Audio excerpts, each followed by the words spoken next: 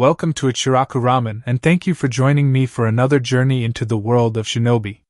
Before we begin, I want to give a huge thank you to everyone who listens, supports the channel, and enjoys these stories. Today's story is part 2 of Naruto, Rise of the Lord of Foxes. Summary. In this alternate universe, the Valley of the End was supposed to be the conclusion of a rivalry, but it ended in the ultimate betrayal. Left for dead by his own sensei, Naruto Uzumaki's story was supposed to end there. But the Nine Tails has other plans. Refusing to let his vessel die, the Kyuubi takes Naruto under his wing, forging him into a warrior unlike anything the elemental nations have ever seen. Guided by the fox, Naruto sheds his old ideals, unlocks the ancient power of a Zanpakuto spirit, and rises from the ashes to claim a new title, the Kenpachi of the Shinobi world. Blood, blades, and raw power await. This is a fan-made story inspired by the world of Naruto. All characters in the original universe belong to their respective creators. This narration is created for entertainment purposes as part of a transformative storytelling experience. The story itself was written by VFSNAKE, and full credit goes to the original author. If you would like to read the original version, the link to the story is included in the video description below. Also, if you like my content and want to keep up with future updates, hit that subscribe button and don't forget to share it with your friends.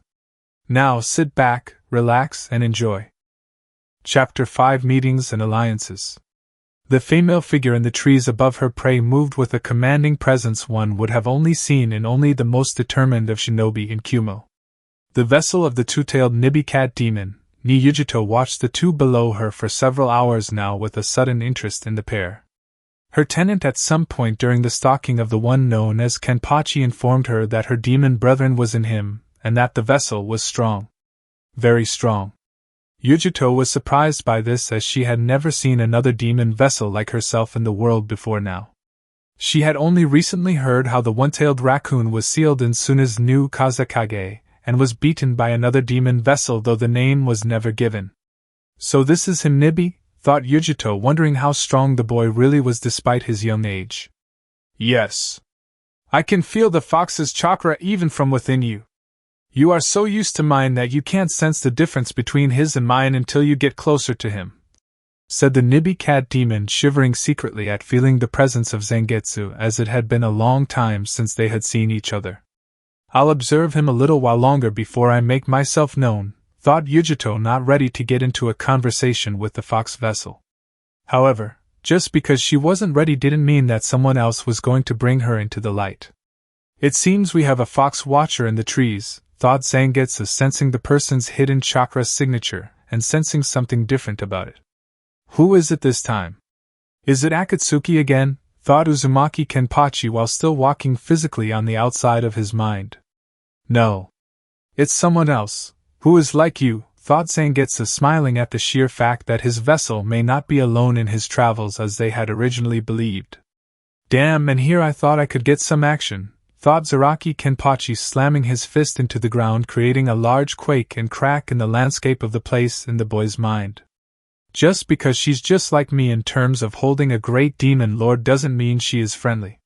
For all I know, she could be a ninja sent by another village to kill or capture me for research or weapons purposes. Kami didn't create copies of the old man and put them in positions as a kage, so I doubt that this one's kage was as kind as the third was, thought Uzumaki Kenpachi, keeping his wits about him.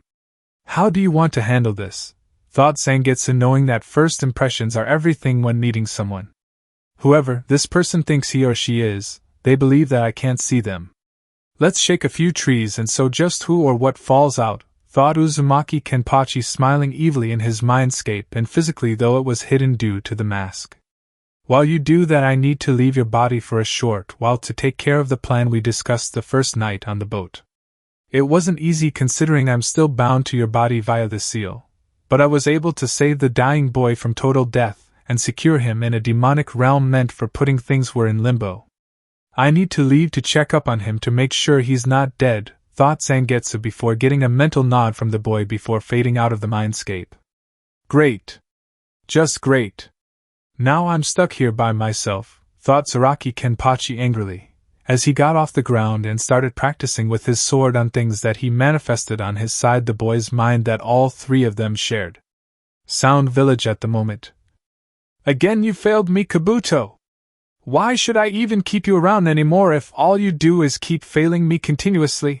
Said Orochimaru, who was now angrier than he had ever been before since his old teacher sealed both of his arms into the Shinigami during their final battle against each other. I can still feel the phantom pain from that moment even now, thought Orochimaru, as he clenched his fist to block it out and focus on an injured Kabuto, who had a hard time healing his injuries due to the nature of the attack that hurt him and killed the Sound ANBU team on the mission. I apologize for the failure 1,000 times over, Orochimaru-sama, but it was not my fault as the vessel's power far exceeded my own. The Kyuubi inside of him changed his appearance and made the boy stronger than anyone else around him. Even Itachi himself was cautious against him, said Kabuto, finding the injuries were harder to heal than he thought since the wounds were made by chakra. They would fight with his in terms of wanting to heal his wounds. Itachi was nervous around the boy, you say? If that is true, then Akatsuki will soon see me as a threat for interfering and try to kill me when they feel the time is right. On the other hand, they are not faring so well on gaining all the 9 beasts together like they wanted and are behind schedule, said Orochimaru, who was now deep in thought at the moment on how to approach this. What does that mean, Orochimaru-sama? Said Kabuto, wondering what his master was planning in that mind of his. Nothing you need to know about.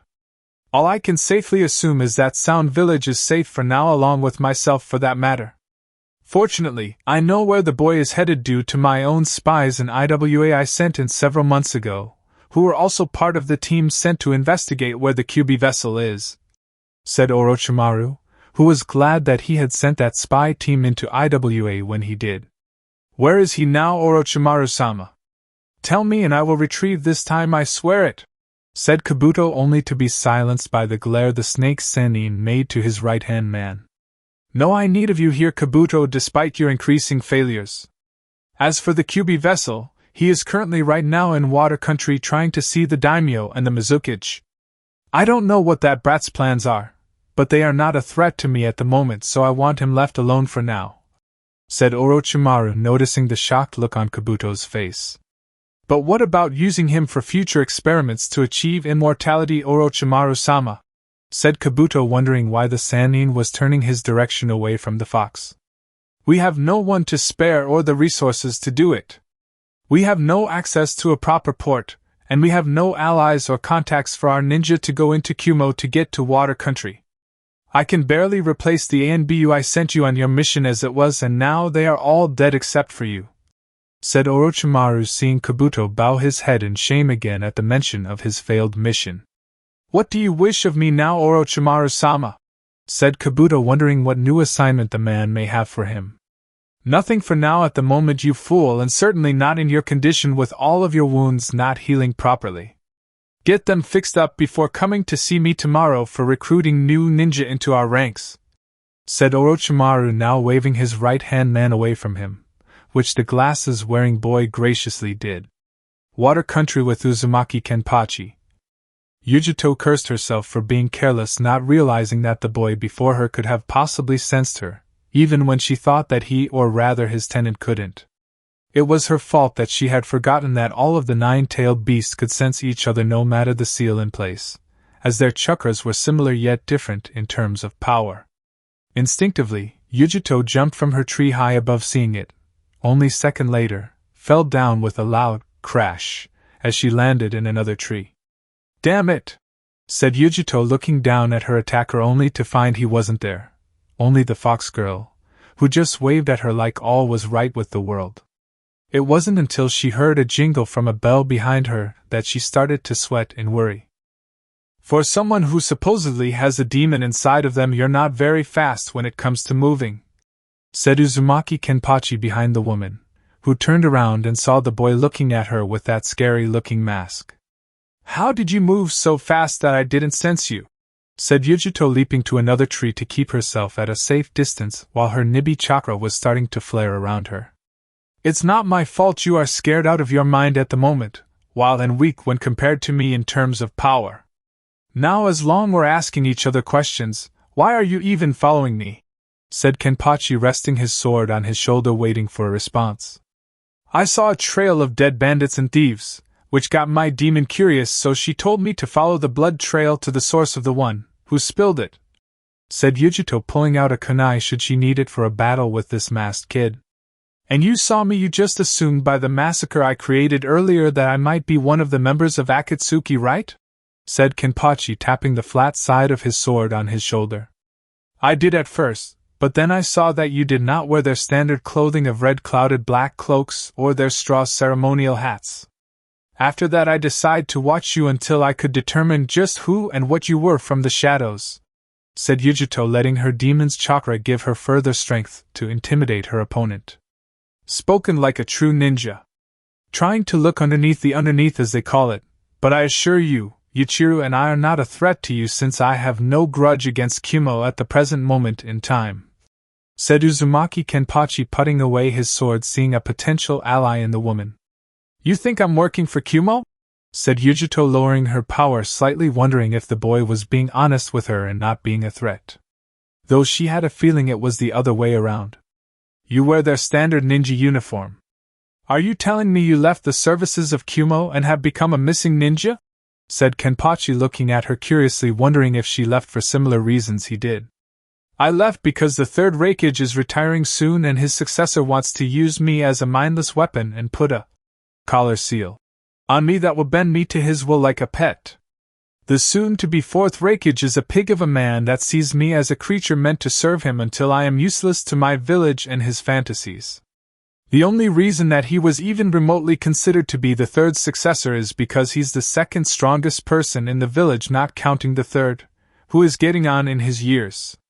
Not only that, but 2 of the members from Akatsuki started to chase me recently and try and capture me. I came here to save my village and myself from that dreaded organization's wrath, said Yujito, getting a nod from the masked warrior, who seemed to understand more than she thought. Truly a noble thing you did, former ninja of Kumo, but such a move will have drawbacks to making such a choice, said the masked Uzumaki, looking down at Ichiraku, who once again waved at him as all was right as rain. I know I can't go back to Kumo, and I do not want to as long as that pig of a man is the Raikage of Kumo. I had hoped to start somewhat fresh here in Water Country and fix the problems popping up here. I figured it would get me some recognition with the Mizukage and a new life in Mist itself, said Yujito, knowing that if one village isn't treating you well, move to one that will. You don't want to enlist as a Mist ninja right now either, since both he and his brother of a daimyo are both pigs in a way we both despise in people, said Kenpachi, jumping off the tree and landing lightly in front of Ichiraku before picking the girl up. Well, I can't stay a missing ninja forever, said Yujito, jumping down from her tree as well, not believing that she was discussing this with the kid, who looked several years her junior. No, you can't. However, if you team up with me and Ichiraku here, I think we can help each other out so that the Mist Village and Water Country for that matter are no longer having problems. You in? Said Uzumaki Kenpachi, extending his hand to her, which the woman looked at for a moment before accepting, knowing she had better odds against her foes if she was with someone like her. I'm in for now, but I don't babysit little pipsqueaks like the one on your shoulder, said Yujito, looking at the pouting girl, who stuck her tongue out before at the female demon vessel. Pussy-chan is just jealous Ken-chan is stronger than her, said Ichiraku, getting shocked looks from both Uzumaki Kenpachi and Yujito, who looked flushed red with both anger and sheer embarrassment for hearing such a nickname being given to her. What did you call me? Yelled Yujito, ready to strangle the little fox girl, who along with the kid just laughed at her nickname. I think she meant in terms of her nickname for you being cat-related, since you hold the two-tailed cat demon inside of you, said Zangetsu, appearing beside his vessel, done with his previous business and literally scaring Yujito up another tree. Who the hell are you? Said Yujito, as her anger flared around her in the form of chakra, both hers and the demon's, as she landed on the ground yet again. My name is Zangetsu and I am the boy's demon that lives inside of him, just like my old friend Yorichi is in you, said Zangetsu, seeing the shocked look on the woman's face. So you know, huh? Been a long time, hasn't it, Zangetsu? Said Yorichi, now appearing in similar fashion that Zangetsu did, only leaving a small trail of fire as she did. Yes, it is, and you're still a show-off as ever. Trust me when I say that this kid won't sell you out to anyone and that he's probably the only person who will fight for a friend with everything he has," said Zangetsu, giving off a chuckle before he went back inside, with Yoruichi nodding before doing the same and re-entering Yujito. "Satisfied, miss," said Uzumaki Kenpachi, waiting for the woman to tell him her name. "Ni Yujito, and yours is?" said Yujito, imitating him and asking for his name as he did for hers. "Uzumaki Kenpachi, at your service, Yujito-san," said Uzumaki Kenpachi before bowing his upper body slightly, with Ichiro simply waving at her, not really knowing the whole thing about formality. "And the run on your back?" said Yujito, having forgotten the fox girl's name. "My sweet and innocent adopted daughter, Uzumaki Kusanagi Ichiro," said Kenpachi, who saw Ichiro smile at her cute smile that could melt almost any heart. "It's so nice to meet you, Pussy-chan," said Ichiro, making Kenpachi's sweat drop, while Yujito face planted onto the ground at the nickname before getting up with her face now all red. "Stop calling me that," said Yujito, while Ichiro just laughed at the woman's discomfort at the nickname, not realizing it could have implied something else. "Ken-chan, Pussy-chan is yelling at me," said Ichiro, switching from happy mode to sad mode, making tears appear in her fox-like eyes, which made Ken-chan go into a very angry person mode. "It would be wise to not make Ichiro cry, for when she cries I get angry, and when I get angry I get the urge to kill whoever made her cry," said Kenpachi, letting out some chakra pressure that brought Yujito to a standstill. "There is so much pressure coming off his chakra I can barely stand, much less breathe right now," thought Yujito, knowing if she had been weaker and without Yoruichi she would have collapsed from the strain of Kenpachi's might. When Kenpachi released the chakra pressure, Yujito found herself breathing heavier than usual, which didn't go unnoticed by the young warrior. "We should get moving and head for Wataga to see the daimyo so we can get his permission to join Mist Village," said Kenpachi, seeing the woman's expression of curiosity in what he just said. "You want to join Hidden Mist? Why? You said it yourself, they are a bunch of pigs. Why not slaughter them both and be done with it?" said Yujito, not understanding the boy's unique, not to mention strange idea. "I know, Yujito-san, but I won't risk having loyal followers of both those two hounding all of us should that happen. As much as I would like to hang those two by their intestinal tract, I have something better in mind for the two bastard brothers. It would be even more convincing if I had your help in the matter, Yujito-san," said Kenpachi, knowing that the word of a stranger and his nicknaming fox of a little girl didn't have much credibility. "What's in it for me?" said Yujito, knowing that if there was a payoff in the end it had to be pretty freaking huge to get her to back him up. "How does being the new Mizukage of Mist sound to you?" said Kenpachi, getting a very surprised look from Yujito, who looked like she was about to either faint from shock or face plant because she thought the plan was stupid. Excluding the reward for her, of course. "You mean become the water shadow of Mist? Are you nuts?" said Yujito, hoping the kid had a plan or else she was jumping ship right now. "No. I'm just saying if the plan works out, Mist will have a new Kage, who will get rid of this stupid civil war that's going on," said Kenpachi, explaining the situation to her and the plan to pit the two brothers together, thus allowing them to be taken out when they were at their weakest. "So you think they are the ones that caused the whole thing?" said Yujito, wondering why the bloodline civil war started in the first place. "From what information I gathered on the Civil War from the history books in Konoha's library that I read a few years back, it all started not too long after those two reached the once respected titles they have now tainted. All we need to do is get enough information to prove it, and expose it to the people of Water Country, and they will cease this fighting and be a united country once more," said Uzumaki Kenpachi, getting a nod from Yujito, knowing that such unity could help her if and when she became the new Mizukage. "Just remember, Uzumaki-san, when this is over you will address me as the Mizukage, all right?" said Yujito, hoping this kid knew what he was doing. "No problem, just remember when I start my own village you will refer to me as the great and powerful Shikage, and we form an alliance with one another," said Kenpachi, smiling at the woman behind her mask that was nearly parallel to his mask. "Go, Ken-chan!" said Ichiro, thrusting a tiny arm and fist into the air, while Yujito just sweat dropped at the girl's antics, wondering just how the fox child was going to develop in the future. It could be worse, I suppose, thought Yujito, leading them to Wataga to see the daimyo and to carry out their plan. Not too far away, Rin left the sanctuary of her average size yet still concealed home to look for some herbal plants to make medicine she might need for the people that came to visit her.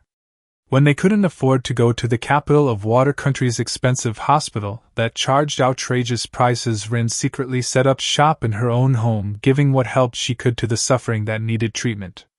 After the Kyuubi attacked Konoha and the Yondaime died, sealing the beast in a boy, she couldn't take the growing losses anymore. She didn't know if she would have hated the boy containing the fox, but she wasn't sure she would want to help him either. Now here she was living a life of self-exile, healing the sick and the suffering using what medical skills she acquired during her ninja training. She shamefully admitted to herself that it was fortunate that due to the chaos within Mist that her skills weren't rusting away like some shinobi do when they take such exile. As Rin picked some of the rare herbs she saw growing, she thought back to the days when it was her days on old Team 7, and how they did all those crazy D-ranked missions that all genin hated. Poor Obito had to use his Sharingan just to prevent the daimyo's cat from mauling him when it was caught, thought Rin, thinking back to that one D-ranked mission after Obito got his bloodline limit active after the dangerous mission prior to that one.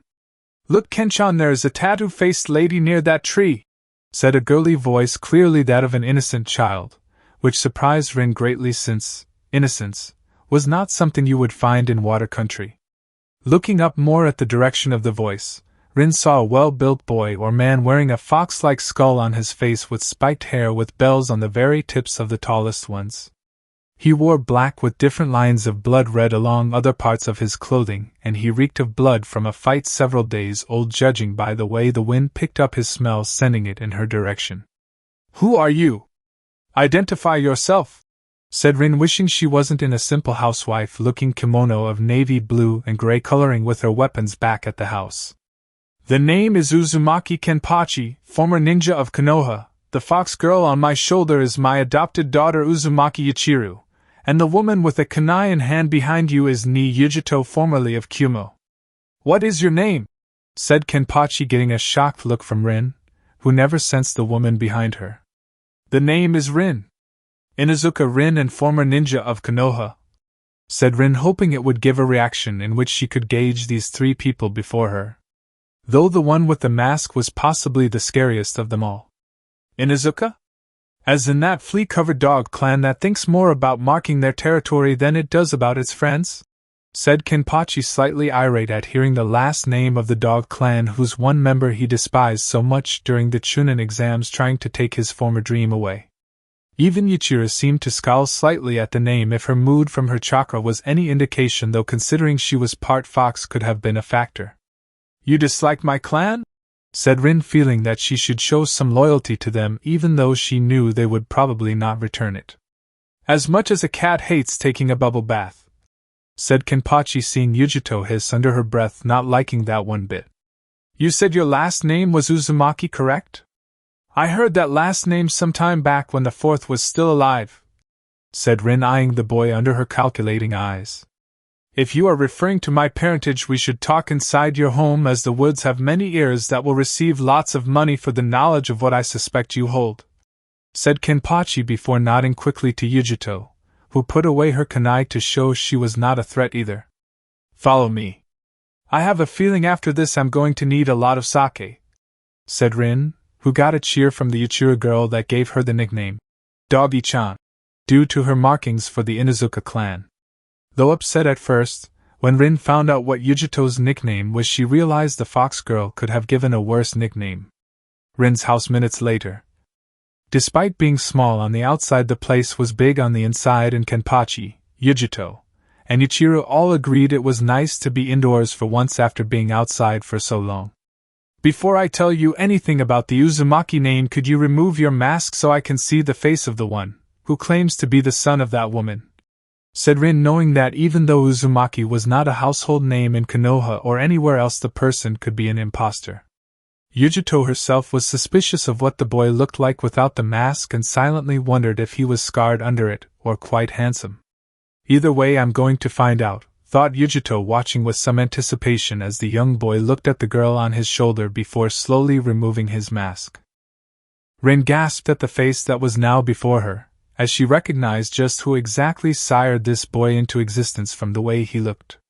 Aside from the whisker marks on his face, the slit-like eyes, and the eye patch on his right eye, he would just like Sensei. Wait, whisker marks? Sensei or the woman never had such marks on their faces ever. So how come this yandere look-alike clone does? Thought Rin, seeing Kenpachi hand over his mask to Ichiraku, who held onto it until he needed it again. Yujito was finding it hard not to blush as she found the face of her newfound ally and fellow demon vessel to be downright handsome. If only he was a few years older or I was younger, thought Yujito, cursing her luck at being born sooner than the boy. I take it from the look on your face that you just confirmed your suspicions about who my parents were. Care to share this information with the rest of us? Said Kenpachi, as he looked into the wide eyes of Inuzuka Rin. Damn. I was hoping to tell the boy myself later on. If he gets angry, his chakra will spike beyond Kage level and will draw people from all over water country along with all the other countries to this place, thought Zangetsu privately to himself, wishing that he had more time to tell the boy himself. Yes. I knew your parents. However, before I answer, I would like to know one thing to confirm another suspicion about you. What is your date of birth? Said Rin, hoping those whisker marks were not what she thought they were from. October 10th, on the day the yandere sealed away the nine-tailed fox, sealed at the cost of his life. Why? Said Uzumaki Kenpachi, eyeing the woman carefully, wondering what the Inuzuka was going to say. It's as I feared. You are the demon fox's vessel, said Rin, before seeing Naruto's one visible eye narrow, and his hand reaching for his sword should he need to use it. You feared? My dear, you don't meaning of the word, much less the term, until you've walked a day in my sandals the instant I could walk. Whatever horror you suffered on a mission or in Konoha is nothing compared to my life growing up, said Kenpachi, as he now gripped the hilt of his sword firmly. It's not that I hate you for holding the fox, it's just that your father wanted you to be seen differently in that regard, said Rin, knowing had she not just said that, she mostly likely would have been a headless corpse. What about my father? Who was he? Who was my mother? When I was younger, the people spoke the name Uzumaki. They said it with hate, but not just because of me. It was for another reason, wasn't it? Said Kenpachi, snarling at the woman, who no doubt knew the secrets he so desperately wanted to know about his family. Your mother's name was Uzumaki Kushina, who came from the land of Whirlpool, and your father is, said Rin, though she couldn't bear to tell him if what he had just told her was true about his life growing up. I'm going to say this only once. Who is my father? Said Kenpachi, getting very upset with the woman to such a degree that Ichiraku leaped over to Yujito for comfort.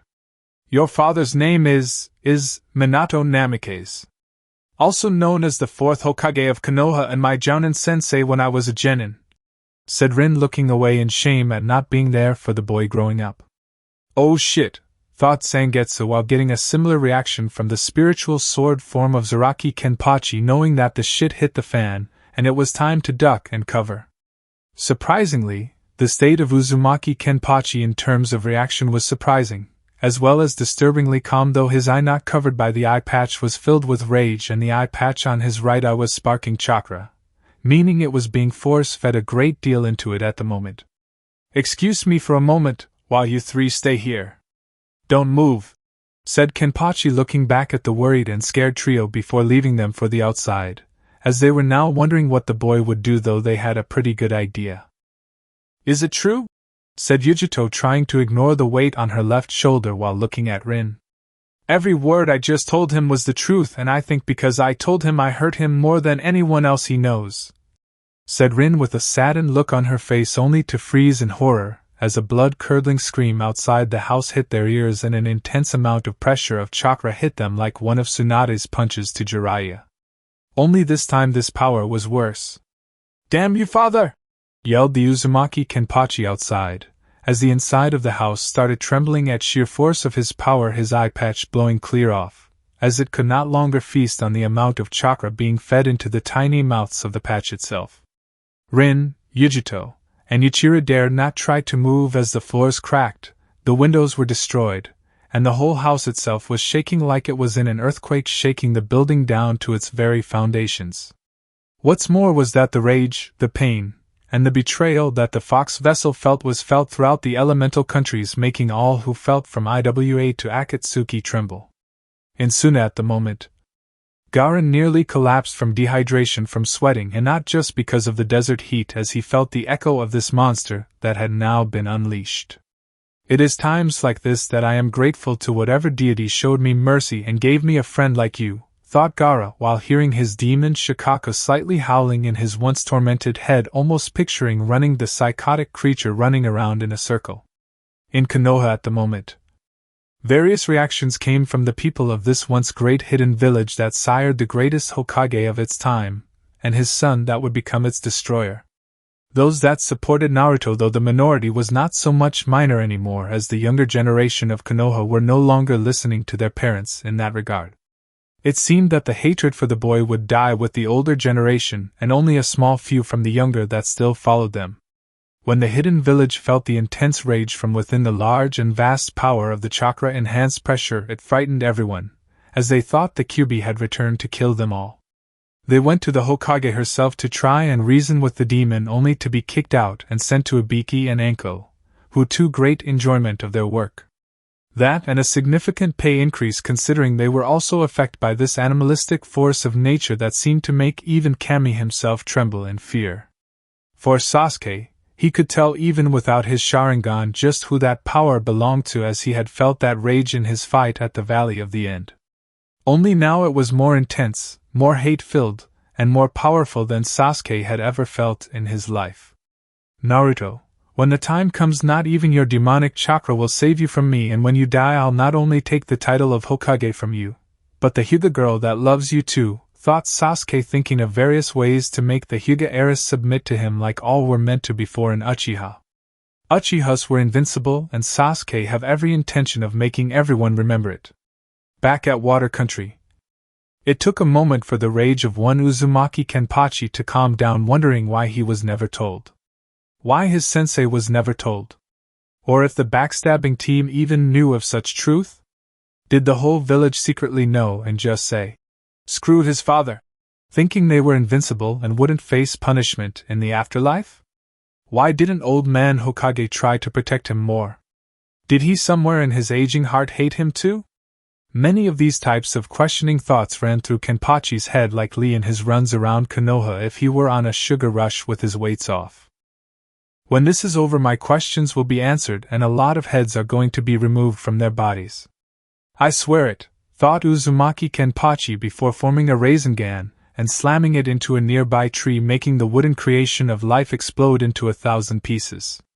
That one tree was just a sign of the violence that would be created by Uzumaki Zaraki Kenpachi, that would be the future death shadow of the hidden Shinigami village.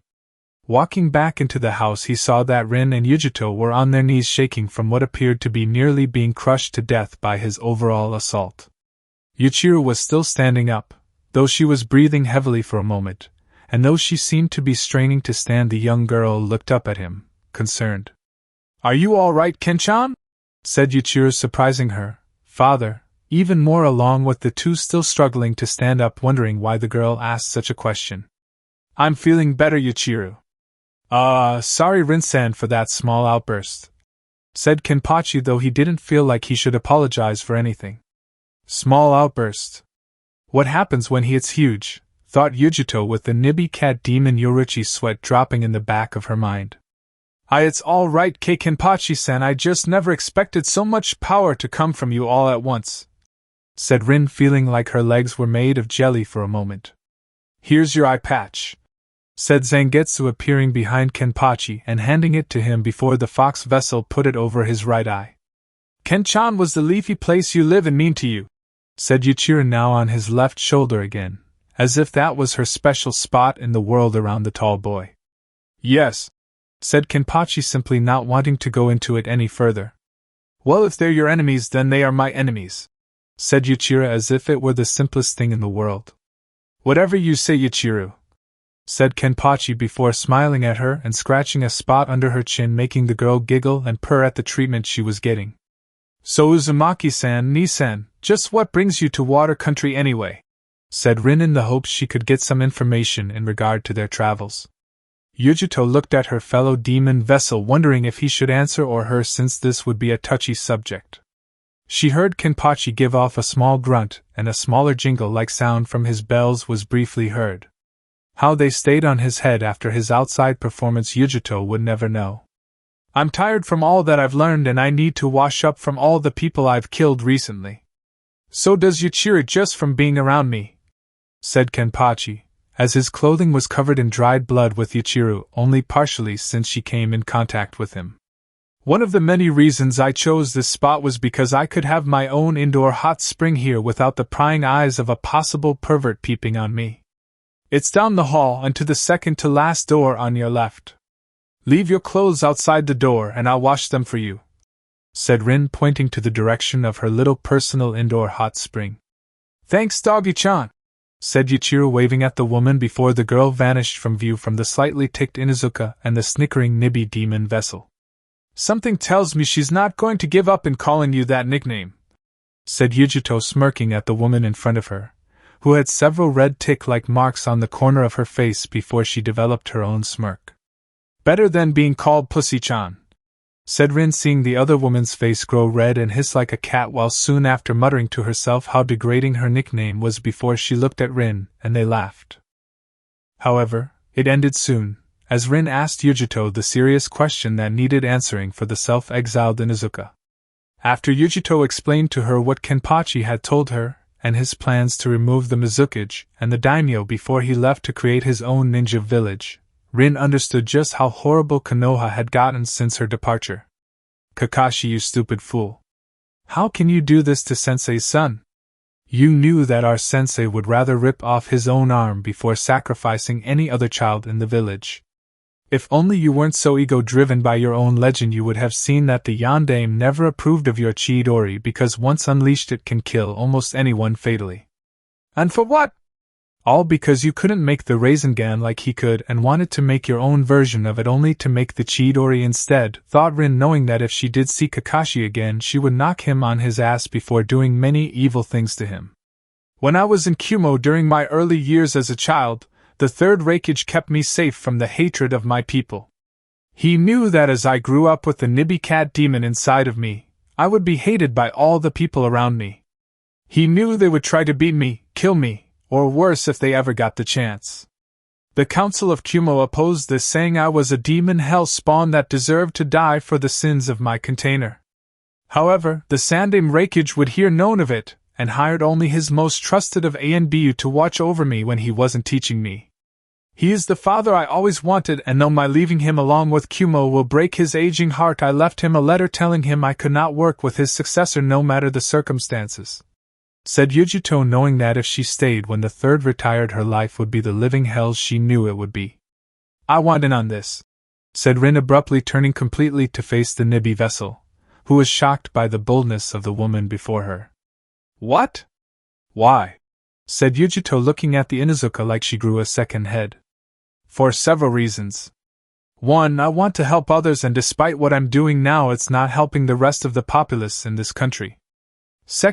I have a score to settle with my old teammate back in Konoha for what he did to our sensei's son, and there would be no better revenge than helping Uzumaki Kenpachi fulfill his dreams, said Rin before her lips curved into an evil smile that made even Yoruichi shiver slightly, knowing that this woman was going to keep her word in this. I'll tell Kenpachi when he finishes cleaning up with Ichiraku in the hot spring, but for now I need to ask you something, said Yujito, getting a puzzled look from Rin. What's the question? Said Rin, wondering what the woman could possibly ask her now. Do you have any sake? Said Yujito, making Rin's face drop hard into the floor. Follow me, said Rin, getting off the ground heading towards the kitchen area, hoping none of her dishes, glasses, or even the sake itself was damaged. When Kenpachi and Ichiraku came out of the hot spring an hour later, each wearing a long brownish crimson robe, courtesy of Zangetsu, they saw their clothing was drying and clean looking thanks to Rin. Thanks, Rin-san, I'll make it up to you when I get the chance, said Kenpachi while the little fox girl Ichiraku was inspecting her clothing before nodding her head at a job well done. Thank you, Doggy-chan. Why made all the blood go away? said Ichiraku, smiling a smile that would have made the sun jealous at such a thing. Thanks you, Kenpachi and Ichiraku. It is the least I could do after what has recently just happened and what I told you earlier about your heritage, said Rin, looking at the blonde, now naturally, spiked-haired boy known as Uzumaki Kenpachi and wondering how a 12 to 13-year-old boy could grow so tall. I told her what we have planned and she wants in on the whole thing. Do you agree? Said Yujito, knowing this couldn't work without all parties agreeing on the same thing. Sure. The more the better, I always say. In fact, I was actually hoping that we would get another member in during our walk, as we'll need someone to become the new ruler of Water Country. You up for the task? Said Kenpachi, looking directly at Rin, who was shocked by this since the Inuzuka never saw herself as ruling material, as it was called. That's what her much older aunt Inuzuka-sama said anyway, though she never did like. Her aunt always hated Namikaze sensei ever since he humiliated her in that little ramen eating contest where some bet she could taste all there was in ramen better than future the Hokage of Konoha. Rin sensei, seeing a chance to get back at the woman for calling the love of his life a red-haired bitch in heat when she thought he had been out of hearing range. The prank required the help of the young owner at the time, which after hearing the plan from the future yondaime, put in a little something or other that when eaten makes dogs, or in this case those with a bloodline that connects them with dogs, go crazy with lust over her mate. Some would deny it later as a running joke from Inoichi, but it was because of that little prank that helped Kiba become conceived later on that day. But that's a story for a later date. Well, when you put it that way, Kenpachi-san, then I will happily accept your offer, said Rin, knowing that if she were in power as the daimyo she could help get the boy's dream fulfilled. Welcome aboard, Rin-san, said Kenpachi, extending his hand, which Rin took, sealing the deal along with Ichiraku jumping off of her father and dancing around doing a cute little cheer with fox-like fans with "Go Ken-chan" on each one. Ken-chan! Ken-chan! He's our man, if he can't do it no one can. Yay! Ken-chan! K to the E to the N to the chan. K to the E to the N to the chan. Go Ken-chan! Go Ken-chan! Yeah! Said Ichiraku, finishing with a small jump into the air before landing gracefully on one foot. The trio before the girl at this point couldn't help but laugh themselves silly. Konoha 3 weeks later. Tsunade was reading her reports on all activity from her spies deep in the lands of the other elemental countries and additional information from Jiraiya's spy network. When that three-tailed fox had appeared before her in the council meeting room, she realized that Naruto's influence with the Kyuubi may have reached a level which was considered to a family bond, since the fox was said to never give a contract to anyone. Now, however, it appeared to Tsunade that Naruto surprised her yet again, and did what no other person could do in the world of summoning animals. When she approached Jiraiya to summon one of his toads, he had refused, saying that if he did, he would have a lot of explaining to do to that toad, which would report to Gamabunta. The boss of the toads was upset as it was in having a super pervert as the summoner, and would be even more pissed if he learned what Jiraiya told him concerning Naruto. It was no secret to Jiraiya that the boss toad respected Naruto for not backing down from him when that little bet he made with Gamabunta got underway. Not only that, but the giant toad's own kids respected Naruto, and they had only been summoned on a rare few occasions. Not only that, but the summon's own network of passing on information was very complex in itself. Depending on how influential that summons was, it could cause a simple ripple or a shockwave of epic proportions throughout the summoning world and the human world. It was bad enough they already felt it in the human world as it is. Tsunade now found herself staring into the clear night sky at night, wondering where her precious little brother had gone, and what exactly had happened to him on his journey so far. Without Naruto, the Leaf Village seemed almost hollow or empty inside, and the light he created was now seemingly lost forever. Naruto's real power, it seemed, was to be able to pierce through self-doubts, the self-pity others give themselves, and the faults he finds in others, only to use such things to draw out one's true potential. You made other people's heavy burdens lighter by using your own as a counterbalance so they could have the strength to lift it. If only Sarutobi had taken care of you better, then this wouldn't have happened, thought Tsunade, opening her desk, getting out some sake she had stored away for days like these when she felt like crying, and did Tsunade-sama, I have a response from the fire daimyo, said Shizen, opening the door to the Hokage's office to see her teacher, who was just moments away from drinking what would soon be many cups of sake and getting stone cold drunk. Give it to me, I need to know what his answer is, said Tsunade, hoping for some good news for once. It was one of those very rare times that she was thankful for Jiraiya having a large income when it came to his selling of those perverted books he writes. It was that single lifeline alone that had kept the Leaf Village from falling apart faster than it already had and the social chaos that would have ensued. At the moment, though, despite the immense income Jiraiya was putting out to help keep Konoha afloat, it still wasn't enough, and such a well of a resource was bound to dry up sooner than later.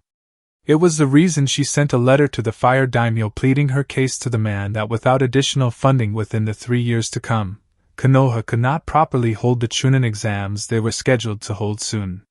Tsunade had sent that letter out a little over 2 weeks prior, and only now was she getting a response when she could or should have gotten it within days. Whatever was stirring in the home of the daimyo of fire, it was either very good, or even worse news than before. Dear Hokage-sama, I have heard your sincerest apologies on behalf of your village for the abuse that it has caused to the boy your people hated so much. I have also taken the time before writing this to speak to my advisors in regards to your wishes to have the necessary funding that is needed to host the Chunin exams. I have been well aware of the fact that it is again your turn to host the exam in your village a second time after the first one was ruined by the Sannin Orochimaru. Many of my advisors originally suggested I should cut off all ties to the Leaf altogether for disrespecting the Yellow Flash's dying wish for child to be seen as a hero. However, I was a dear friend of the late and wise third Hokage, who from what I understand had always been kind to the boy when your people were not. The very fact that I still give the necessary funds needed to stay alive, if just barely and mercifully, is a fact that should not leave your mind. Still, due to the growing chaos from the other countries around my own, I have no choice but to consider this matter and get back to you at a later date. As of now, the answer is either yes nor is it a no, but rather I am currently contemplating the matter in regards to your village still being of use to me. I will send you some missions if just to give you a chance to stay afloat. However, I intend for them to be nothing higher than that of C-ranked missions, since anything else I give you would be too generous for your own good. Until I hear or see otherwise that Konoha has regained the will of fire that the third Hokage preached on about when I was younger, I will not increase Konoha's funding anytime soon until deemed necessary to help with the Chunin exams. However, I am not about to see those who secretly supported the boy go punished for my actions, so I will state this to you now. If any other hidden village, whether they are new or old, appears and agrees that you should be given more funding, then I will increase the amount by 30%. No more, no less. Give my regards to the Sandame's grandson, Daimyo of Fire. Damn, said Tsunade, sighing afterwards and sitting back in her chair, finding it useless to try to pound her desk into oblivion at the Fire Daimyo's response, since replacing them had become just too damn expensive on their already thin budget. I take it that he's not going to help us, said Shizen, knowing that the village had a lot of sins to pay for that no one wanted to pay. It was like Tsunade's gambling problem, only now it was nearly on a village-wide scale. Shizen's worst nightmare now coming to life, only in a more serious fashion. Yep. Who would have thought Naruto would have made such an important impact on those around him like this? Not only that, but from Jiraiya's spy network was able to produce is that Naruto is now in Water Country of all places, and my little brother now goes under the name of Kenpachi, said Tsunade, making her and Shizen shudder at the sound of that name, as it sounded like someone who would enjoy killing just for the fun of it. Isn't there anything else you can do, Tsunade-sama, to compel or convince the Lord of Fire to give Konoha the necessary funding? Said Shizen, wondering if her teacher and one person left of her family in the village that could try to keep it afloat. Not unless you know any hidden village that will back us up in our time of need and support our efforts to get more money to fund Konoha, said Tsunade, wishing she could make that miserable man of a former sensei Hatake Kakashi pay, but couldn't due to his special status as a member on the council. If we were to get Naruto to come back, I'm sure we could show him not everyone hates him like he thinks they do, said Shizen, knowing that despite all that had happened, she wanted to show the boy that there were people who still cared. "I would have better luck at the casinos than trying my hand in that attempt," said a tired-sounding Tsunade, wishing to herself that her luck was better so she could try and find him. Demonic realm of limbo. The figure felt as if he were weightless in an ocean as he looked up into the clouds in the sky, wondering where he was for the 15th time that day, night, or whatever time it was in this place. 1 minute he was fighting that strange drunken fist taijutsu fighter named Rock Lee, and then that sand kid named Sabaku no Gara later on. Then before he was about to claim victory, his body gave out after using the last of his chakra to use his most deadliest of attacks. When he died, he felt his soul leave his body, though only partially, as part of him wanted to stay, wondering if his lord and master, the snake Sannin Orochimaru, was able to retrieve that Uchiha kid. It was why, despite him dying, the albino Sound 4 member truly refused to be dead just yet, wanting to return to his master and serve him if just one more time. It wasn't until a few days later that he showed up and took him from the world he knew, telling him that death could not touch him yet, for his power was still needed. And now here he was, the former member of the Sound 4, in a place that was neither heaven nor hell, though it looked closer to the latter. "You're awake again, I see," said Zangetsu, appearing before the albino-looking boy only a few years older than the one who was his vessel. "Why am I here? You never told me when I asked you originally," said the boy, looking up at the crimson-robed figure, who just looked down upon the hovering warrior. "You are here because my vessel, that is Uzumaki Kenpachi, wants you to live and fight for him like you did for Orochimaru. He saw how loyal you were to the snake Sannin, even though you were not corrupted like the others were with the curse seal on your chest, which I also removed before taking you here," said Zangetsu, seeing the boy before him open his eyes wide at such information. "I can't betray my master. He gave me a purpose when I had none," said the albino, as he wished to stay loyal to the snake Sannin despite the fact that, had he been healthy, his body was only to be used in keeping Orochimaru alive for another 3 years. Instead of trying to save your life or heal you, Orochimaru moved on to simply go and find another body he could attach onto. "Face it, boy, your former master is a parasite that leeches off the life of others and needs to be put out of his misery before he can cause further harm to others. The only reason he kept you around was because you could still fight until you died from your lung condition, which I might add I removed from your lungs," said Zangetsu, lifting a finger and rotating the white-haired boy up until standing upright in front of the fox demon. "You've healed my lungs? I was told by Orochimaru-sama that Kabuto could not do such a thing with his medical expertise," said the shocked albino, who saw Zangetsu shake his head at the naive former Sound ninja. "By humans' hands, yes, but as you can see I am not human," said Zangetsu, knowing there were arts of healing known only to demons to such diseases of the lungs. "Nothing is for free, and with saving my life comes a price." "What is the price of my newly restored life that I must pay?" said the boy, knowing that whatever it was, he would have to do it. "I have spent some time looking into your memories while you slept, and I have seen your devotion to Orochimaru, and how your loyalty to him was on a fanatical level. You would happily end your life if need be to let him live a second time if ordered to by him. That is the kind of loyalty that I want from you, boy. That is the type of loyalty I want you to give my vessel and your new master when he commands to follow his orders, no matter what they may be," said Zangetsu, knowing that if the once this former warrior of the snake agreed to serve Kenpachi, it would make him a servant of the fox. A fanatically loyal servant at that. "Very well. Orochimaru may have given me a purpose in life when I was pressed for time, but you and your vessel have given me a new chance at life. A chance to possibly rebuild my clan from the very ashes of its near ruin from all the fighting they did in Mist. So from this day forward until the day I die, I hereby pledge my undying loyalty to you and Uzumaki Kenpachi," said the albino, earning a satisfied nod from Zangetsu. "Good. I am the Fox Demon Lord Zangetsu, and when you are healed properly you are going to go back with me to Mist," said Zangetsu, seeing the boy look at him with fear due to the past history he had with that village. "May I ask why, Zangetsu-sama?" said Kimimaro, wondering why one of his new masters would send him back to such a hellish place. "It's quite simple. We are going back to Mist to fix the problems there before we leave with my vessel and make our own hidden village. one that will rain down his fire and vengeance upon all those who have wronged my vessel and have made him suffer," said Zangetsu, telling the boy everything he needed to know about Kenpachi's life and the betrayal by Hatake Kakashi.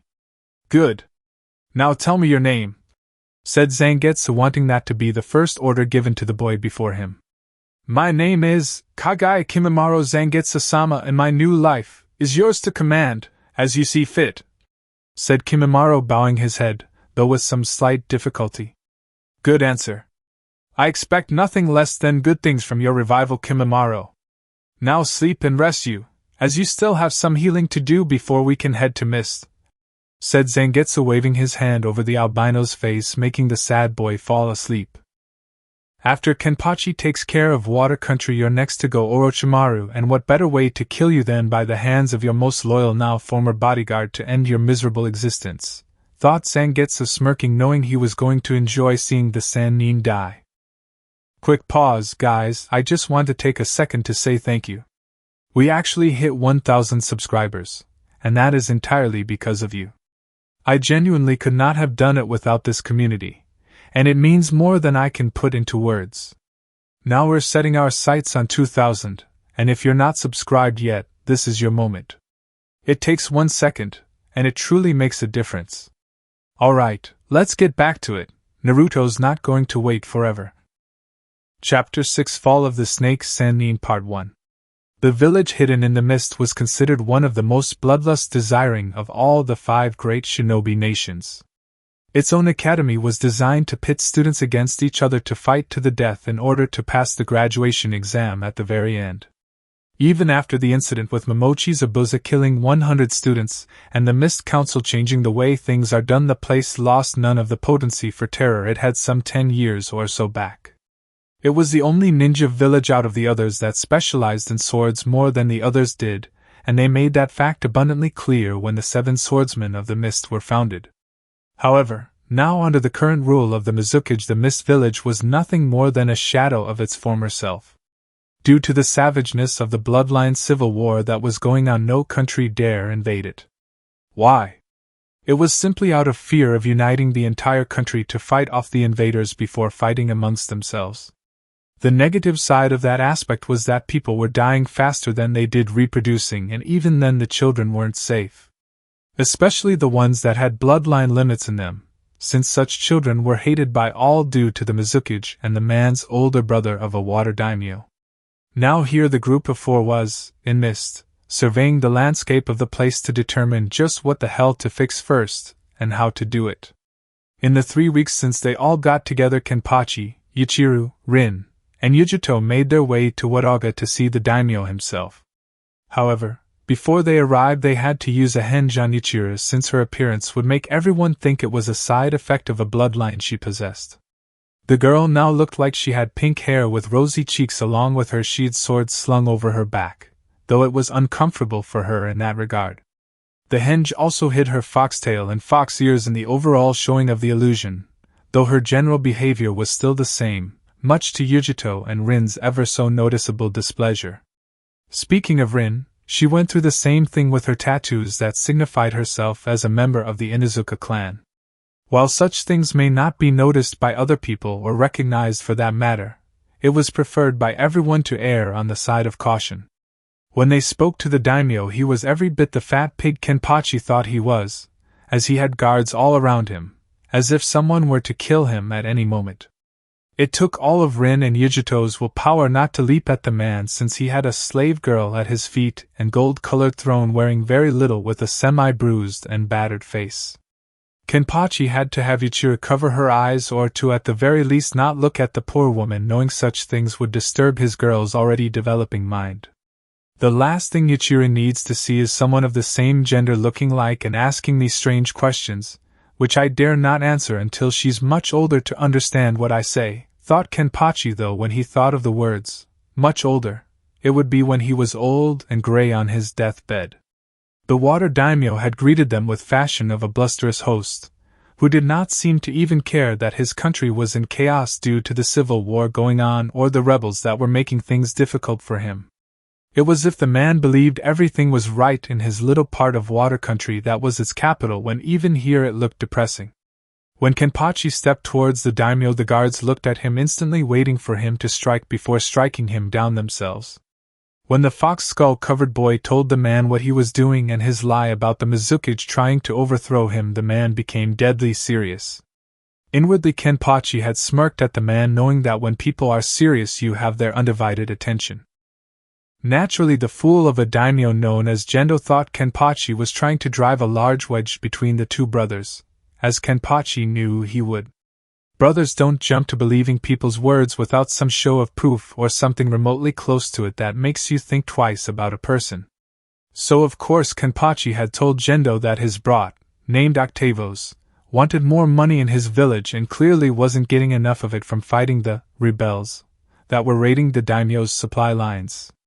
The very fact that none of the rebels were ever brought to Gendo alive, or that their bodies had never been reportedly examined for any sign of who they worked for, was suspicious in itself.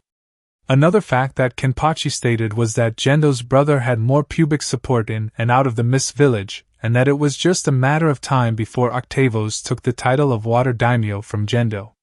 It was times like this that Kenpachi, when he was Naruto, looked into Jiraiya's research material to find the information needed to get this far.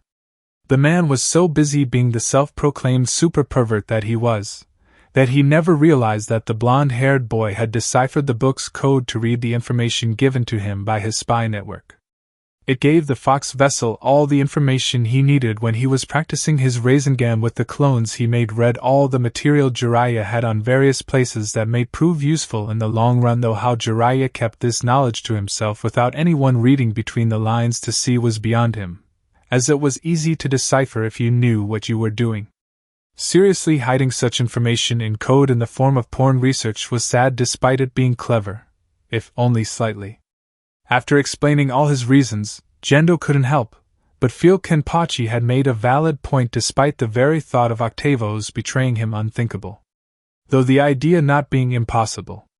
After much thought on the subject, Gendo decided that he would have Kenpachi and his little group enter Mist Village as his spy to make sure he could keep an eye on his slightly younger brother in case what Kenpachi said was true. Now, after many days of travel, mostly because Ichiraku led them in one direction only to find out they should have gone another, much to the annoyance of Kenpachi, Rin, and Yujito, they had arrived in Mist. The disguised fox girl may be cute, but even that had its limits. Now that the group of four were finally in the hidden Mist village, and just after recently speaking to the Mizukage known as Octavos, who upon hearing their request to become Mist Ninja agreed to enlist them and give their rank after a test by some of his jounin in 3 days.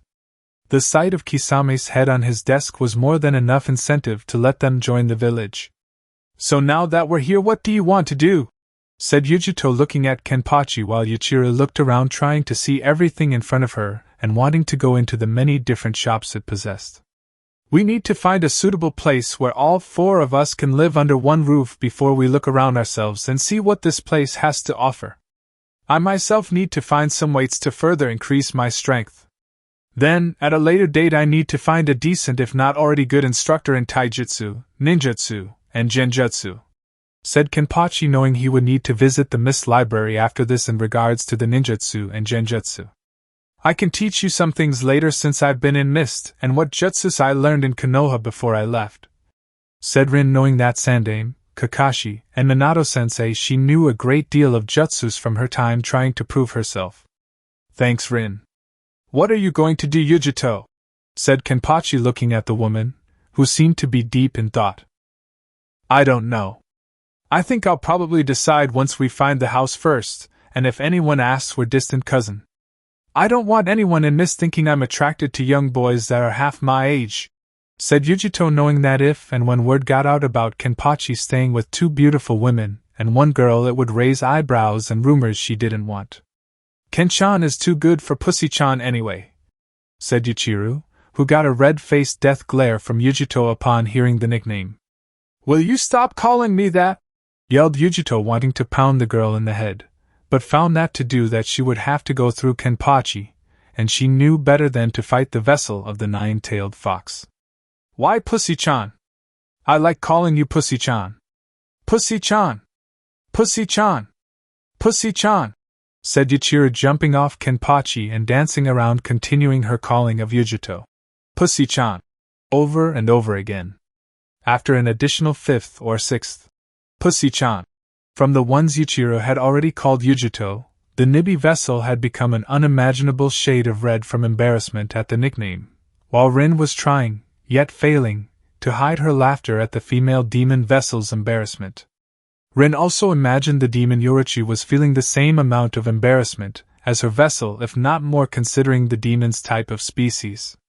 Why, you little, said Yujito, having enough of Ichiro's antics, and proceeded in the chasing after the little girl in a circle around Kenpachi, while the said girl was laughing at the woman, thinking it was some sort of game. For a little half-demon fox girl, she could run pretty fast.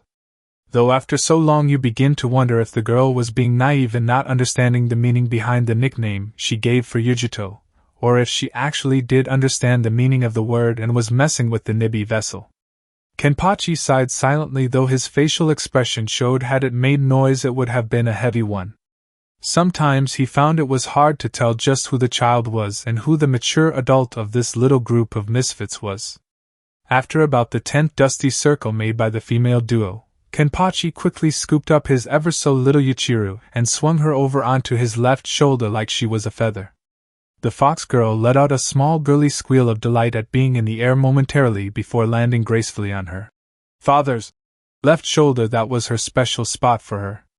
Meanwhile, Yujito was now fuming at the fox vessel for taking away her prey like that, and just when she had gotten so close to nabbing the little nicknaming nightmare that was Ichiro too. Hey, I wanted to pound the brat for what she said.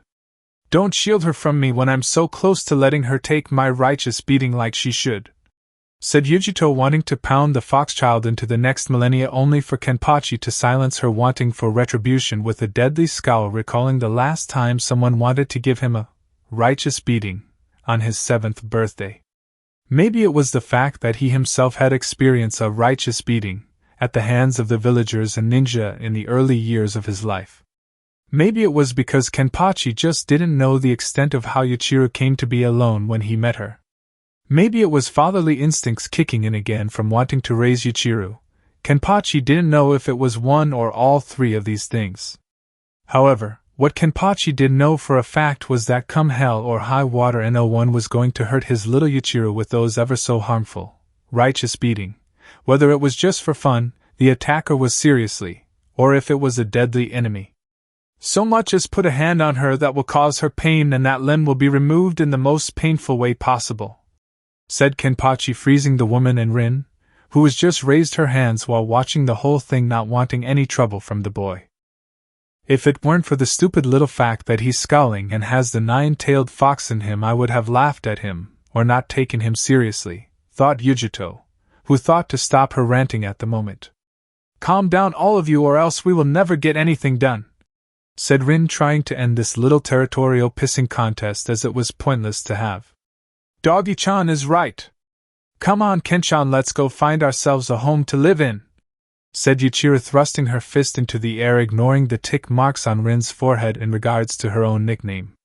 Kenpachi could only hope that Ichiro, despite all her innocent sweetness, didn't make the two women go nuts while they spent time in mist.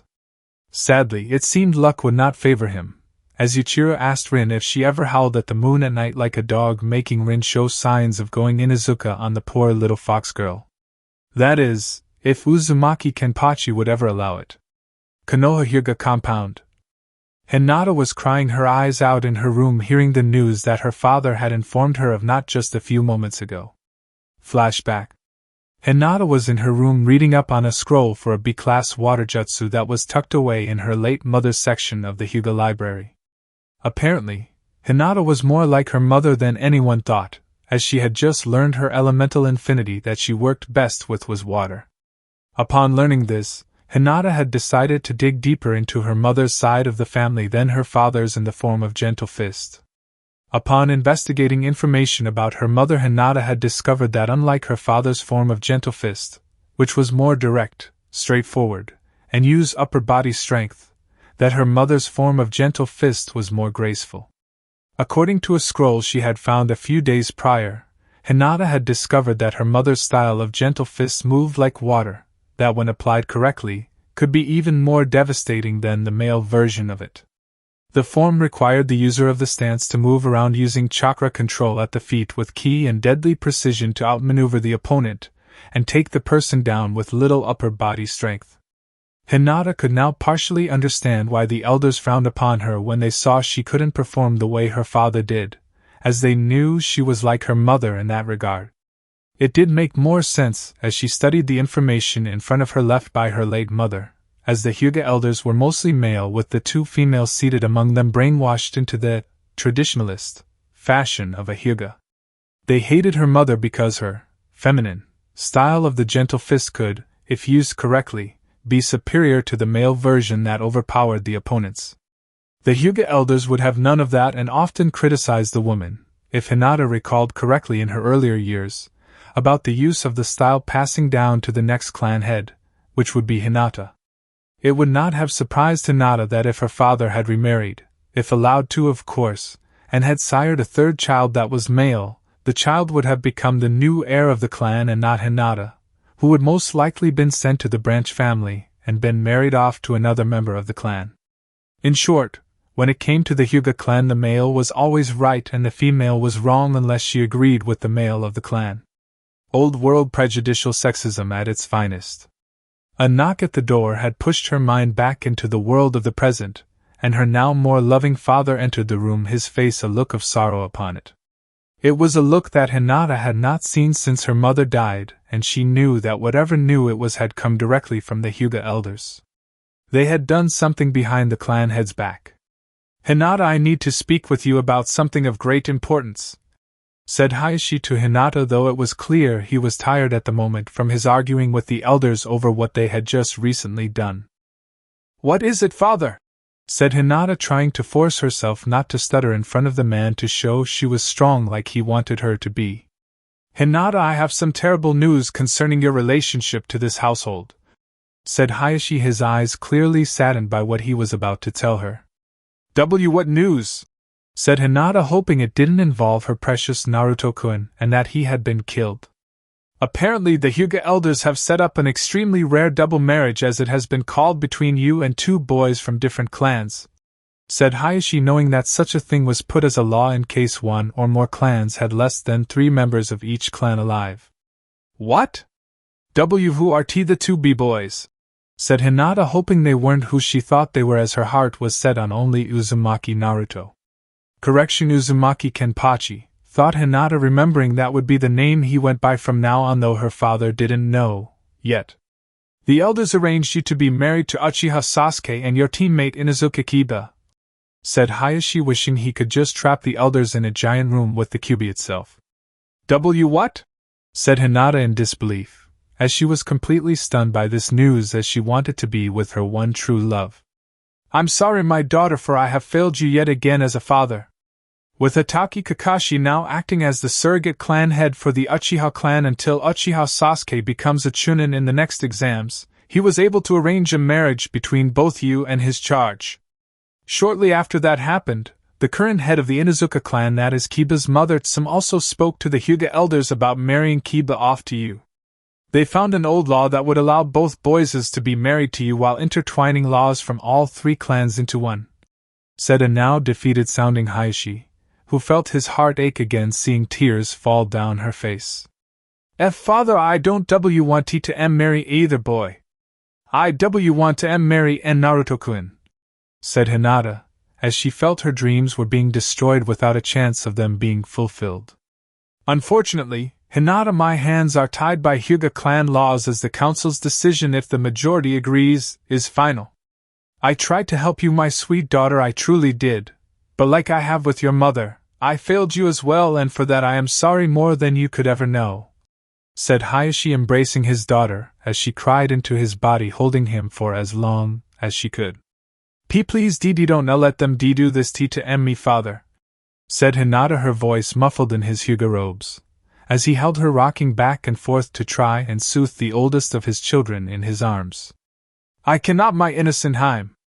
The day of the wedding will be 1 week after Inuzuka Kiba and Uchiha Sasuke both achieve Chunin rank at the next Chunin exams, Such a thing will be certain due to the support they will have with the other council members, said Hayashi, removing his embrace from his daughter before kissing her forehead and leaving the now depressing room, but not before he returned one final, sorry, to her and shut the door, hearing his daughter cries as he walked away a defeat man. End flashback. It wasn't fair to Hinata that her life would be torn asunder by what the clan elders or the other clan heads, her father excluded, wanted with her. She wanted what had wanted her whole life, and what she wanted was to be with her true love, who went by the name of Uzumaki Naruto, aka Uzumaki Kenpachi. Hinata had looked at all the clan laws from Hyuga, Inuzuka, and Uchiha, finding that her heart had nearly stopped when she saw how the Uchiha clan laws had men favored over their female genders. It was designed specifically to keep women from advancing in the arrogant clan except to breed other Uchihas, and not spread the Sharingan bloodline into the common folk that so many clans saw when looking at other people around them. Even worse was the Inuzuka clan laws stated that the clan head could treat his or her mate however he or she wished, and the non-Inuzuka mate had no say in the treatment. It was to imply that since the possible mate not of the Inuzuka blood could not run things and had no say at clan meetings. Again Hinata felt she was being treated unfairly, like she was someone's property, or a piece of meat, and even more when she remembered how the female members of the family, should they be married to another clan, are branded with the caged bird seal. In this special case, the Hyuga seal masters would have to create a very special version of the caged bird seal that would allow both Inuzuka Kiba and Uchiha Sasuke to bring her down should she become disobedient, or they were ever displeased with her. Fortunately, no such seal existed, and the seal masters of the Hyuga clan would have to work on it for the next 3 years to make it perfect and, for the most part, irremovable. When Niji eventually found out what was going to be happening to his cousin, he became so infuriated with rage by the prospect that Guy, Lee, and Tenten had to hold him down. They even needed some much-needed help from Shikamaru and his shadow possession jutsu. Though to say he was reluctant was to say he said, troublesome, a lot. And he did. When Kurenai found out, she was livid that Hinata was going to become sort of slave girl, all but in name, practically spending the rest of her long days being someone else's sex toy. It infuriated her that Kakashi had even agreed to this, knowing that Hinata wanted no part of the arranged marriage to either the Uchiha or the Inuzuka brat she was ashamed to call her student. What upset Kurenai more was the fact that the poor girl was now totally and officially powerless to do anything to stop such a thing. Granted, there was the option of becoming a missing ninja, but now with the war with the Sound Village and all that had happened everywhere else in the world, Hinata was in all actuality safer, ironically, in Konoha than she was outside of it. Still, when everyone who cared for Hinata that knew her well learned about this, they all came to one single conclusion that scared them all to no end. That is, if one Uzumaki Naruto found out about this, then all hell would quite literally break loose, and the definition of that hell being locked away in Naruto's own stomach that had been on the kid since he was born. Those who understood this barely got an ounce of sleep that night, if any at all, while they waited for the exact moment that they would all feel chakra pressure from the boy. They knew then when it came out it would be like anything they ever felt before, and what was even more terrifying was that whoever was closest to him would be the unluckiest poor bastard there ever was. Tsunade and her poor luck of gambling luck aside, of course. Back in Mist hours later, the time trying to find a house was eventful to say the least, as Ichiraku somehow became the unofficial guide in finding a house they could use. Unfortunately, the still in disguise, but still energetic fox girl had never been to Mist before and got them lost continuously in their quest for a home. Fortunately, fate, however it may be cruel, smiled on the group and found a large enough home to live in, which was amazingly cheap due to the civil war and people dying all the time. Upon investigating the place further, they found out this was once the former home of several members of the Seven Swordsmen of the Mist, when they had roomed together to help create teamwork. It seemed appropriate, really, considering 2 of the 7 swords were now back home in Mist, though now they were under the command of different masters. Well, now that we have this place all paid for, let's take care of some other things we set out to do, said Kenpachi while Ichiraku was bouncing on her new bed, saying, "This bed is mine and Kenchan's," over and over again before landing on her back, giggling madly at the feel of the bed. I'm going to help at the hospital and gather as much information as I can on people that live here in Mist. It will be a great way to see who supports the Mizukage and who wants to chop his head off," said Rin, saying the last part in a more quiet voice, as there could be some shinobi listening on their conversation outside. "As for me, I'm going to look around and get a layout of the village," said Yujito, while making a mental note to head to the various food stores to get different items for them all to eat. "That's a good idea, Yujito-san. I have to get weights for me and Ichiraku since I can't have her become a pushover when we get into a fight," said Kenpachi, recalling how fast Lee was with his weights, and then even more without them. "Don't you think she's a little young to have weights on? She can barely walk as it is," said Rin, knowing that despite the girl being a half-demon fox, the girl was still a child by normal standards.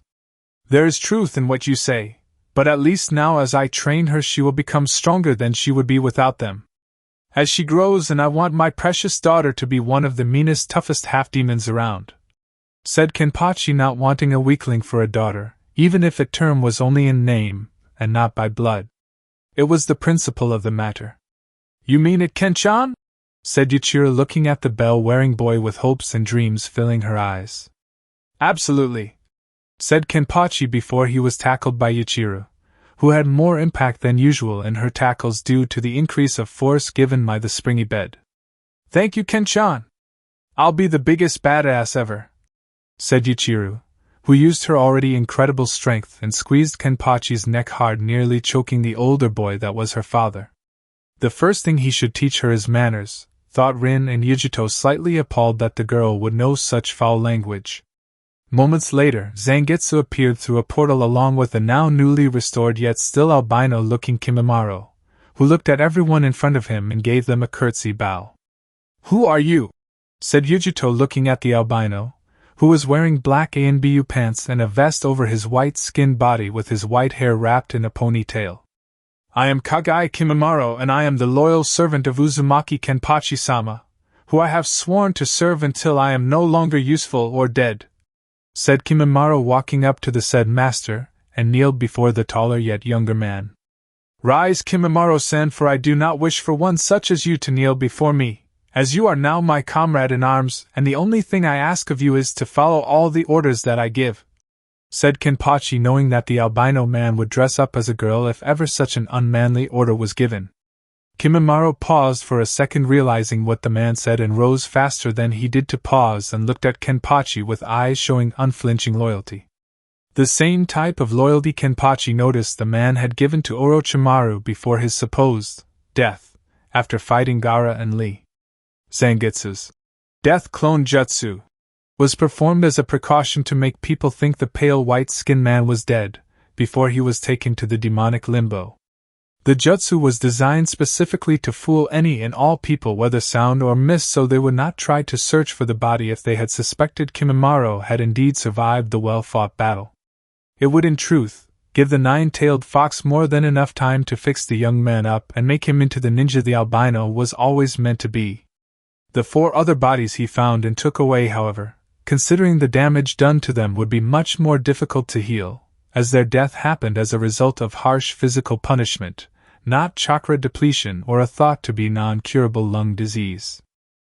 Even at this moment, the said figures were still sleeping in an unconscious state, with each of them healing in separate parts of demonic realm of limbo to prevent them from having conversations. When their injuries were more healed, Zangetsu would have to use other means to convince them to join his vessel, as they were not as easily swayed as Kimimaro was in that regard. "What orders do you wish for me to carry out, Kenpachi-sama?" said Kimimaro, as he now bowed his head to the man awaiting further instructions from whom he pledged to serve. "I need you to go with Zangetsu and gather others from the other elemental countries, who seek to stop being missing ninja or wish to have a home to their own. Tell them of a new village that will be made in a few years that they can all go to when they receive a sign from its kage," said Kenpachi, and then looked at Zangetsu, who nodded, putting a hand on Kimimaro's shoulder before leaving with the albino bone-creating boy to receive the necessary people for his new village. "Are you sure Kimimaro knows what to look for when looking for missing ninja to join another village? Normally missing ninja from a hidden village leave because they were the ones who betrayed their village," said Rin, wondering if Kenpachi understood just how untrustworthy such ninja could be. Present company excluded, of course. Kimimaro was a former Sound 4 bodyguard for Orochimaru himself, and has a keen depth at knowing who is loyal and who is not. Plus Zangetsu will be with him to get the job done at a much faster pace, so all things considered I think everything will go quite well in the end, said Kenpachi, motioning for Ichiraku to get on the left side of his back, which the fox girl did, moving almost like a spider from the opposite side. Come on, Kenchan, I want to get my new weights so I get strong just like you, said an impatient Ichiraku, wanting to go out and view more of the village. Okay. We get our weights first, and then after that I might get you a snack or something to eat for good behavior, said Kenpachi, knowing that all foxes, demon or otherwise, like sweets. Candy! Candy! Candy! Said Ichiraku, jumping on Kenpachi's shoulder like there was no tomorrow, as she wanted to have something sweet to sink her teeth into. Let's go, said Kenpachi, ready for some action, heading out the door with a bundle of energy by the name of Ichiraku on his left shoulder. You think it's wise to have him go out and look around when those tests are going to start soon with those Miss Jounin? Said Yujito, looking at the Inuzuka for her opinion on the matter. I don't think it's really going to matter, since either way Kenpachi and Ichiraku is going to stain this place with blood given this village's reputation for violence, said Rin, knowing that all of them were in for one wild ride. Suna at the moment. Sabaku no Gaara was currently taking a 15-minute break from his paperwork, feeling that after already going through 4 hours of it he deserved a little relaxation. Right now all the man wanted to do was sit in his comfortable kage chair, sip his flavored water, courtesy of the trade agreements between Suna, Wave, and Spring Country that allowed Gaara to have such an expensive thing for a village residing in a desert, and simply relax. Still, even with his time spent relaxing in his office, it was hard to not keep certain much less important events, and the people involved in them, from running around in his mind. Like so many other hidden villages, spies were being sent out to look for one Uzumaki Naruto, or as some now called him according to rumors, Uzumaki Kenpachi. Gaara found the name to be quite commanding and terrifying at the same time, while wishing he had renamed himself that before Naruto did. However, Sabaku Kenpachi didn't sound as nice as it did with Uzumaki as the last name. You better return soon, Naruto. My sister is very fond of you, and knowing her, she will do all in her power to get what she wants, thought Gaara, remembering how his sister had a small fangirl-like persona in her, though he was sure all women do, but simply grow out of it when the time comes to be mature. So long as it didn't interfere with her duties as a ninja of Suna, he didn't mind it coming out now, and then if just to satisfy the girly beast inside his sister's head. With that particular thought in his head now, Gaara realized his break was now over, and it was time to get back to his dreaded paperwork that he had come so much to hate. You can come out now, Toad Hermit Jiraiya, said Gaara casually, not looking up from his paperwork as the Toad Sannin of the legendary 3 appeared after removing his transparency jutsu. How do people keep seeing through that? Said Jiraiya in mild annoyance, as Tsunade had been the first to ever sense him in that regard. After my sister came in here last, you let a small perverted giggle, and if it wasn't for the small fact that I know you do not hate Naruto, I would have consumed you in my sand without hesitation. Why are you here? Said Gaara, finally looking up from his paperwork to stare at what appeared to be a tired Sannin, who didn't get an ounce of sleep for several days. Normally I would greet you through the front door, but the animosity towards Konoha has clearly made that impossible, as you already may know. However, since I have the title of Sannin, I can go where I want, when I want, and to see who I want for personal or business matters without being tied down to the leaf. I came here in the hopes that you would have some way of getting in contact with my former apprentice, said Jiraiya, as the council had decreed that Naruto could no longer officially be the Sannin's apprentice if he wouldn't take Sasuke as one. You must have some form of important information that concerns him, or else you would not be here other than to continue your training, as you put it, with him, said Gaara, as he had heard the stories of the man's ways of training by peeping on women in the Suna hot springs. Well, to be honest, I do have some important information that he does need to know, and I really don't think he's going to like what I tell him, or when he learns of it from another source, said Jiraiya, knowing that when Naruto did know the truth, that he would run like hell before the boy exploded in rage and came after him. "What information is that?" said Gaara, knowing this information was going to reach him sooner or later, so he may as well learn it of the former tense. Reluctantly, Jiraiya told Gaara all about the marriage incident with Hinata, Sasuke, Kiba, and the whole merging clan laws together, thus making the poor Hyuga girl their slave in all but name. Add to the fact that Naruto likes her, she likes him, and that Naruto hates Konoha already. It didn't take long for Gaara to put all the pieces together, making him shudder in fear of what he envisioned Naruto doing. Even the sand demon Shikaku was sane enough to cower in fear at such things, knowing full well what that boy could do when angry, and the fact Naruto held his more powerful brethren didn't help either.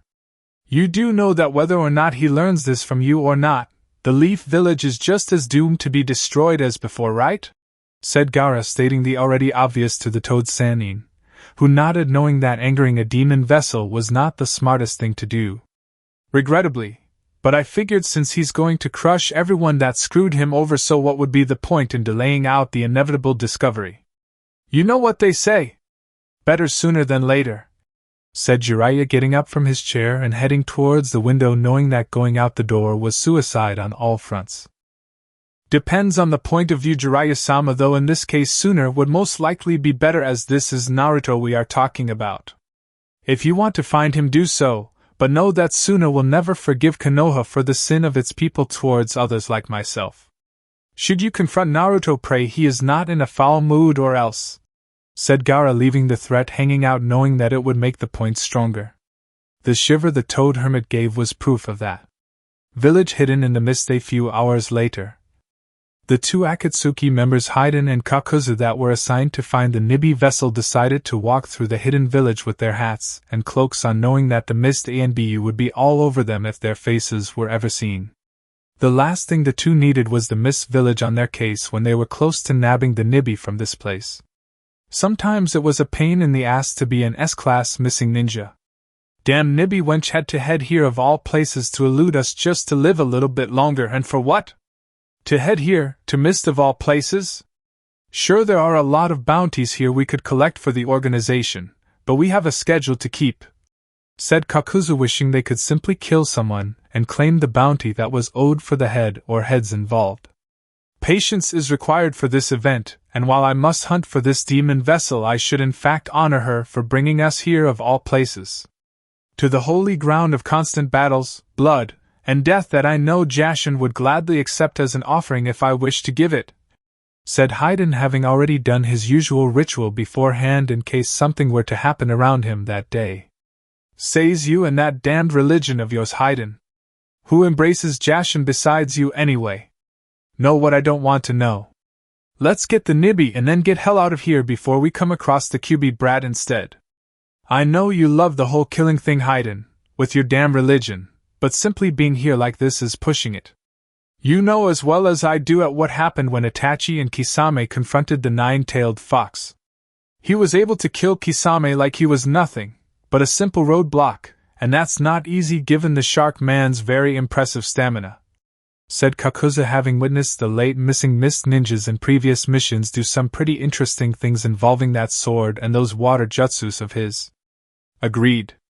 Now if you are done with your complaining, let us find our target," said Haiden, walking forward ahead of Kakuzu, making the said man fume at not being able to kill his ever-religious partner.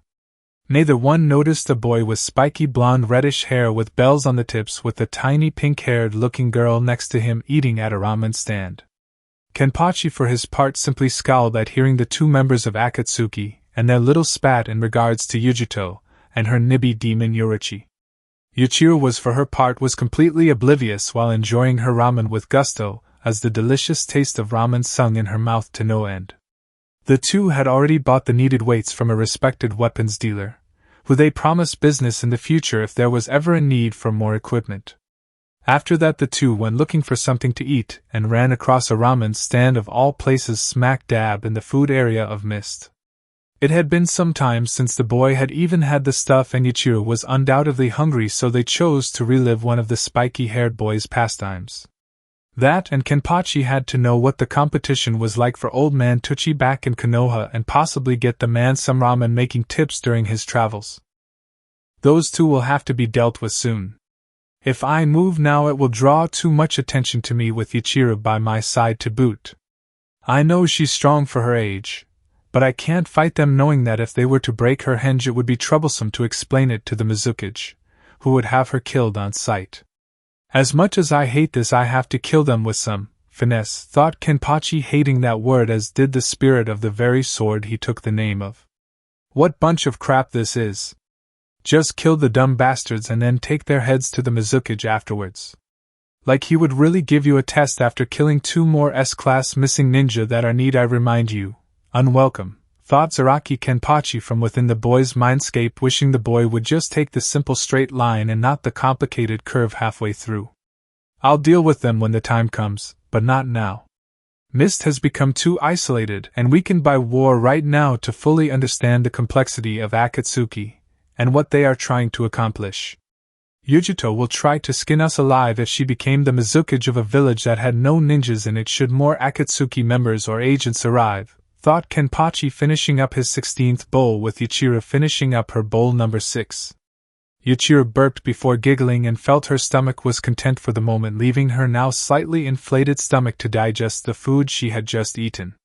Ken-chan, let's go see the Ninja Academy now like you promised, said Ichiro, getting her adopted father out of his thoughts. All right, let's go then, Ichiro, said Kenpachi, paying for the meal, putting his fox skull mask back on, and getting up with Ichiro jumping onto his back as usual before the boy left the ramen stand and headed for the Mist Academy. Hey you, said a bald-headed man in the ramen stand, who had been eating near them on one of the stools of the small business. What? Said Kenpachi, glancing slightly at the person in question, wondering what the man could possibly want with him. That brat of yours has poor manners. She eats like a damn pig and didn't say anything after she burped when she finished her ramen. If you don't take better care of her, then you're going to lose her when you're not careful, said the bald man, finishing up his ramen before paying and exiting the place to reveal himself to Kenpachi. Are you threatening to cause harm to my daughter? Because if you are, then you're going to wish you had kept your mouth shut or still stuffed full of ramen, said Kenpachi, as he turned around fully to face the slightly taller man wearing a Mist Chunin uniform, with the headband bearing the symbol of the Mist Village on his right arm, and a sword on the left side of his waist. I'm simply stating the obvious. People around here are bloodthirsty and will attack and kill people for even the smallest indiscretions, even smaller than her, said the scowling man, pointing at Ichiro, who hissed like a cat at him. And you, being the good citizen that you are, decides to tell me this out of the goodness of his heart? Bullshit, said Kenpachi, with Ichiro nodding several times at her father's words. Yeah. You tell him, Ken-chan. Kick Baldy-kun's equally baldy butt, said Ichiro in her usual cheery tone before sticking out her tongue at the man, infuriating him at the nickname. Shut up! Don't you know it's not nice to make fun of bald people? Especially sensitive ones? Said Baldy-kun, with steam coming out of both his ears and his entire head red with embarrassment at the given. What is your name, fool? Said Kenpachi, not liking the fact that this man just told his precious daughter of all people to shut up. It's Ikaku. Madame Ikaku of the Mist Village. I'm a high-level chunin when it comes to rank, but my skills are that of jounin, and I'm trying out the next jounin exam in a few months, said Ikaku, looking at the man, or at least see through the fox-shaped skull mask on the man's face. A soon-to-be jounin, huh? What makes you think you got the skills to become one when you can't even handle a little nickname from a kid barely able to walk on her own 2 feet? Said Kenpachi, smiling beneath the mask, as he got a wicked sweet idea running through his head. Like you have any room to talk with your spiky hair. At least you have hair, said a now emotionally upset Ikaku before he drew his blade and ready for battle, as he planned on avenging his lost honor along with the hair he always wanted that, due to some genetic lineage from his great-grandfather's time, prevented him attracting all the beautiful women to him. Kenpachi just smiled behind his mask. The poor bald fool had no idea just what he was in for. Elsewhere, Kagai Kimimaro was now walking with Zangetsu through some woods after he had just found Marino Ibiki's little brother Marino Ide during one of his running trips. Zangetsu had frightened the poor man almost out of his skin, and even more so when Kimimaro had told Ide just who, or rather what, Zangetsu was. After further explaining what was going on and the choice of joining a soon-to-be-formed ninja village with Kenpachi as its Kage, Ide accepted on the grounds that he wouldn't have to do anything torture-related like his big brother. Of course, Zangetsu and Kimimaro agreed, seeing as how they planned on getting Ibiki to join the village before it was wiped out in 3 years' time. And if the scarred man didn't, there was always that Mitarashi ankle woman as the next best thing. After finishing with the agreement, they wanted Ide to be used as an information gatherer while under the illusion of his messenger duties to various places. Since the man would have to travel from place to place, Zangetsu and Kimimaro could meet the man when it was necessary to learn information from overhearing people during his travels. From my understanding of things, we have my former Sound 4 comrades in custody waiting to be fully brought into Kenpachi-sama's ranks, Marino Ide as our scout as well as informant, a few infamous as well as strong swordsmen, and the long-lost brother of Kenpachi-sama's most dearest friends. Thought Kimimaro, going over the list in his head while calculating that the ranks will swell even more from his master's side of the world. By gathering his own followers together to merge with Kimimaro, Kenpachi would soon have a pretty potent force on his side. Not to mention the fact that with Suna, Wave, and improved for the better Mist, Waterfall, Spring Country, and several other key places that would back him up, Kimimaro had no doubt the soon-to-be Shikage would be quite the powerful force in the world soon after the foundation was set in. We have a long ways to go before we can set the Kage Tower of Kenpachi's new village, so do not linger too long, Kimimaro, said Zangetsu, seeing the deep in thought look on the albino's face. 1,000 apologies, Zangetsu-sama. I was just thinking of all those gathered and soon to be gathered when the new hidden village Kenpachi-sama is founding becomes real, said Kimimaro, bowing his head slightly, but noticeably, while hoping that he hadn't tried to enrage the great fox demon in his humanized state. I sense you are being honest, so I will let it slide for now. However, we currently have a 3-year deadline to meet, and we still need more than what we currently have. Even if it is a good start considering what we have now, we still need more people to follow us, and the necessary land to create our new village, said Zangetsu, knowing that every second they waste could be done more efficiently. We should head to Tea Country next. As a former servant and most faithful of the Snake Sannin's loyal bodyguards, I was able to listen to most of the conversations he had with his assistant Kabuto, said Kimimaro, knowing that there were secrets and people in Tea Country that would gladly approve in a change in the overview of management that ran their lives. That is indeed a wise and strategic idea, Kimimaro, and to acknowledge your brilliance we will head there right now, said Zangetsu, creating the portal that would take the two to Tea Country. Anything to see Kenpachi-sama's ambitions fulfilled, said Kimimaro, bowing before the demon lord, showing the utmost respect for the fox before heading into the portal. Village hidden in the mist hospital 15 minutes later. Hey, is there a doctor in this place or what? Said Kenpachi, walking into the hospital, and proceeded to drag the bloody body of Ikaku Madarame behind him, making the people around him scream and step back while several of the new nurses fainted. Hey Kenshan, did you have to beat up Baldy-kun like that? I wanted to play with him, said Yuichiro, as Ikaku's bald head reminded the girl of those delicious candies on a thin white papery stick, a lollipop if she remembered correctly. Kenpachi-san? Yuichiro-san? Why are you two here, and who is that? Said Rin in a doctor's uniform before pointing to the bloody bald-headed mess now behind the two. It was awesome, Doggy-chan. We were eating this soupy noodle stuff called ramen that was super yummy, and when we finished we were leaving when Baldy-kun insulted me, said Yuichiro, pointing at Ikaku, whose right hand twitched involuntarily in pain. You beat him up over insulting Yuichiro? Said Rin, not believing what she was hearing from the girl, and that this kid, who was not even considered an adult age-wise, had done something like that to another person.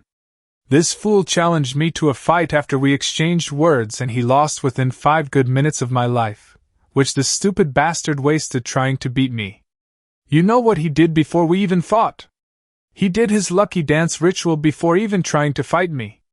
Though the information he gave me during our talk right before the fight was good information to know, said Kenpachi, thinking back to what the man said after his little lucky dance ritual was done.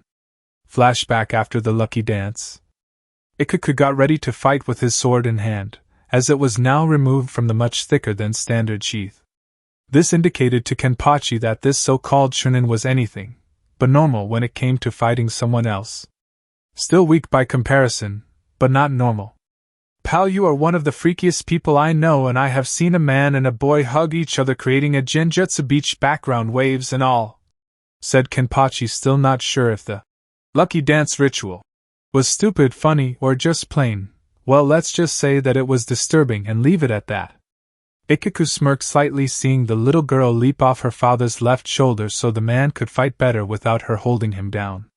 Though how the brat of a kid became a dad at that age the Mist Ninja would never know, and quite frankly didn't want to know. Still, it would make a good insult. Are you a little young to be a dad? Said Ikaku, trying to make Kenpachi angry and to throw off the younger swordsman's game. Aren't you going to get a wig and cover up your shiny domed skull? Said Kenpachi, knowing to hit the man where it hurt, which in this case was as clear as the sun shining down upon it. Shut up!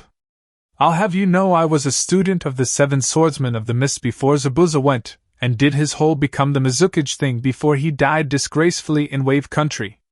The only thing I regret now is finding the man and butchering him and that little brat that followed him around like a lost puppy, said Ikaku before charging at Kenpachi, not seeing glowing of the eyes and the fox-skulled mask. Zabuza was a strong warrior as well as the one, especially the one, who always followed him was his precious person, and vice versa. For insulting them I'm going to make you wish for a merciful death, said Kenpachi, not even bothering to draw his sword yet until the time was right. And what exactly can a brat hope like you hope to gain by making such empty threats involving a defeat that had yet to happen? Said Ikaku, now within striking distance of Kenpachi, about to strike with deadly force. Kenpachi was on him so fast that by the time it was over Ikaku was unconscious from the pain and loss of air from trying to scream for his victor to stop beating the crap out of him. End flashback. Well, I guess that makes sense. But what about getting here 15 later when the hospital is less than 5 minutes from where you were fighting? Said Rin, wondering what his excuse was for that. Sorry, Doggy-chan. Ken-chan went left when he should have gone right, said Yuichiro, though she neglected to mention she was the reason for it. It was something that didn't sit well with Kenpachi.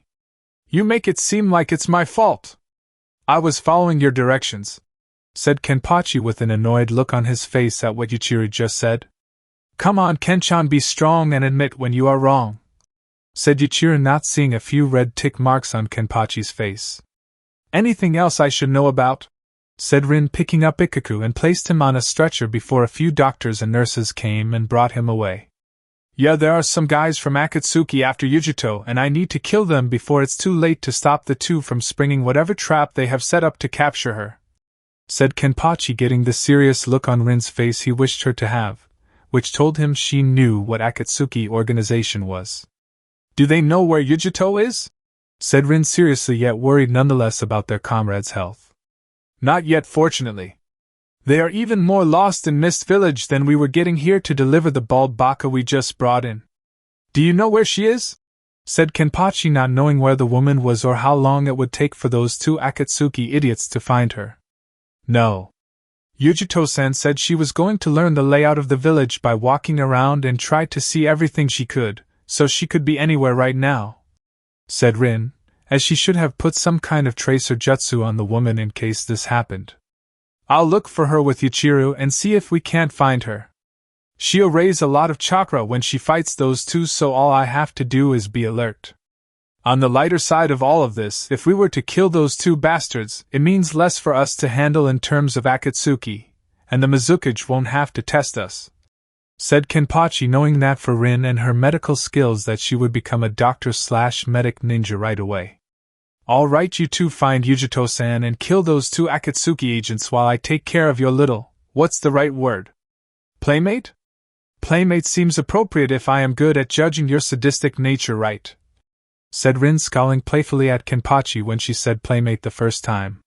Hey, don't knock it until you try it, Rin, said Kenpachi, giving her a mock salute before he turned around and ran out to find his prey and his fellow demon vessel. Bye, Doggy-chan. Don't eat too many bones or you'll get sick in the stomach, said the ever-cheerful Yuichiro while waving at the woman, who took the statement like when she heard her nickname the first time, the wrong way, and blushed an embarrassing shade of red before storming off to her newest patient to take out her frustration on him. For the next hour, after Ichiraku woke up in a nearly soundproof covered room, the pure bald-headed man would be screaming in pain at Rin's necessary medical procedures, as she called them. For Ichiraku, he thought it was Kami's personal joke on him because he was bald. Chapter 7 Fall of the Snake Sannin Part 2. At the moment with Yujito. Yujito found that if she were to take the title of Mizukage of Mist, she would need to know more about it as a whole and the populace that went with it. While looking around, she noticed that while most places looked filthy and disgusting like slums from the other places she visited, this one was a lot worse. She had visited the hospital with Rin before leaving the Inuzuka to her duties and saw that Rin's place of employment was sterilized clean despite what the outside of it looked like. The same could be said with the various restaurants, libraries, and the Mist Academy itself, though her demon-enhanced senses told her that there was still the air of blood from Momochi Zabuza's day of terror there so long ago, when she just was a child herself. Now she was walking through one of the streets that looked barren of life with nothing to show except trash and rotting food staining the ground. "What a fool the Mizukage is to let his village fall so far like this," said Yujito in a silent and whispery voice that only she and her demon heard. Well, look what the Nibi dragged in," said Haiden from behind Yujito, who turned around to see the man wearing a black coat with red clouds and his partner now behind her. "You! I thought I left the two you back in that village on the edge of Kumo's border?" said Yujito, getting into fighting stance and got ready for a fight. "You would be wise to rethink using the Nibi's chakra here, Yujito-san. Unless, of course, you want the people here to think you possess a bloodline limit, thus making you a much-hated target among the populace," said Kakuzu, smiling, knowing that the instant she does anything that is unnatural will be considered a bloodline and the people will pay them a large sum of money to have such a person killed. "Like you would let them kill me without taking what you want from me, you bastard," said Yujito, who was not going to let them take her without a fight no matter what. "Regretfully true, but in a sense what we will be doing will result in your death after we extract the Nibi from your body once we summon the other members for the ritual," said Haiden, having no problem not killing the woman just yet, as she will be dead soon enough when the beast inside of her was removed. "Now what makes you think I'm going to let you?" said Yujito, looking between Haiden and Kakuzu, wondering which member would strike first. Or would they strike at the same time? "Or me for that matter?" said Kenpachi, letting loose a great deal of chakra pressure that made Haiden and Kakuzu nearly suffocate under the strain of the intense power. Yujito was able to hold herself almost perfectly calm since she had experienced much worse from the boy when he learned of his parentage, though there were still beads of sweat coming down her face nonetheless. "Oh crap, it's the Kyuubi container," said Kakuzu, remembering what Itachi had sent in a letter to them via Falcon Messenger about how Demon Vessel used his power to make everyone around him weak in the knees. "Yeah, I'm his container and proud of it, but if you are going to call me anything, I would prefer it not be that. I hate it when people call me by such titles and not by my designated name," said the boy, sitting up from his crouched position on a roof of a nearby shop with a huge grin on his face. Yuichiro quietly jumped off her kenchan and sat by the edge of the titled roof to watch the soon-to-be battle with amusement as the fight was about to take place got started. "This is so exciting. Now I just have to remember to do that thing Kenchan told me to do if any mist ninjas show up." "What was it? Ask for some kunai?" "No, I have them." "Ask them for candy?" "No, Kenchan said I had a limit, and I reached it already." "Oh, I know. It was to make sure that no one interferes with Kenchan's fight." "Yay." I remembered, thought a happy Ichira, knowing her father was going to be proud that she remembered what he wanted her to do. "Well, tough shit brat. If I want to call you Kyuubi boy, demon brat, or any other more colorful names that come to mind, I will, and not a soul here can stop me," said Kakuzu with a grin, having ignored Pain's words of wisdom involving fighting the two vessels. "What about fighting someone without a soul?" said Kenpachi, grinning again before he ran at the man with his sword out, dragging against the ground, leaving a line scar in its wake. "He's fast," thought Kakuzu, backpedaling away from the boy, who looked more like a wild animal than a human being. The Akatsuki member didn't know just how right he was when he thought that, as a now sword-wielding Kenpachi smiled his devious smile. In one moment he was in front of the red cloud-wearing man and the next, he was gone. He's very fast, thought Kakuzu, amending his statement by a single word, wondering just where the hell the boy went while going through hand signs for one his infamous jutsus. Die! Said Kenpachi from behind Kakuzu before plunging his sword into the man's now split in two heart, while the dying man in question wondered just how the hell the kid got behind him so easily without making a sound, since it seemed impossible. The Kyuubi brat had bells on his hair for Kami's sake. Before Kakuzu could figure this out, Kenpachi twisted the blade almost vertically before slashing to the right, cutting the man almost fully in half, leaving a very bloody mess all over both Kenpachi, Kakuzu, and the ground beneath them. By this point, the missed ANBU appeared behind Ichiraku, waiting for the right opportunity to engage the remaining Akatsuki member, who found his retreat blocked off by Yujito. "Hello, Mas-kun! I'm sorry, but Ken-chan is busy fighting right now, so you will have to be patient or come back later," said Ichiraku, not bothering to turn around to see the group of ANBU behind her, who looked at each other wondering how to respond to the child. "Listen, brat, we don't answer to you, and the Mizukage sent us here to stop the fighting," said the missed ANBU captain before he and his team took several steps forward, ignoring Ichiraku's growl of sudden anger. "Ken-chan is fighting, and you are not allowed to disturb him. Go away!" yelled Ichiraku in a scary voice, flaring her chakra into a manifestation of what looked like something between a cat and a fox, with enough force to send the ANBU ninjas flying back several feet in fear. Haiden, for the most part, remained calm despite the fact that he had the Kyuubi vessel in front of him, the Nibi vessel now behind him, and the missed ANBU to the side, with a girl whose power was somewhere in the high Chunin, or low Jounin level. Very carefully, in a fluid motion, he readied his holy staff of Jashim into battle position, ready to fight this enemy, knowing that due to his immortality he couldn't be killed. "You cannot beat me, boy, no matter how much power you have. For I have been blessed by Jashim with the power of immortality, and I will defeat both you and your cat brethren behind me," said Haiden, who mentally thanked Jashim for this day, for when he would be able to shed blood of those around him. For Haiden it had been far too long in his mind. "Well, at least one of you idiots had the brains to bring a weapon and not to simply rely on jutsus to get the job done. This might actually become entertaining. Let's find out," said Kenpachi, charging at Haiden, who readied himself for the onslaught that was soon to come.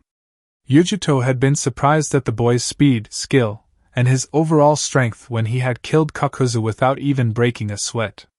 I mean, damn, even she hadn't seen the eye patch wearing Gaki, not that she would dare call him that, move at first, only to hear the soft jingle of one of his bells seconds later before he killed Kakuzu. How the Akatsuki member never heard it was beyond her, though it was probably only due to Yujito's enhanced hearing that she heard it. Haiden felt himself being pushed back every several feet or so by Kenpachi as he blocked the many blows from the boy's sword. The only problem with blocking, though, was the feel of the intense pressure that was making him slowly losing ground behind him. By the fifth hit, Haiden decided to pull a hat trick and hit a button on his staff, revealing his secret weapon. It was in the form of a small, but still sharp knife-like blade hidden at the very bottom of his staff, he used for when the occasion arose to outmaneuver and ultimately kill the said enemy. As Kenpachi pushed Haiden back one more time, the Akatsuki member struck, spinning the staff at an angle where it would cut into Naruto's mask and into his face just above his left eye. However, it didn't seem to faze Kenpachi at all, despite the fact that the said spiky-haired boy was bleeding ever so slightly. The fact that the kid in front of Haiden was now grinning and laughing like a madman through his mask was a dead giveaway. So he had a tolerance to pain. Let's see how much, thought Haiden, as it wasn't very deep and slashed down, leaving a thin scar above the boy's left eye all the way down into the cheek. This knife was designed to override any form of healing a demon vessel produces, no matter how powerful it may be.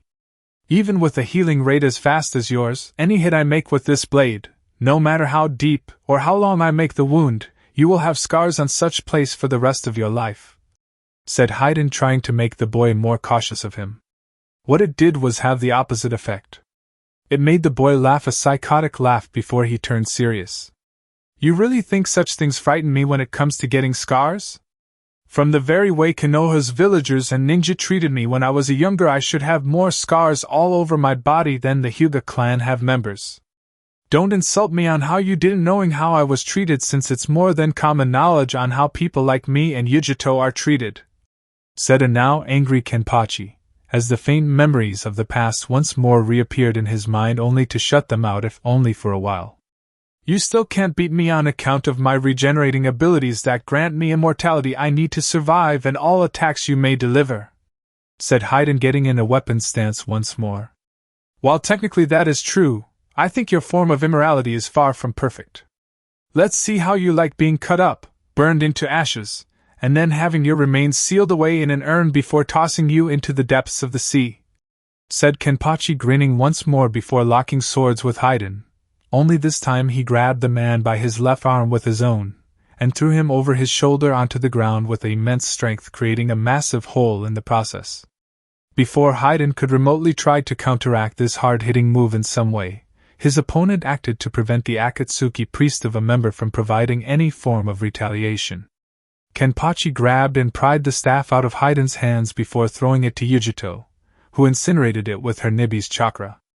By this point Haiden had stopped being calm and actually looked afraid, as the pointy tip of Kenpachi's sword slammed into his right open-palmed hand, preventing him from just simply using the escape jutsu or the substitution all ninja are taught at their respected ninja academy. Shit. I should have listened to Leader Sama when he said avoid a confrontation with the two vessels should they be together, thought Haiden, finally remembering the man's exact words before they left. "There's just one thing I would like for you to do for me before I decide to continue any further, Akatsuki-san," said Kenpachi, breaking the hand and wrist of his prey to prevent any one-handed signs that he recalled Haku could do. "What is that, if I may ask?" said Haiden, knowing that it wasn't like he had choice in the matter when it came to his death at the hands of this monster that currently stood over him in such a superior way, with the one seeable eye beyond the mask glowing red and yellow. "Scream for me with everything you've got," said Kenpachi, laughing before he started on tearing Haiden apart limb by limb, creating a huge gory mess to Yujito, Yuichiro, and the Mist Anbu, who were too shocked to even move from their spots. When it was over, Kenpachi was a bloody mess, and the ground before him was covered in blood, guts, and the death of two deadly members of an evil organization. With a simple yet few hand signs, Kenpachi soon incinerated the two with a fire jutsu of his own design called Demon Fox Fire Jutsu. Unlike normal fire jutsus, this one was demonic in nature, and thus was more potent than the standard human variety that all shinobi learn. Also, another difference was that when Kenpachi wanted the flames to be gone, all he had to do was snap his fingers and it was just die out faster than you would blowing out a lit candle. When the fire died out with a snap of Kenpachi's fingers, the boy pulled out the used and still bloody bag that once occupied the residence of Hoshigaki Kisame's head. Then, in a masterful act of wind manipulation, seeing how it was his main element, the vessel of Zangetsu gathered up all the ashes from the two corpses and placed them in the bag just before tying the top of it in a knot.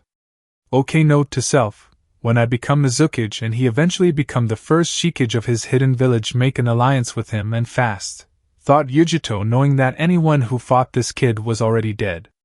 Yuichiro then jumped down from her spot on the roof and landed on Kenpachi's shoulder, cheering her father on about tearing Monk-chan to pieces. The trio, or rather duo and a half, however, were soon stopped after being surrounded by Mist Anbu, looking at the group hesitantly. "Kenpachi-sama, Yuichiro-sama, and Yujito-sama, you will all come with us to see the Mizukage about the events that just took place," said the Mist Anbu captain, hoping he young man would comply and not use brute force. "Fine, it's getting boring here anyway, and I need to tell the Mizukage about the guys I just killed, though I don't think he's going to care since they were both S-class missing ninja," said Kenpachi offhandedly, as if he were talking about the weather, before they were all headed towards the Mizukage Tower once more to explain some things to the pig of a Kage. Tea Country 1 week later. Kimimaro looked on with Zangetsu at the research complex Orochimaru had set up to use for potential experiments on the people of this poor country.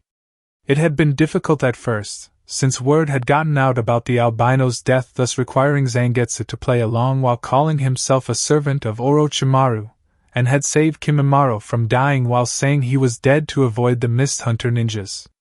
Something that Kimimaro swore on his life never to repeat to anyone about the Demon Lord saying those disgusting words. During the time period that they spent in Tea Country, Kimimaro ran into a girl, who had been used as an experiment of the now late head scientist, whose name had long been forgotten by them and from their memories of the research complex. She, reluctantly at first, told them her name was Isaribi, and after she had explained to them why she was the way she was along with why the people hated her, she was offered amnesty as well as amnesty in the soon-to-be-built village hidden in the Shinigami. Once the shock wore off, she jumped at the chance to start anew, and Zangetsu promised to use his demonic powers to see if he couldn't help her with her transformation. If it wasn't for the simple fact that Zangetsu was a terrifying demon lord, even in human form, Isaribi would have gladly hugged the entity with all her strength. After explaining the situation to the people of Tea Country that were around them, they apologized for their actions to Isaribi, not understanding what had happened to her which resulted them in acting the way they did. Now the people of Tea Country in that area had a new problem to deal with, and that was their now destroyed town that they resided in. Fortunately, Kimimaro had proposed to all of the people in the town in Tea Country that they could temporarily head to Wave Country until Kenpachi's hidden village could be built. Thankful for being given such a wonderful opportunity, since they had heard of Wave's recent freedom from the late Gato and its sudden economic growth, they gladly accepted.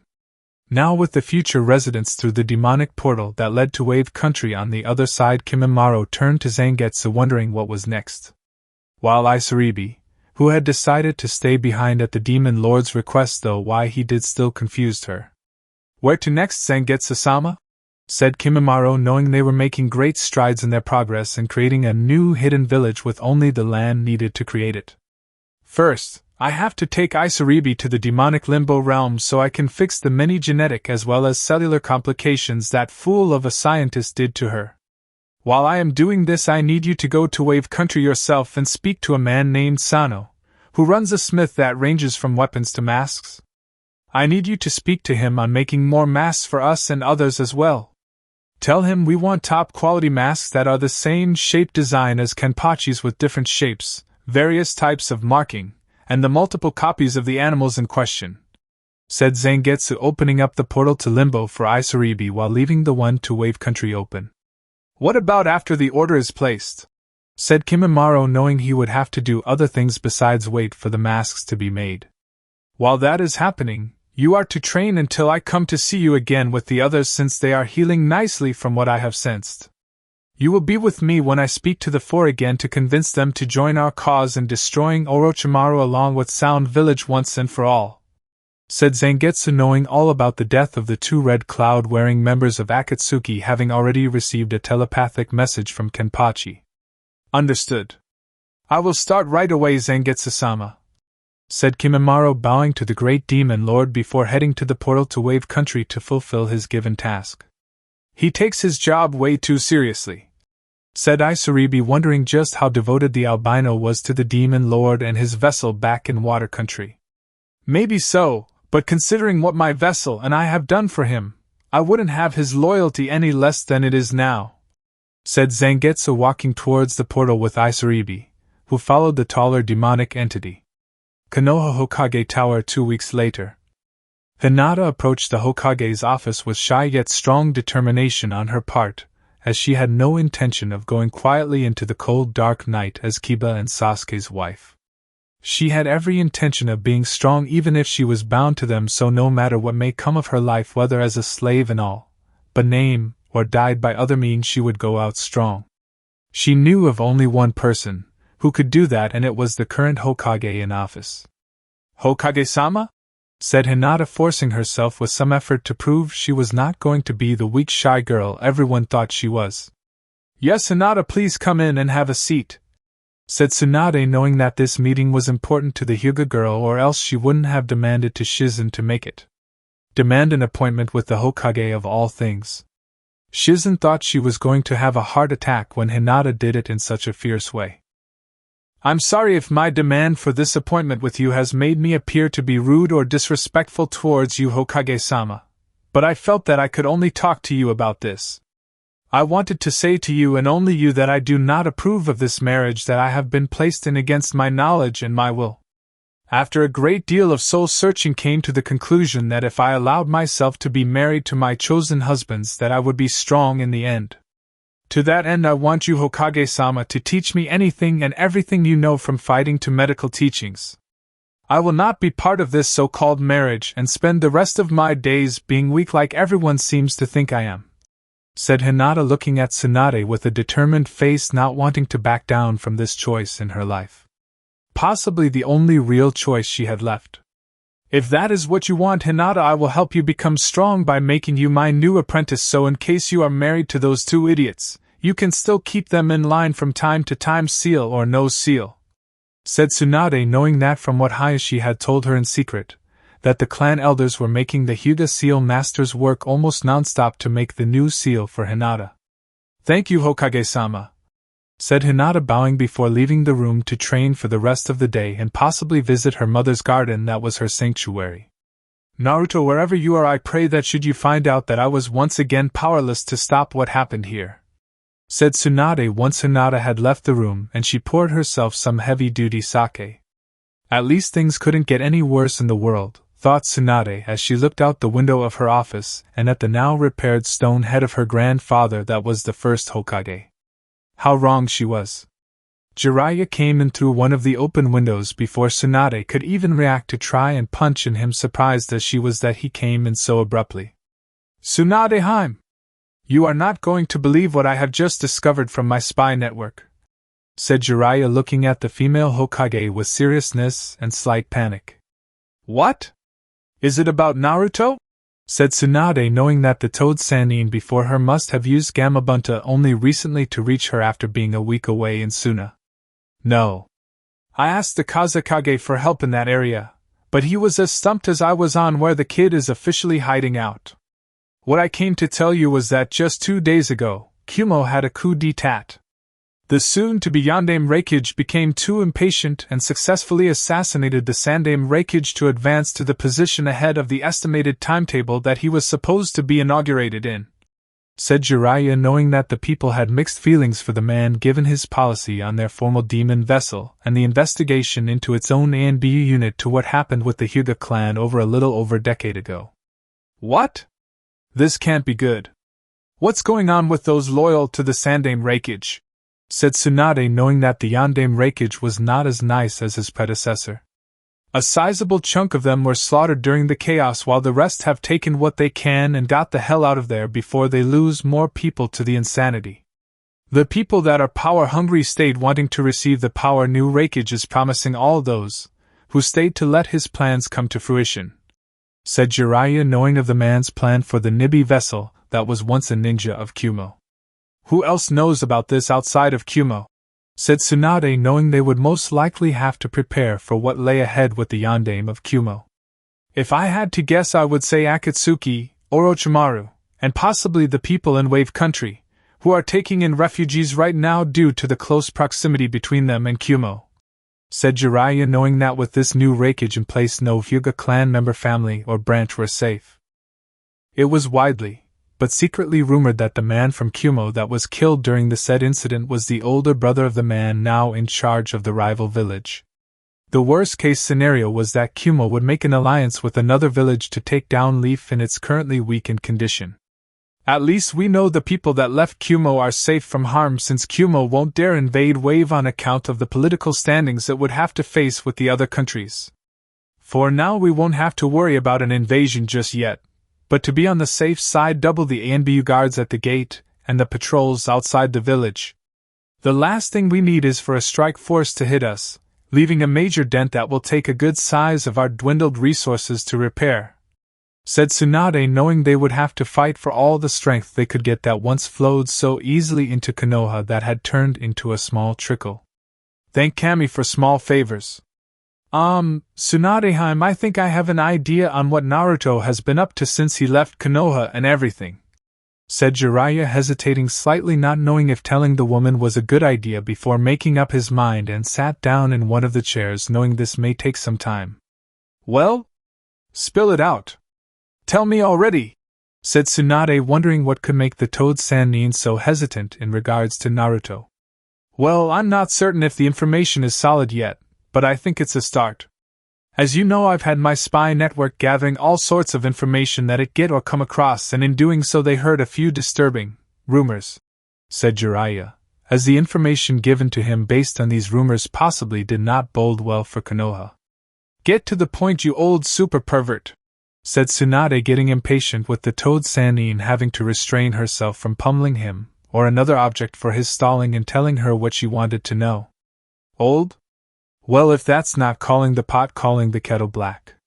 If it wasn't for the fact she could pound me into liquid paste, I would tell her as much, thought Jiraiya, as he almost dared himself to say such thoughts out loud, knowing that it would put him in Konoha's ER ward at the hospital, again.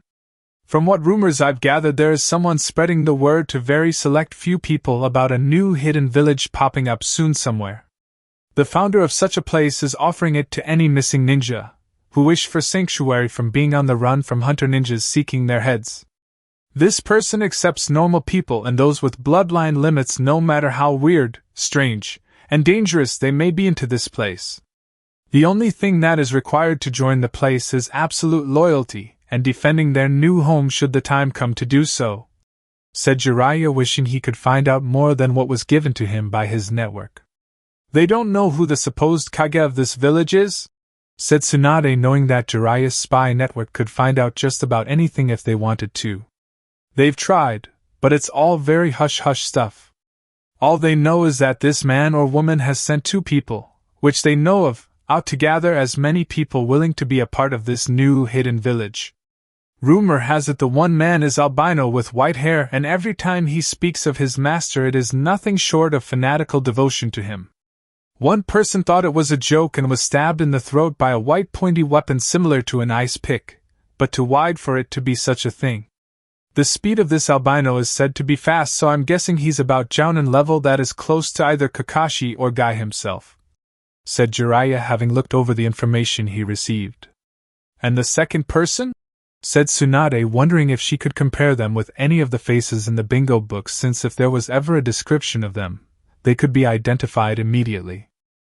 The second guy is clearly the brains of the 2 and someone who doesn't like to be in one place too long unless it's necessary.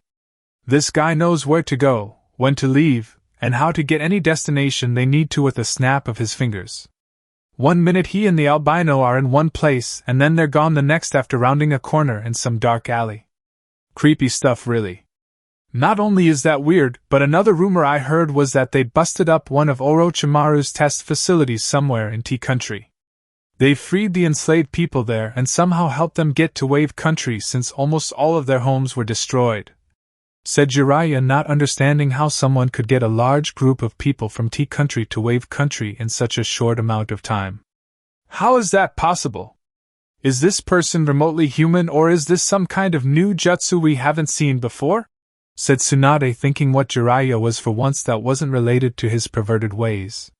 He could be another demon vessel or some other entity we haven't encountered before on account of all that's happened during the Shinobi Wars and the Kyuubi attacking. On the other hand, it could have been one of Orochimaru's experiments that got out of its cage and decided to stick it to our old traitorous teammate, said Jiraiya, as he listed off all the possible ideas of what that person or thing really was. Whatever those 2 are, I need your spy network to keep close eyes on them, along with Kumo, Orochimaru, and Akatsuki, said Tsunade, knowing that Jiraiya's spy network, though vast, could only do so much, and gather everything and anything from all of the mentioned parties. The only question is where they are going to set up shop? It's not like they can just do that anywhere these days around here, and the only way I can think how is to invade and take out another village. There is a good chance they could set up shop in Wave, but if the bridge were ever destroyed, then the country's economy would soon drop to practically almost down to what it once was before the bridge was even built, said Jiraiya, as that was the only place that came to mind in building a hidden village. We'll worry about that later if and when they make their appearance to us, when they do come together for such a thing, but for now we have other pressing matters, said a now tired-sounding Tsunade, who wondered how the third was able to do this job as long as he did. Well, if that's all, then I'm going to get out of here. Oh, and if you are going to summon, I would advise you not to. I summoned Gamabunta and he asked me about Naruto, said Jiraiya, rubbing the back of his head, knowing that by now every single summons, both good and bad, knew what happened. You told him, yelled Tsunade on him moments later, ready to beat the living crap out of the stupid old self-proclaimed super pervert. How could I not? He told me he had heard a rumor that come from the weasel summons that Temari girl from Suna has, and from Kakashi's own dog summons, who swears that he saw the idiot make the hand signs for the Chidori. Gamabunta outright threatened me to tell him just about everything, or else he would have killed me and never help Konoha again should anyone summon him or any of his subordinates to, said Jiraiya, cowering in fear at the woman with her angry face and her raised fist with super strength. Then you should have died with dignity, said Tsunade, clearly pissed at Jiraiya's choice in the matter. Would you with your summons? Said Jiraiya, wondering what her response would be. I don't have to worry about that since I'm a sophisticated woman, said Tsunade, though she would have secretly done the same thing if placed in such a position. From the way you drink, gamble, and punch, I'm not so sure, said Jiraiya in an offhand joking manner, which of course earned him a mean right hook of a punch to his face that sent him through one of the office walls and into the village below. Super perverted jerk!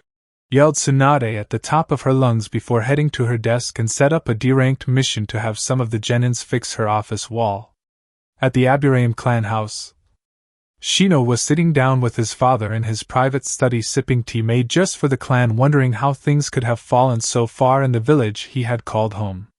The ripples of what were happening around them never seemed to stop for a simple mere moment, and it was suffice to say it was become annoying and agitating. At least by Aburame's standards, at least. Do you think my conclusion of what we must do is valid, my son? Said Aburame Shibi, sipping his tea, looking at the younger version of himself beyond the shades that hid his eyes. Yes. Logically, when a person or people cannot live or adapt anymore to the place they call home, it is only natural that they would need to move to some place they can.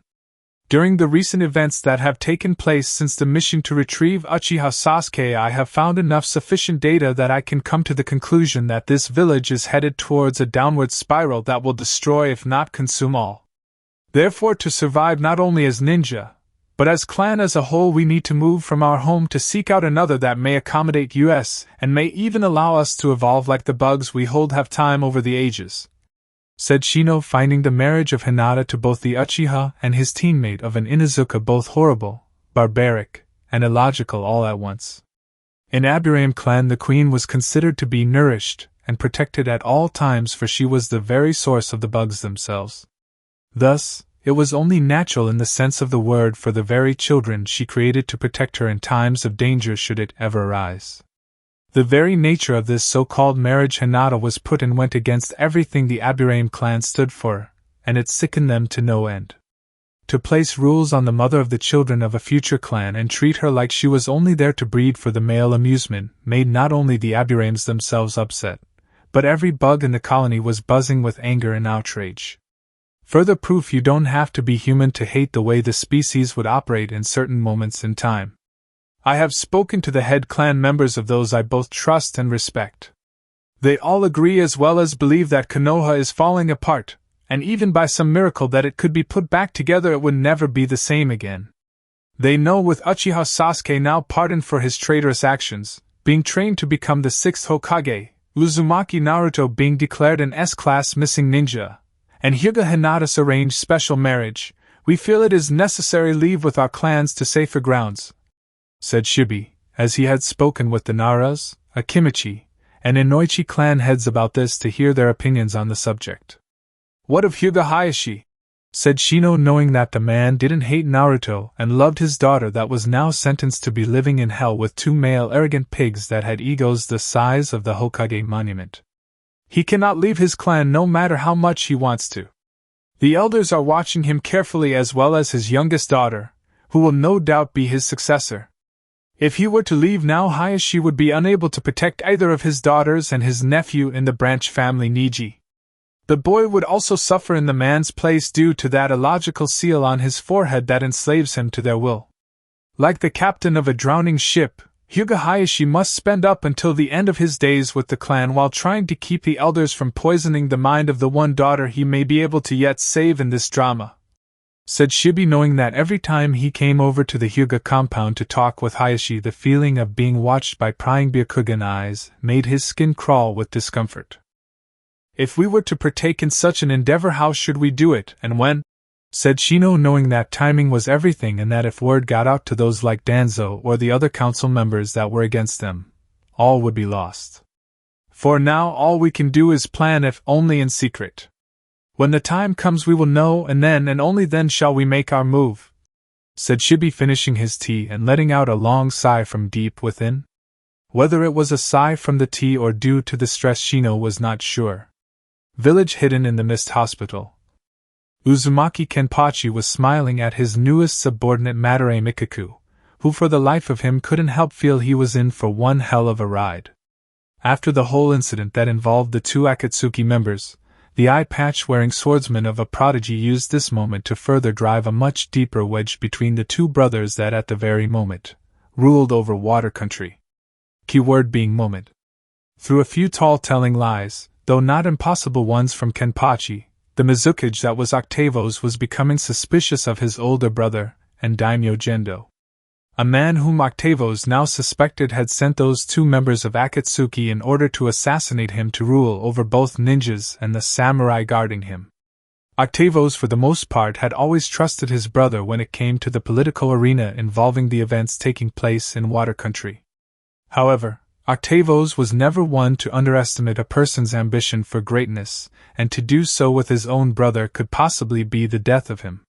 So with that being said, the Mizukage decided to forego the test for Kenpachi and the other three members of his group for helping avoid such a horrible disaster that would have been the Water Shadow's death.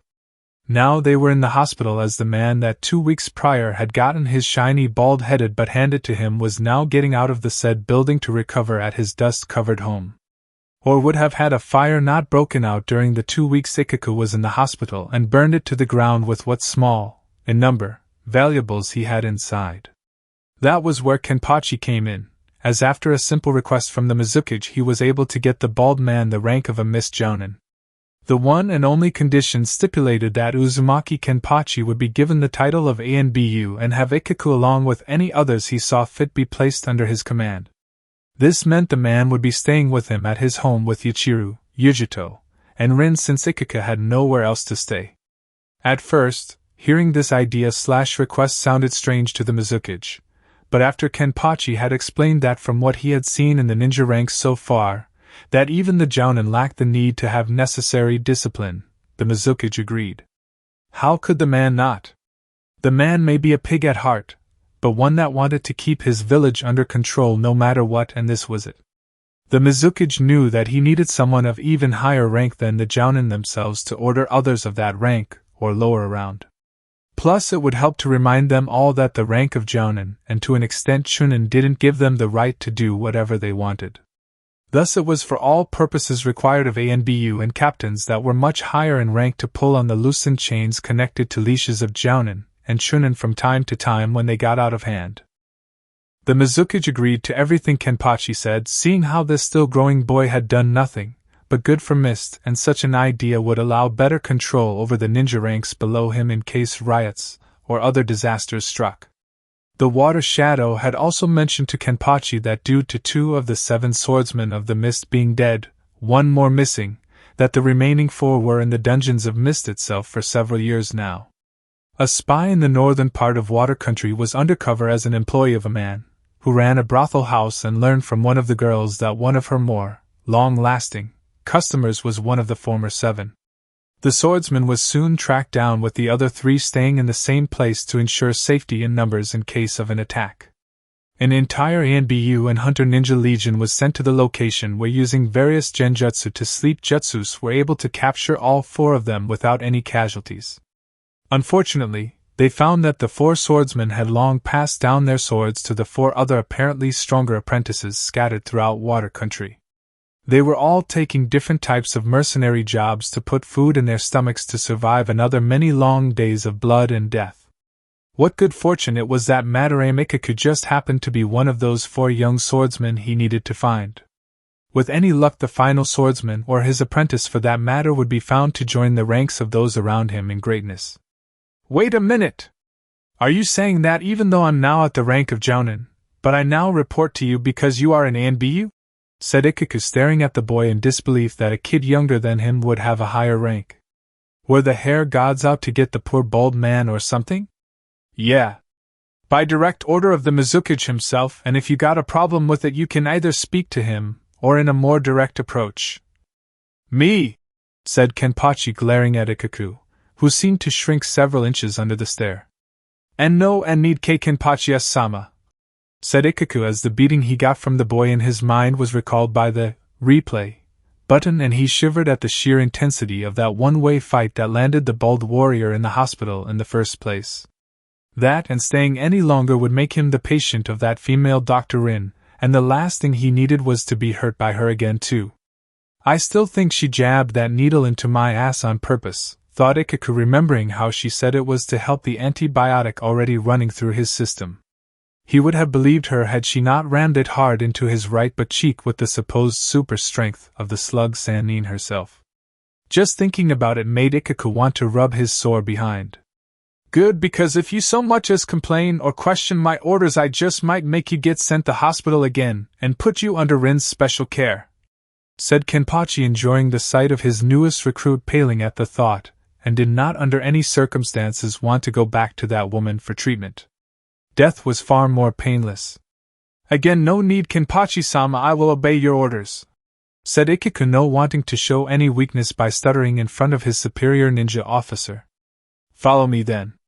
I sense we have much work and training to do that was left incomplete by your previous trainer, said Kenpachi, knowing that with 1 swordsman down under his direct command there was only 3 more left to go before the Mizukage's days of ruling mist were over. Kenpachi would have the other apprentices sooner than later. One of them, according to Zangetsu, was outside of the land of water wandering around the other elemental countries with his wife. They had already, but secretly accepted the offered prospect of joining a new village to escape Hunter Ninja from Mist. Kenpachi couldn't help but smile, as it would be only a matter of time before the other 2 targets were found and brought before him to see just how strong they were. Mist Village Training Ground number 4. Many hours later. Ikaku was out of breath, having fought his new sensei for so long, all the while simply trying to understand how he got caught up in this situation and fighting such a powerhouse of a kid. Truly the hair gods mocked him so. The 2 were sparring against the other, with Kenpachi holding his own and even going as far to taunt Ikaku, saying, "If I wanted a decent fight I would pick a fight with a guy or girl with a full set of hair." This of course upset Ikaku to no end for obvious reasons before he called out his sword's name, with it being Hozukimaru, thus transforming it into a deadly-looking spear, and he re-engaged Kenpachi once again in the battle. Though the end result, despite Ikaku's improved skills and abilities, was the same as the last encounter they had: painful defeat. The only difference was that Ikaku didn't need to go to the hospital, but just stay in bed after this fight for about 2-3 weeks. Not bad, Ikaku. You have lot more talent than I gave you credit for. Head back to my place and get settled in, since there is more than enough beds and rooms to sleep in, said Kenpachi, watching the bruised body and ego of Ikaku limp painfully away to the said home. Man, he is going to be sore tomorrow. At last he knows his sword's name, thought Zaraki Kenpachi, that resided in sword of its owner, who took on the same name. True, but I wish he didn't do that damn lucky dance of his that he does before a fight. It's almost as bad as Mato Guy and Rock Lee hugging each other with the Sunny Beach genjutsu they somehow put up. I'm so glad I left Yuichiro with Yujito, since I don't want the girl to be traumatized any more than I can let happen, thought Uzumaki, shaking his head at the horrible image of the 2 plaguing his mind. She may be safe from that, but Yujito is not from the energetic antics of your daughter, thought Zaraki, smiling in the mindscape of his owner, as they both wondered what type of mischief the fox girl was getting into. Before they could think on this any further, a 3-tailed messenger fox appeared before the boy before bowing in respect to him. Forgive me if I am interrupting anything, Kenpachi-sama, but I have important news that you must hear that came from the summoning world. The source is from none other than the boss summons Gamabunta himself, said the demon fox, raising its head to meet the gaze of the masked Kenpachi. What news? Said Kenpachi curiously, raising an unseen eyebrow behind his skull mask. The one you call Sannin told Gamabunta about what happened between you and the traitor Hatake Kakashi at the Valley of the End. Word has spread to the other types of summons in Konoha, and they are infuriated with the hidden village.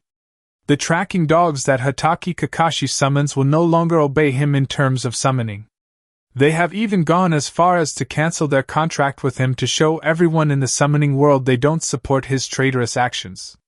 They wish the honor to try and serve you instead, or someone you deem worthy of the contract itself, said the three-tailed demon fox, though not liking the idea of dogs moving in on the territory that was theirs when it came to the one who summoned them. Serves the bastard right for betraying me like that. Anything else? Said Kenpachi, as he looked at the fox before him, which looked hesitant to reply for some odd reason. There is one other thing, though I don't know how you will take it. It is in regards to the girl you like that smells of lavenders, said the demon fox, getting an instant and terrifying reaction as the chakra pressure came down on the fox like a 5-story house. What about Hinata? What has happened to my Lavenderheim? Speak, said a now paranoid Kenpachi, getting a bad feeling about all of this. From what I gathered from Gamabunta, who was quite angry at the time, it seems the council and Konoha has arranged a marriage for Hinata. Not just any marriage, but a double marriage in which she will marry 2 people instead of 1, said the demon fox, still reluctant to tell more to Kenpachi, knowing full well what the response would be. What? To who? Who? Said Kenpachi, with his churka creating even more pressure on the summons than before, though the fox knew it wasn't intentional, just that the boy was very emotional. The arranged marriage is with both Inuzuka Kiba and Uchiha Sasuke, said the three-tailed demon fox, bowing his head in regret and shame at being the one to tell the one who summoned such bad news.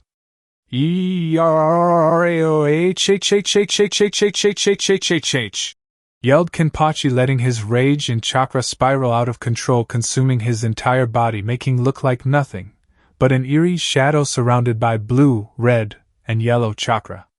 It was fortunate for the fox that he left, for the amount of power that was unleashed would have most likely destroyed him. What's going on? Why are you angry? Thought Zangetsu, feeling the wave of unmatched fury from deep within the demonic realm of Limbo. Read my mind and you will know the answer, thought Kenpachi in a demonic voice even inside his head, as his anger seemed to never end. This is sickening even for me. It seems we need to speed up our timetable in creating a new hidden village before 3 years is up. To do this, we need to destroy another hidden village and rebuild from the ashes of it. Any particular place in mind? Thought Zangetsu after he read his vessel's now raging thoughts and felt almost as angry as Kenpachi did. Yes. Orochimaru and his precious sound village in Rice Country, thought Kenpachi, as he felt his bloodlust growing along with his hate, while he bathed in his own chakra. While for everyone else in the world that felt his fury it just meant another bad sign of things to come for those who were Uzumaki Kenpachi's enemies. I will make the necessary preparations.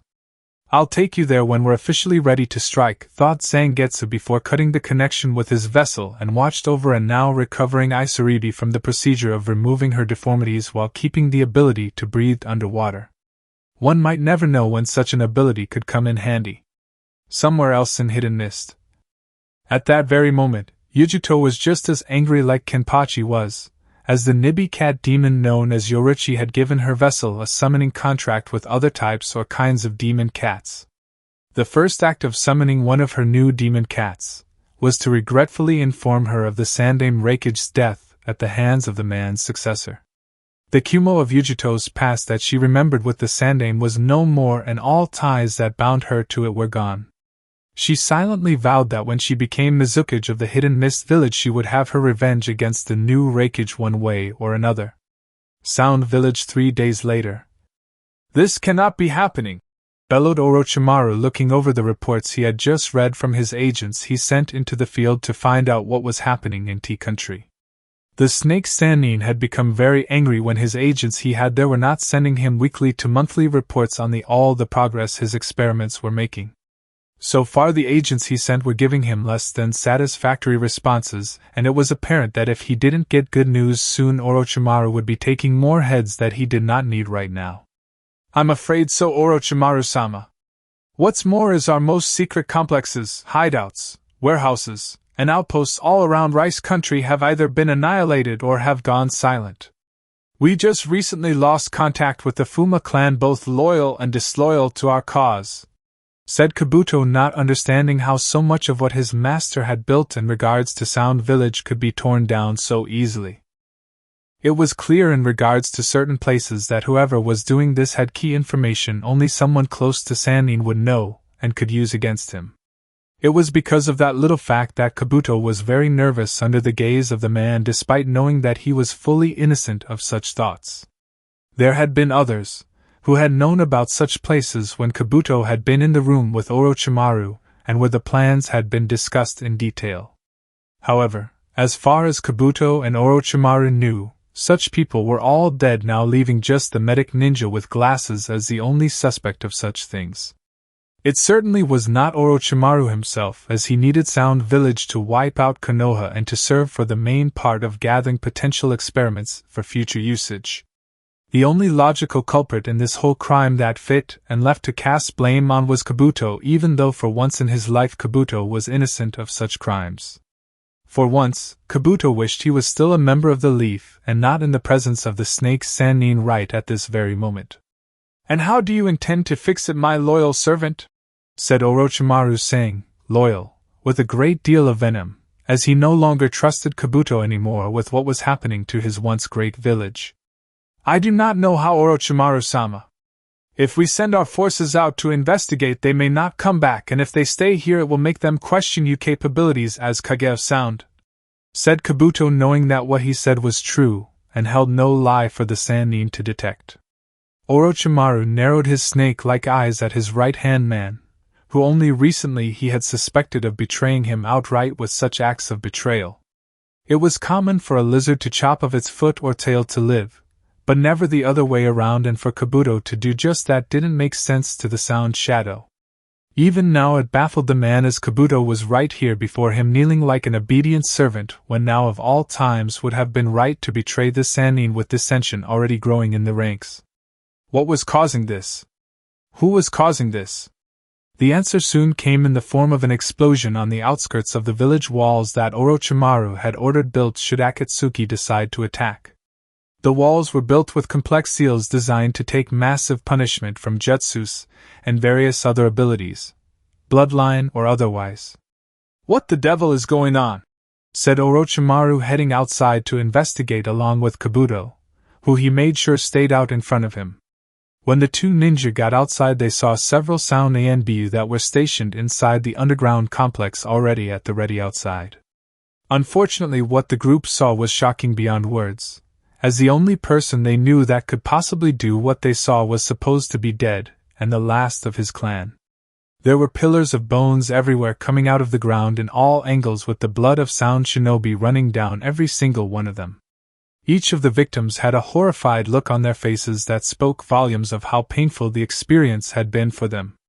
How do you like what I have done with the Orochimaru-san? Said Kimimaro, looking at his former master with silent, but nonetheless deadly hatred. What?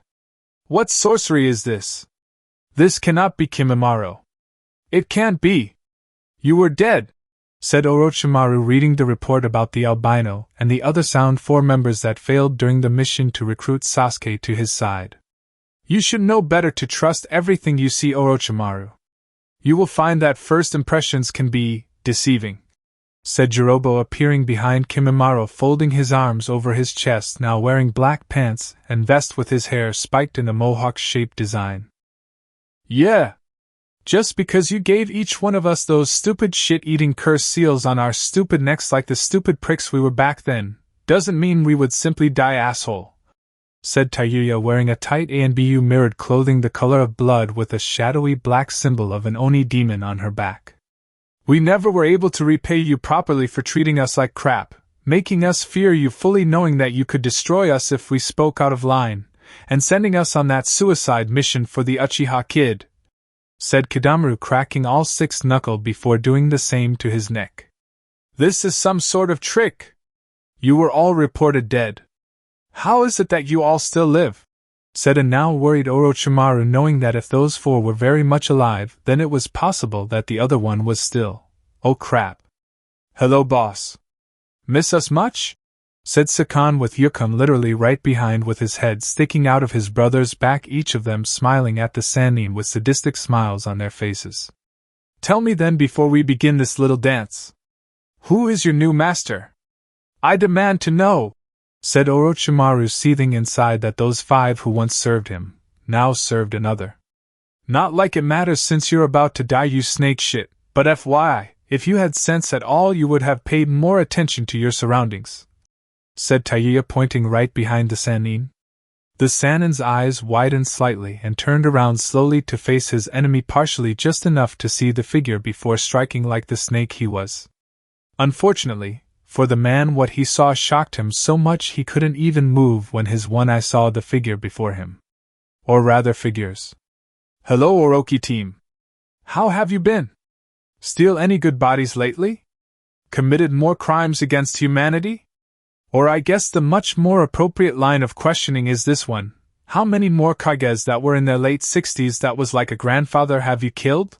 said Kenpachi, as his original smile had turned into a fierce-looking scowl that was hidden behind his mask that covered his only slightly scarred face. Kenpachi had left Ichiraku with Ikaku, Rin, and Yoruichi to play with while he was here on business to deal with the snake Sannin, knowing that if she was here she would have become a target for the man to prey upon. The second figure was also scowling as well, with a dark crimson cloak swaying in what appeared to be an unnatural wind. The figure's name was Zangetsu. "You've cheated death long enough, Orochimaru. It's time you pay for your sins and go to hell like Sarutobi Sandaime intended," said Zangetsu, his eyes glowing red and his fangs now revealed to the Sannin, who now knew just who, or rather what, Zangetsu was. He was the nine-tailed fox. "Kyuubi?" said Kabuto, looking at the demon lord in fear, knowing that the fox's power could destroy him and Orochimaru without breaking a sweat. "Impossible! You were sealed up by the Yondaime all those years ago. It's not possible for you to be out like this unless your vessel was dead," said Orochimaru before he went through some hand signs and summoned the boss snake Manda to the battlefield. "Orochimaru! Why have you summoned me? Where are my sacrifices?" said the boss snake, looking rather pissed off at the moment with the man on his head. "These are your sacrifices, Manda. Though few in number, they are strong warriors only for you to devour," said Orochimaru, playing to his summon's vanity, which seemed at the moment his only edge in controlling the giant snake. "You must have run out of weak people to give me for offerings. How disappointing of you. For now I will fight for you, but the next time you summon me I want 5x as many sacrifices as this," said Manda, looking down at his prey, ready to devour them all whole if need be to fill his stomach. "I'll take him. Kimimaro will go after Kabuto while Zangetsu kills Orochimaru," said a calm yet now smiling Kenpachi, drawing his sword before going through quite a few one-handed hand signs for a demonic jutsu. "So the insect thinks he is the predator now? Who do you think you are?" bellowed Manda, striking out at Kenpachi, who had just completed the last hand sign. "Me? If I let you live through this I may tell you, but considering how arrogant you are I think it's best if I just turn you into snake stew. Demonic art, anti-summoning chains jutsu," said Kenpachi, sending chains of both his and demonic chakra onto Manda that seemed to burn into his skin, making him let out a scream of pain before each line of the chains of chakra seemingly fading away, leaving burning like tattoo marks seconds later. "You bastard! What did you do to me?" screamed an irate Manda, feeling as if his very flesh beyond his skin was burning up and that his body was hard to move, like it was covered by an invisible weight. Both Orochimaru and Kabuto were also just as confused as well as worried. As the name of the demonic jutsu implies, it creates a series of chains sewed on a ninja's summons depending on the size of the actual summons. The jutsu requires a good supply of my chakra that comes from within me, that is both by own as well as the demonic stuff I get from Zangetsu-sama. What it does is prevent any summons covered in those chains from returning from where they were summoned and prevents them from moving around in battle," said Kenpachi, bringing his sword to his tongue and licking it sadistically at the giant snake, who felt fear crawling around his already pained body. If the snake had a spine, it would be shivering right about now.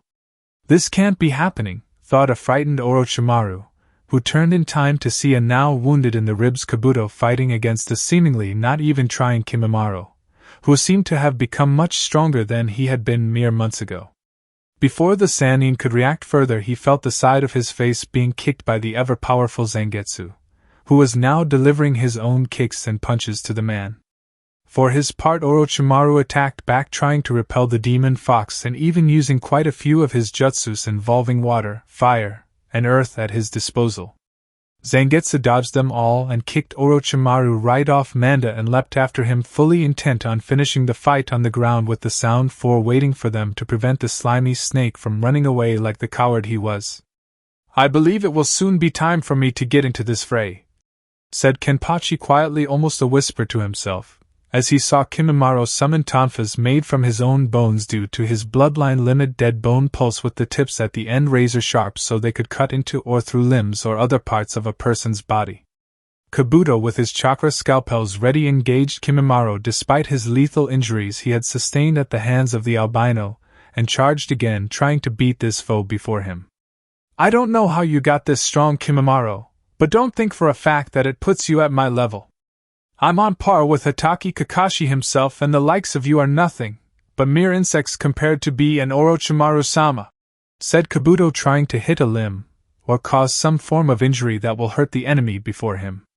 Kimimaro didn't bat an eyelash at the remark about being compared to Orochimaru, as it had little significance to his life, but he had been told about the dark history between his master Zaraki Kenpachi and his former sensei Hatake Kakashi, who had betrayed him at the end. That had infuriated the albino bloodline user to no end, as Kimimaro now had pictured Kabuto's form being overshadowed by that of Hatake Kakashi. In that moment, Kimimaro's eyes raged with nearly unmatched fury and attacked with devastating blows to Kabuto, who upon seeing the eyes of the albino knew that this fight would be his last. "Kagaya's secret art, dance of blood bone," said Kimimaro, lacing his tonfas with his chakra sliced through Kabuto's tendons in his arms, legs, and his heart, after putting his two tonfas in a X shape over the man's chest before unleashing the killing blow, which turned the man into bloody chunks. "Nicely done, Kimimaro," said Kenpachi, smiling at the man's battle skills when it comes to killing others around him. "Thank you, Kenpachi-sama. I am glad you approve," said Kimimaro, who simply bowed before leaping off of Manda and joined the others on the ground with Zangetsu, who now was a bloody, armless, and practically defeated Orochimaru on his knees with the lower part of his jaw missing. "Now, Manda, I think it's time that I deal with you," said Kenpachi, licking his lips while he let out a sinister chuckle that made Manda struggle even more. Wait! Don't kill me! I'll serve you if you spare me," said Manda, hoping that by some miracle that the warrior before him would accept his offer. Kenpachi shook his head, giving an affirmative, "No. No, Manda, for you have caused nothing but pain and suffering on those who did not deserve such hardships, and what's more is that you disgraced the title of summoning just by demanding sacrifices of all things. And for what?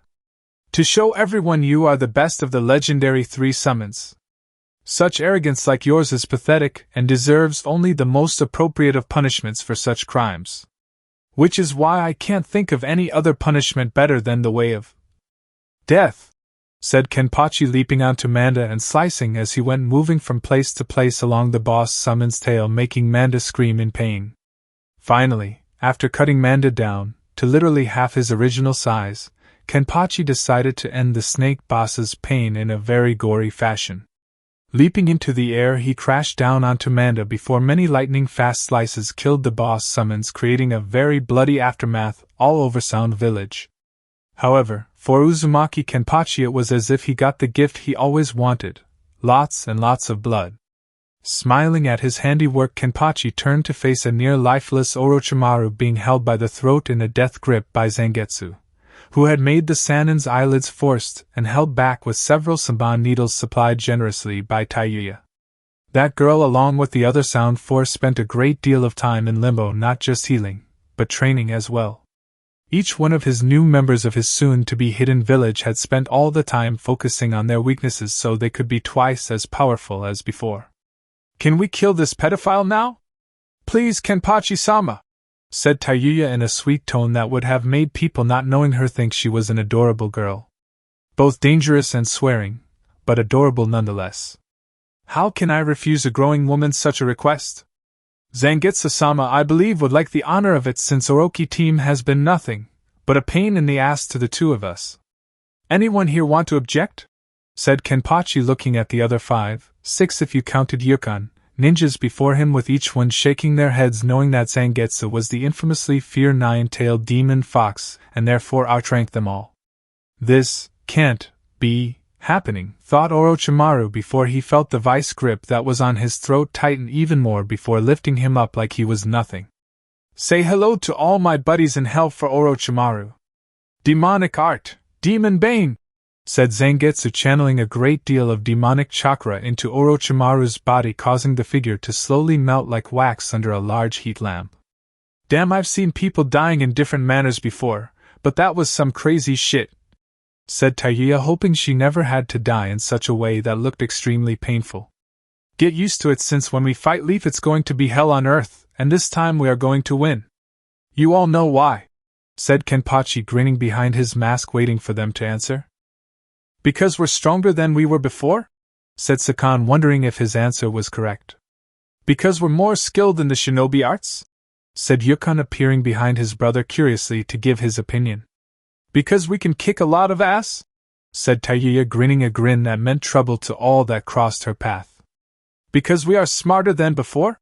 said Kidomaru, scratching his head with his top right arm, all the while wondering about the question in general.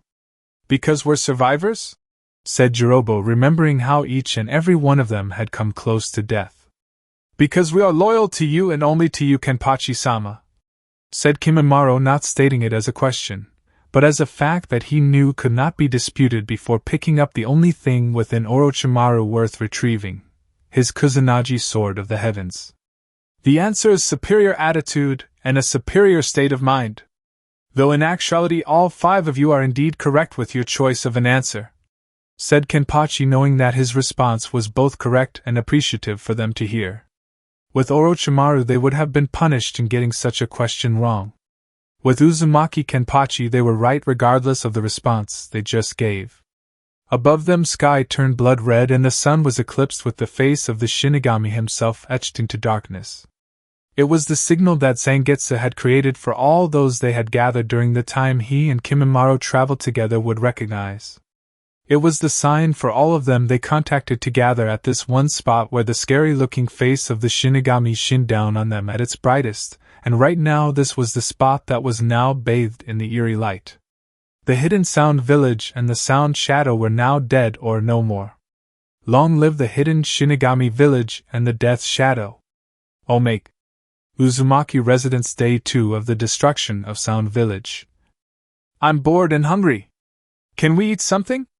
Or we can play a game," said Yuichiro, hopefully sitting on top of the dinner table, her feet dangling off of it, swaying back and forth.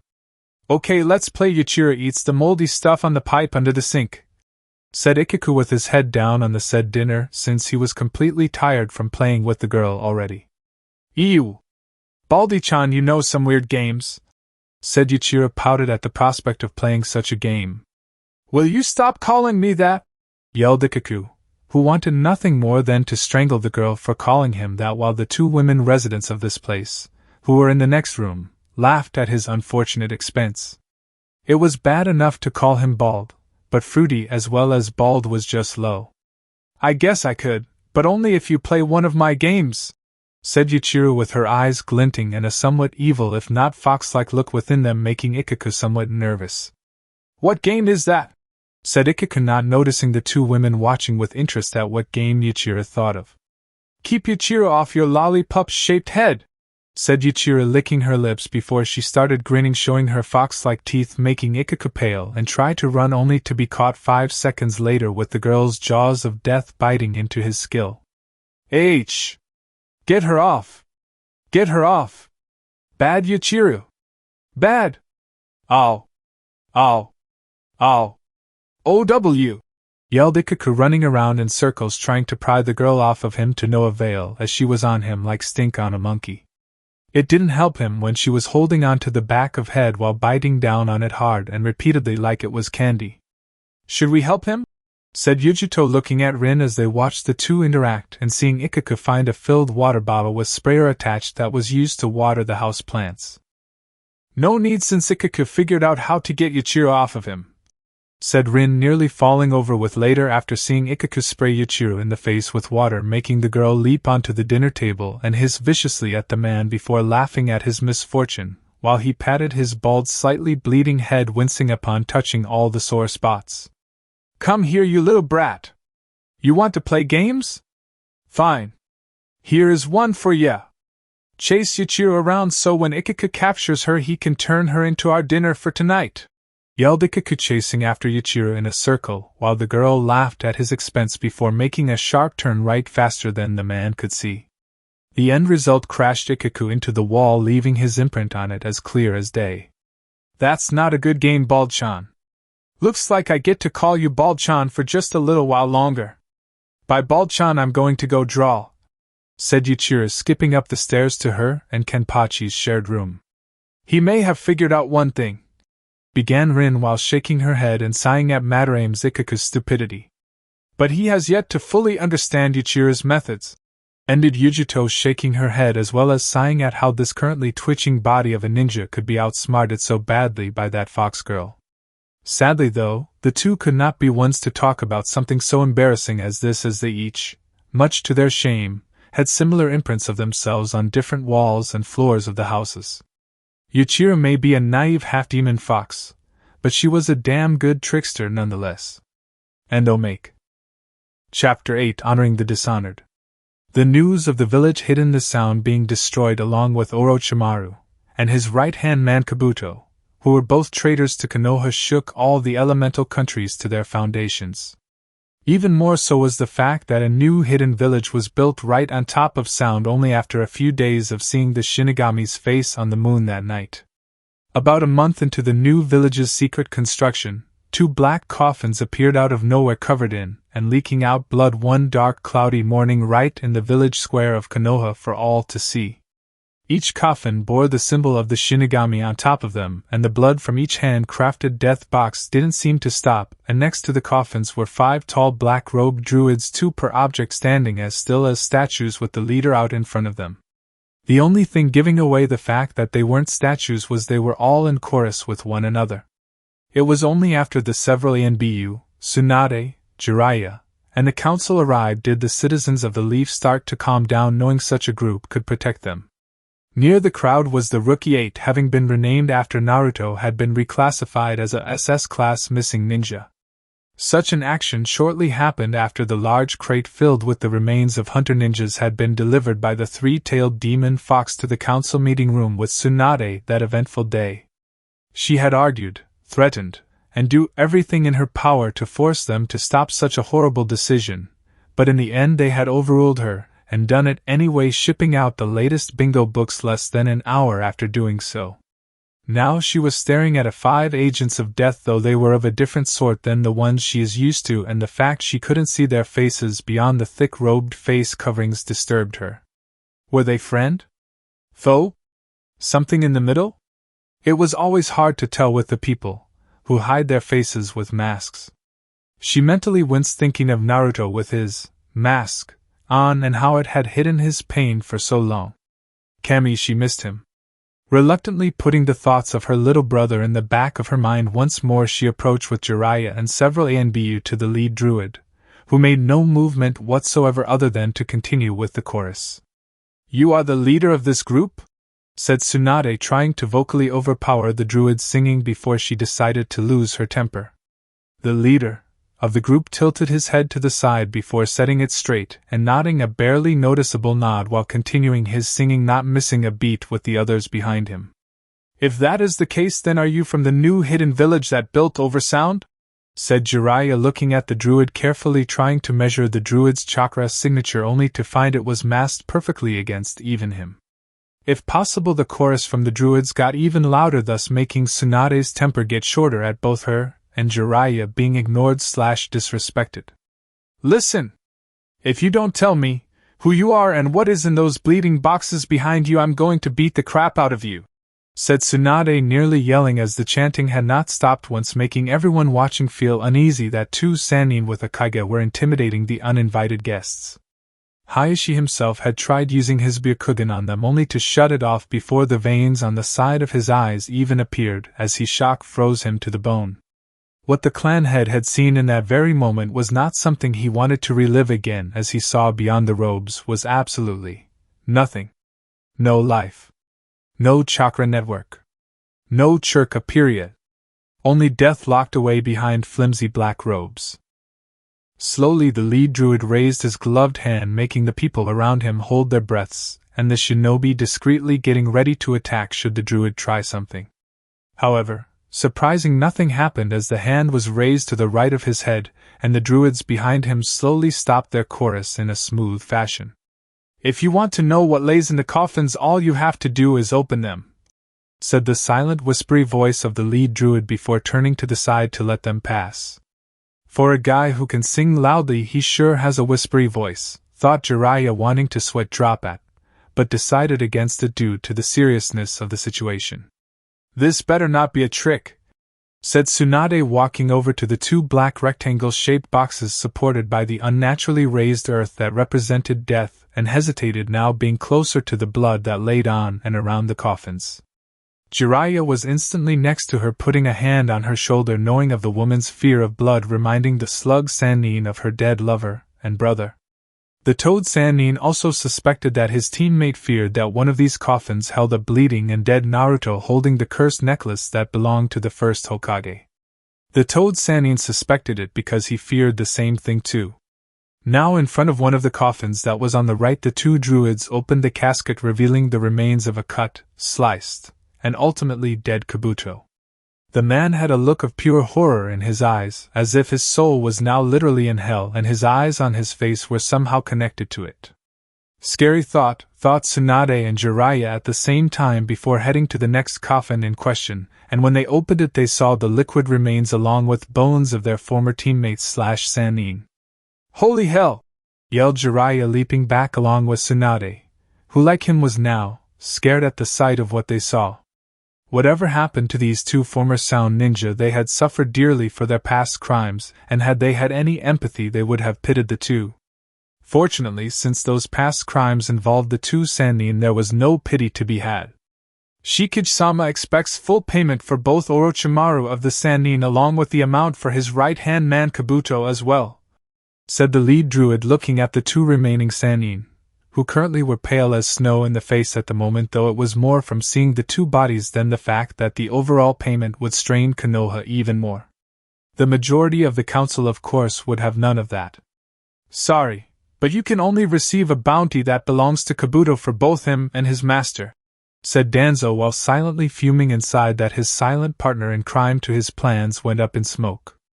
"If I recall correctly from what I was told, when it comes to all hidden villages, if you have more than one bounty you get the amount for each confirmed kill you present to the village in question," said the lead druid, looking at Danzo's direction, while the said man felt nervous under the druid's stare, or rather the unseen one.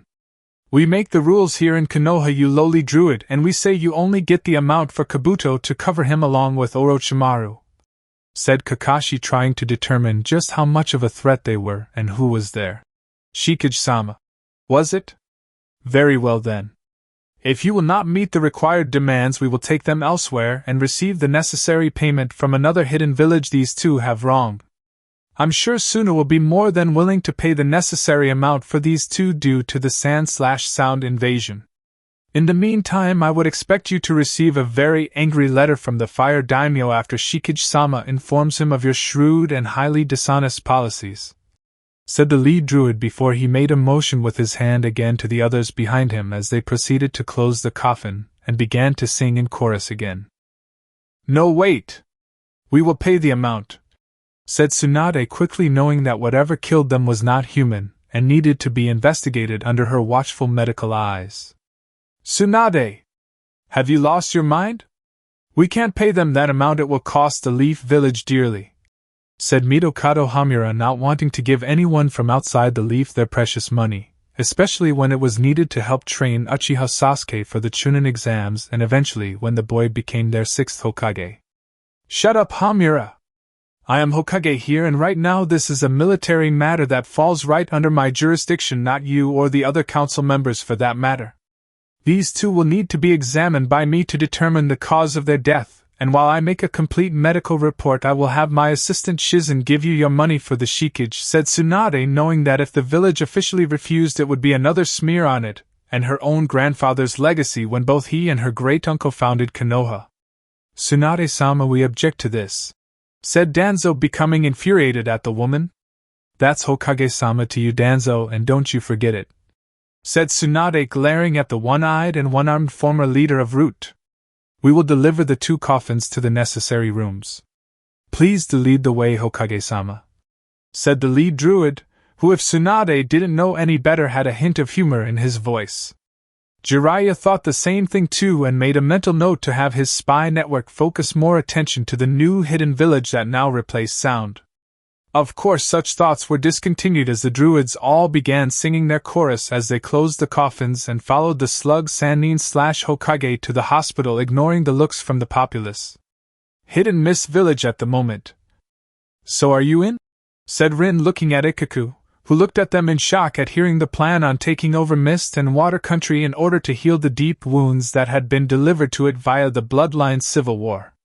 Ikaku was in conflict with himself at the moment as he struggled between his loyalty to the Mist and to the man the people he just started working with. In all honesty, Ikaku wanted to stay with the Mist since he had been born, raised, and trained in its arts as a shinobi.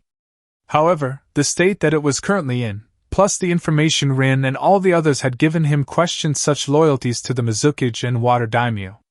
The bald-headed man remembered when he was a boy and took up the sword as an apprentice to a former 7 swordsman of the Mist that it was for a cause he would always fight for, and he could believe in as long as what he believed in was noble. Right now Mist wasn't so noble anymore, and the fact that his sensei had just set up a new hidden village where sound used to be was another factor. From what Rin had told her of the ploy, Kenpachi had to stay in Water Country for a little while longer to make sure that Konoha would discover that Shinigami no Sato was founded by him. That was the main reason why Zangetsu would take up the position as temporary shikage. Then when Rin and Yujito took over Water Country and Mist, Ikaku would be given the option to move back into the ranks of Mist if he so chooses to, or move into Shinigami to serve the official shikage that would Kenpachi. My whole life I spent in this place, living my life struggling to survive until I became old enough to enter the ranks of the Mist and become the shinobi I am now. On every single mission I took I have fought hard, learned, and killed from my enemies to make myself stronger. Now I find that I cannot do that here because of how things are run, and my only shame in the matter is I chose to ignore the problems around me, hoping they would go away if I fought hard enough. I need to follow and support Kenpachi-sama wherever he goes and fight whoever he fights, because I know that he is not blinded by his new title and power like other people have become in his position. So to that end, no matter what happens, I pledge my undying loyalty, my very sword, and life to Kenpachi-sama, said Ikaku as he envisioned the path leading to his fate appear before him, and how to walk the line as it grew before his eyes. Good to hear, Ikaku-san. Now we just have to find some of the remaining apprentices to the 7 swordsmen, and everything will be perfect, said Yujito, knowing that by now the rumors of Shinigami no Sato was spreading like wildfire. That will be easier said than done. I know of another apprentice like me, but the thing is that he's a bit fruity in my opinion, but I think I can convince him when I see him. Then there is another, who was originally born in the slums of Mist and grew up there as a kid. He was found by one of the much older members of the 7 swordsmen, and like me the guy was heavily trained in the arts of the Mist shinobi. The only difference is that he was trained on the mainland of the elemental countries more than he was here. If I know him like I think I do, he's in a bar somewhere getting hammered deep in jungle country," said Ichiraku, though in his mind why the place was named it despite the land being well populated with an equal amount of people as there was vegetation was beyond him. The land of jungle country was in itself, as its name said, it was a land of jungles with plants and animals of many different species looming around every corner. However, the real meaning behind the country's name was that it was an actual jungle in terms of both the civilization and that of the actual wilderness surrounding its people. The said people that founded the cities in the country built high steel walls around them to prevent the more predatorily bred beasts in the jungles outside of the walls from entering, though that happened on random occasions nonetheless. It also explained to the other countries why the guards that protected its people had such great health, medical, and life insurance plans all rolled up in one. "Well then at least we know where to look for them," said Uzumaki Kenpachi, walking into the room wearing similar dark crimson trench coat as Zangetsu did, but with his hair normal without having the bells in his hair and not super spiky to hold them. The eye patch and Ichiraku still clinging to one of his shoulders stayed the same. "How is the hidden Shinigami village progressing?" said Yujito, wanting to know like the rest of them how everything is going in the new village. "Pretty good. Zangetsu-sama is the temporary shikage until our business here in Mist is officially over, and Kimimaro is working with the Shinigami 4 to help regulate all the necessary parts of the village. I was actually quite surprised at how they were able to get so many people to join up all at once, though I asked Kimimaro to run a background check on all of them thoroughly to ensure we don't have any spies from any unwanted villages.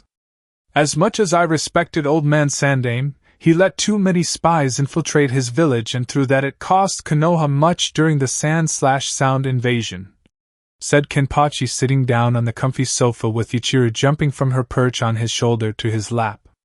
"Not like it matters, Ken-chan. You're going to crush them all anyway for the bad things they did you when you were younger. Take no prisoners," said Ichiraku, who laughed as if what she just said was a joke. "For the most part, yeah. However, I'm going to have those who were good to me still be saved from my Shinigami ninja," said Kenpachi, knowing from what his spies hiding in the shadows of Konoha learned that there were still people in it that supported him. "I still can't believe Zangetsu gave you demonic druids to work with. Aren't the people in the village afraid of them?" said Ichiraku, looking at his superior officer and teacher, and wondered how he got himself into this. "Oh yeah, now I remember. I got my ass kicked," thought Ichiraku, while his inner Ichiraku was crying tears of sorrow at being beaten by someone younger than him. That and being bald, but that's nothing new. Not really. The druids don't hurt anyone and rarely ever interact with the people in the village, if not at all, so the fear of such things happening are unfounded," said Kenpachi, stroking the fox ears of his daughter, who snuggled into his chest purring in content with the feel of her fox-like ears being massaged. Ichiraku, for the most part, when he learned about Ichiraku, took the news and the true form of the half-demon fox girl rather well. He had screamed like a little girl before fainting, but other than that he didn't belittle the girl or call her mean names like half-breed or demon spawn, like many other untrustworthy people would in his place. Ichiraku, for the most part, had no problem with Ichiraku being a half-demon, and had stated that clearly to Kenpachi when he had awoken from his fainting. Granted, Kenpachi had his sword to less than in Ichiraku's eye when asked, but it was the truth. "I'm just glad that Orochimaru and Kabuto are gone. I have heard too many stories about those two for a lifetime," said Rin, remembering the Sannin when she was still a genin, and heard how Kabuto backstabbed the Leaf during the Chunin exams. "From the amount given for the bounty on them both being dead, it will go a long way in funding Shinigami and no doubt attract the attention of several high-priced clients," said Ichiraku after reading the latest information from Bingo Book. "That and more, Ichiraku, since Orochimaru and Kabuto were only the beginning of many, since it's quite clear by now to Akatsuki, if they haven't already figured it out, that they've lost 2 more members of the organization. They know that I'm not the chump they all thought I was, and for the first time since the hunt for all 9-tailed demons started, they have become afraid of me. They know I will go on the offensive soon, and when I decide to, I'm going to enjoy hearing them scream as they beg for mercy. It will be music to my ears right before I rip out their lungs along with their throat," said Kenpachi, releasing a teeth-showing grin like that of a fox as he laughed at the prospect. Unknown location. So it's been confirmed. Haiden and Kakuzu are both death, said Pain, getting a nod from the remaining members hearing the information and considerably shocked by the news. It's also been confirmed Orochimaru and Kabuto are dead as well. Those two were both killed apparently by the new Shikage, who founded his new hidden village right over the remains of Sound itself. Said Itachi, not liking this one bit, though he was relieved that the Uchiha bloodline was now safe from the hands of Orochimaru and his foolish ambitions. At least he's out of the way, yeah? We can focus on more important things now with the Sannin dead, yeah? Said Deidara, happy with the fact that the Sannin was dead since he had ample knowledge of what was going on in the organization. True, but this could hinder us later on. We tried sending a few spies in already, and every time they entered the village only for them to be killed shortly after interrogation, making them more aware of us. The person that tests them is said to be a human lie detector, who can tell if a person is lying just by looking into their eyes, said Sasori, not liking this one bit, since there was no hidden village yet that could prevent them from spying on. Do we even know who the Shikage is? Said Conan, looking at all of them, hoping that at least one of them had done their jobs right. It's hard to get a description of him since our spies get caught, and any message they try to send could possibly be intercepted by another ninja from the village. From what we were able to get from the bits and pieces that got out before we lost contact with our spies, they said the Shikage always wears a thick dark robe with a hood so big you cannot see his face. Only the darkness that consumed it, said Itachi, who had his curiosity about this Shikage grow upon hearing more about it. How troublesome, said Toby, sighing, knowing this was going to be a pain in the ass while the Uchiha Madara in him planned for the future events that would soon unfold. Konoha 30 minutes later. The 5 druids that delivered the 2 coffins were walking and heading out of Konoha with the lead druid out in front, having been paid. The people around them moved children away, telling them to stay away from them while giving the robed figure glares. Some of the adults were silently muttering curses at them, calling them weirdos, freaks, and of course, demon worshippers, on account that they appeared to be anything but human to associate with the darkness. Regardless if they were all walking in a bipedal state or not, the people living in the Leaf Village were still considered them unwelcome in Konoha. As for the druids themselves, they were soon intercepted in the space between the doors leading to their exit of the Leaf Village by ANBU root squads with a total number of 16 ninjas in full battle-ready gear. They were under the command of the council, and Danzo ordered them to retrieve the money back they were taking back to the Shikage. Druids of the Shikage, hand us the money given to you or you will be placed under arrest for stealing from Konoha, said the ANBU root captain while he and the rest of his men drew their weapons should there be a fight. You are making a big mistake, ANBU captain, for if you prolong our delay back to our Kage any longer, he will consider this an act of war. Something I doubt your Hokage will approve of your actions, said the lead druid once more, as still as a statue along with the others behind him. We are under orders to take back what you have stolen from the Hokage by her fellow council members, so we are going to assume that she wishes this as well, said the ANBU root captain, though it was obviously a lie on his part about the Hokage wishing for them to take back the money. We will not give back what was rightfully given to us by your Hokage, and if you try you will regret it, said the lead druid, sensing the growing crowd watching, wondering how this would play out in the end.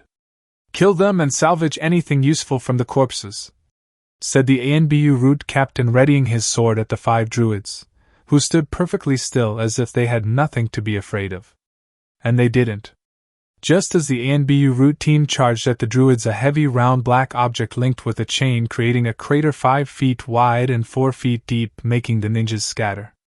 Honestly now, did you really think Shikage-sama would send 5 druids without making sure they were all protected by the ninja that serve his village? Said a figure on top of a nearby roof, wearing all black except for a tan-colored trench coat, while wielding what appeared to be a very menacing sword, looking down on the ninja team as a larger figure next to him retracted the large ball into his hand. What the hell? Who are you? Said one of the ANBU root members, wearing a wolf mask and readying himself for a fight. Considering your level of skill as a ninja, you are unworthy to know any of our names except that you will address our squad leader with respect. As for who we are, but one of many groups of the loyal ninja of the Shikage himself, and behind me are some of the best warriors at his command," said a warrior wearing mostly blue, with his arms bearing the colors of orange mixed with black in stripe form, and he was wearing a demon mask.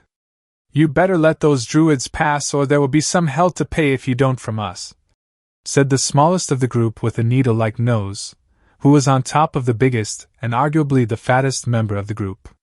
"It's not like we're asking you to kill yourselves, though if you want we'll gladly give you to opportunity by fighting us," said the long red curly-haired man, who threw the ball with chain at the root ninja only to throw the ball into the air slightly several times to dare the ANBU to try. "Captain, what do we do?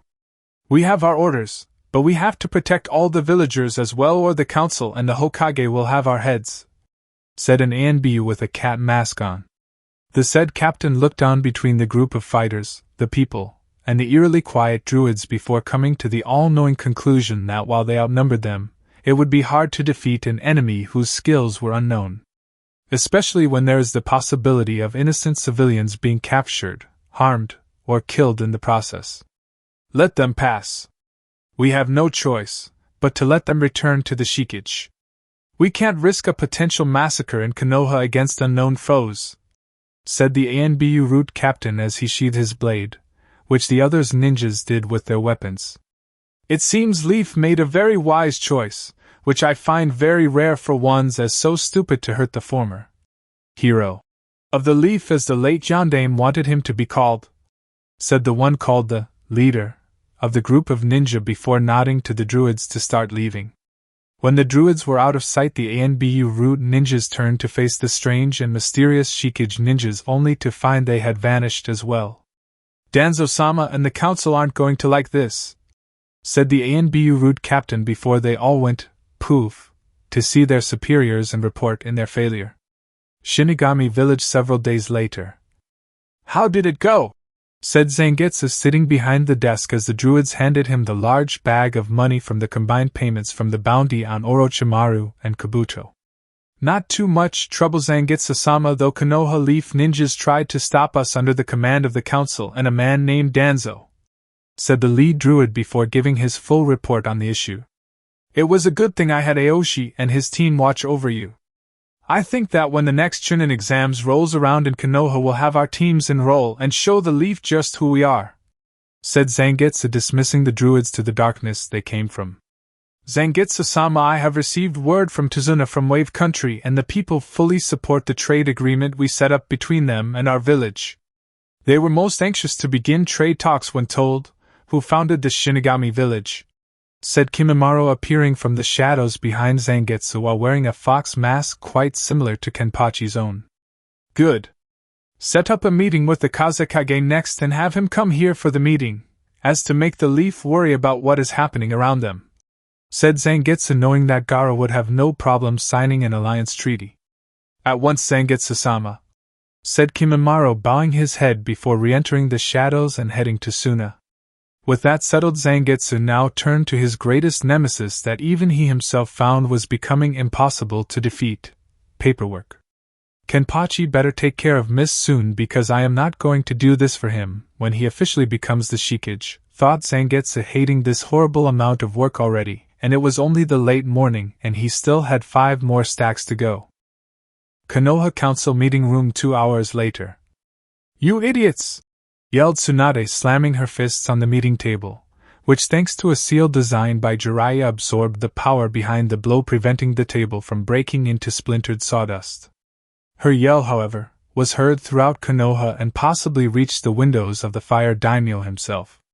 "That doesn't sound good," said the Fire Daimyo before returning back to reading his morning paper, and drank his late morning tea.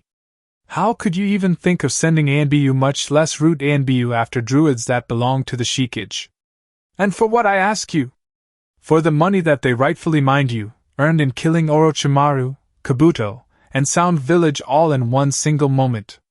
You are lucky that the letter attached to the messenger bird the Shikage sent us stated that our ninja made a mistake and hoped we didn't make it twice. Also, he pointed out that if we don't be more courteous to his people in the future, or if we prevent them from joining our next Chunin exams, they will report this to the Fire Daimyo and offer to replace us as his main form of ninja protection," effectively cutting off all funding to us and thus ending the village my grandfather founded, said Tsunade, scowling at all the council members, who had been trying to undermine her since she first arrived in Konoha as the Hokage. But Hokage-sama, you don't realize that amount of money could go to training more ANBU or the Uchiha Prodigy or… said Kakashi, only to be silenced by Tsunade's ever-terrifying death glare. You are lucky I don't smash you to pieces myself right now, Kakashi, since you are still needed in the Uchiha's development, not to mention working on the teamwork needed between him, Kiba, and Sakura, which from what I've read in your report is average at best, said Tsunade, having read the newly formed team's report along with the others. Naturally, the council protested in not promoting Sasuke before and long after the two Chunin examiners made their recommendations.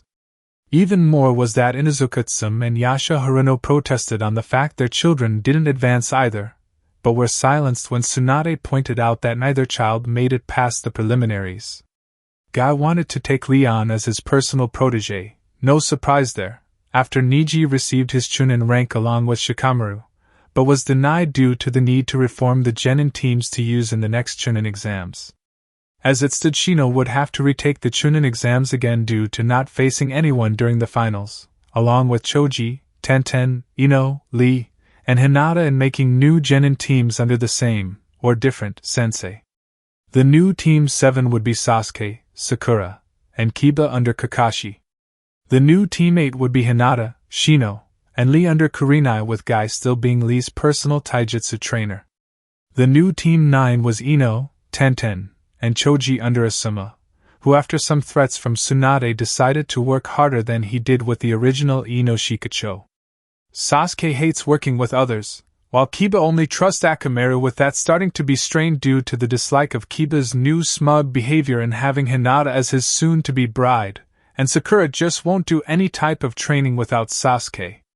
Though I'm sure, coming right down to it, that they will all work well together and make it to the third part of the exam, said Kakashi, giving his patented U-shaped eye of a smile.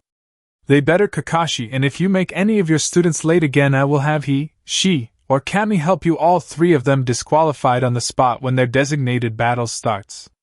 Unlike the third Hokage, I am not going to try and amuse the stadium-sized mob of traitor-loving Uchiha fans of this village, so help me Kami, said Tsunade, sending some killer intent at the Jounin Cyclops, making the man shudder slightly after the woman stormed out of the room.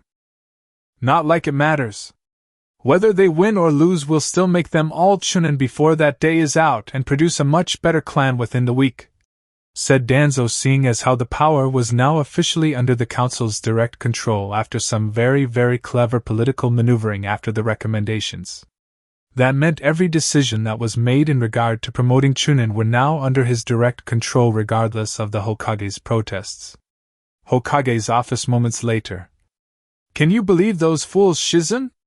They think they can just weasel out of everything because of their position and where they live.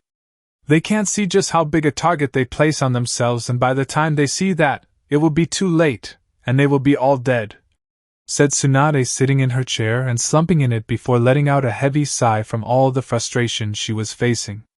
Tsunade-sama, please calm down. I know it seems hopeless, but we just have to try and press forward or else all will be lost, said Shizen, with the spoiled pig Taunton letting out several encouraging oinks to state her opinion in the matter.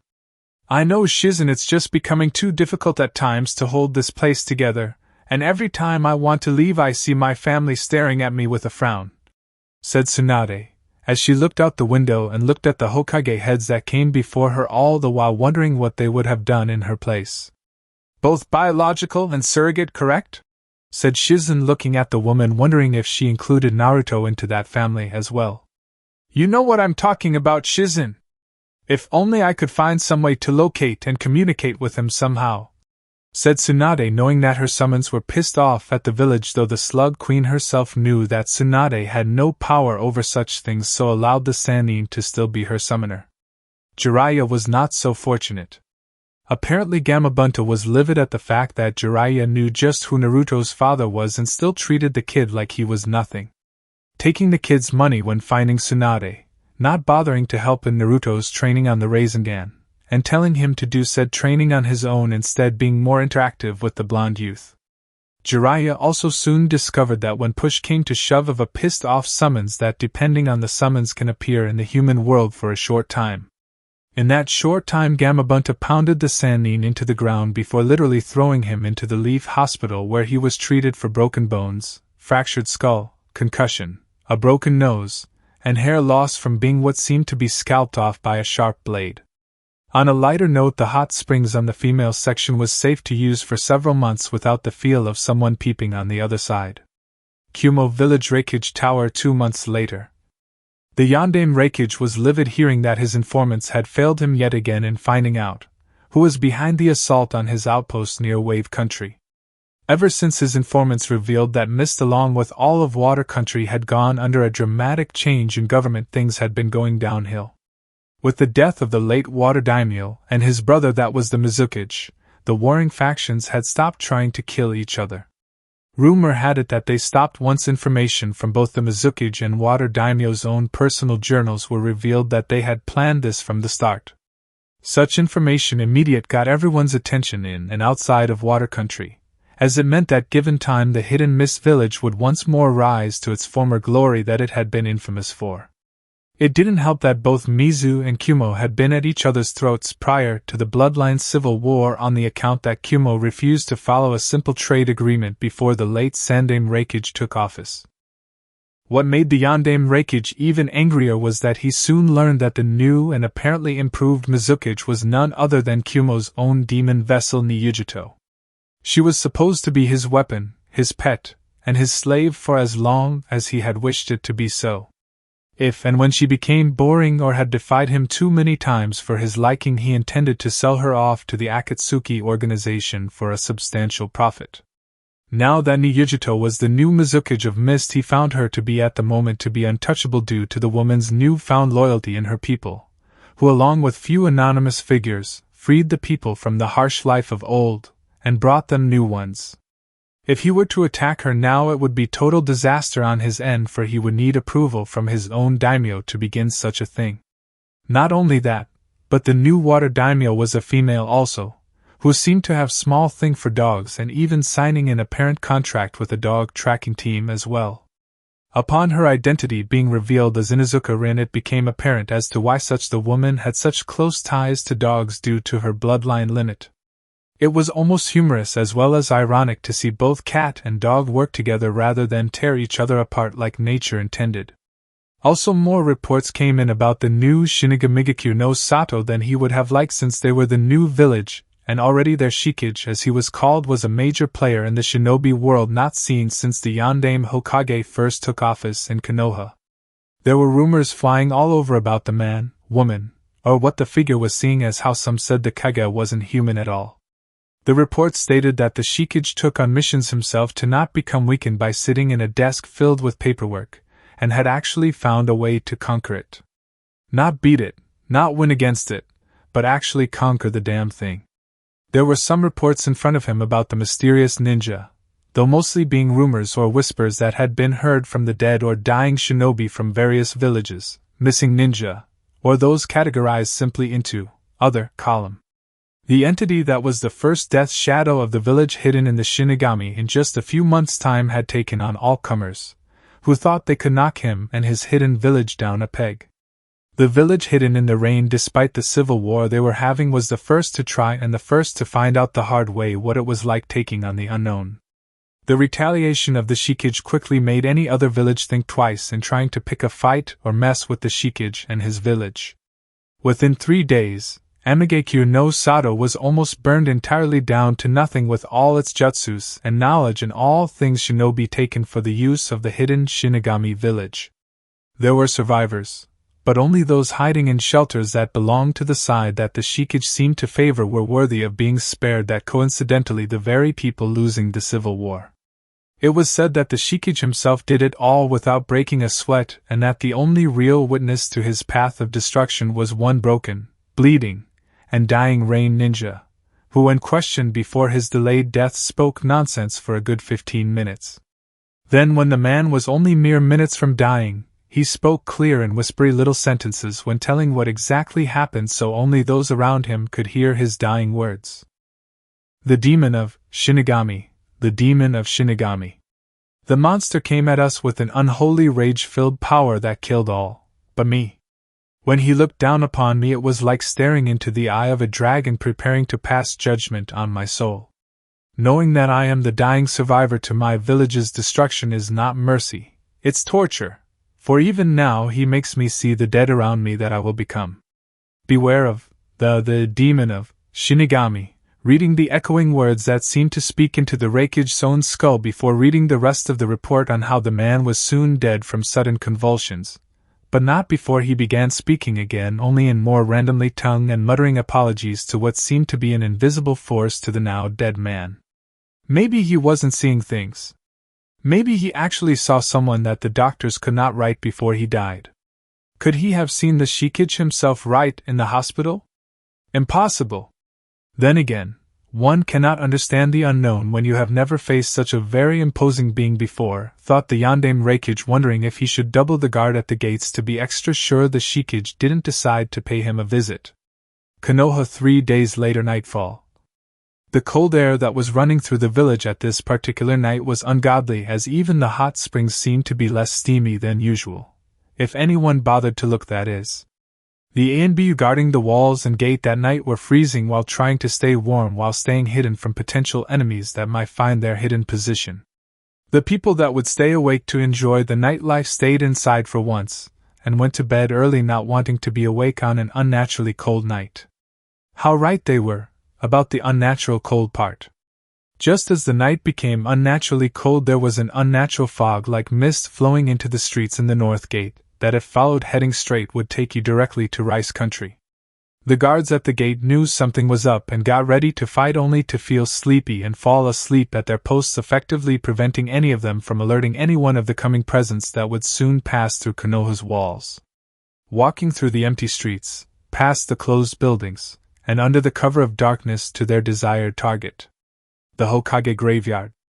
Contrary to what people would think, the Hokages of years past were never incinerated to protect their secrets, but rather were buried with them, their bodies perfectly intact, with a preserved seal placed on them in secret to honor the fallen fire shadows along with their spouses.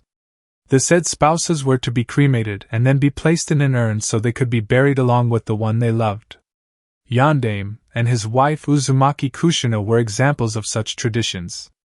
However, if one were to prey on such knowledge from living in the Leaf Village, it could prove to be a possible risk to the village later on. A said example was the ever-vile Orochimaru, who was able to get the necessary DNA samples from knowing of the location to use in future failed experiments in making several human beings with the Shodaime bloodline. It never occurred to anyone that the late Sandaime, before he died, had repeated history once more by showing the graveyard to one other outside potential Hokage candidates. It was when the person he showed the graveyard to was just a 5-year-old boy, just several years before the Uchiha massacre started. That boy was, at the time, named Uzumaki Naruto. The Hokage had taken his time out for that one day to take Naruto on a special visit to the graveyard, knowing that in the day the place ironically blossomed with life. It was almost as if the Shodaime's bloodline was actually working, even with its body long being dead for many years. On that day, the Sandaime had taken Naruto to pay his respects to the late Yondaime in his own way, explaining to the boy that given time all would be explained on why he was being shown such a sacred place. Unfortunately, such a day never came, as Orochimaru had killed the old Sandaime in the sand/sound invasion with a sword to the old man's chest. However, it had been widely believed by many in the ninja ranks, had Orochimaru not summoned the other two late fire shadows to weaken the old Hokage, the man's most gifted student turned Sannin, turned traitor, would have lost the battle and his life.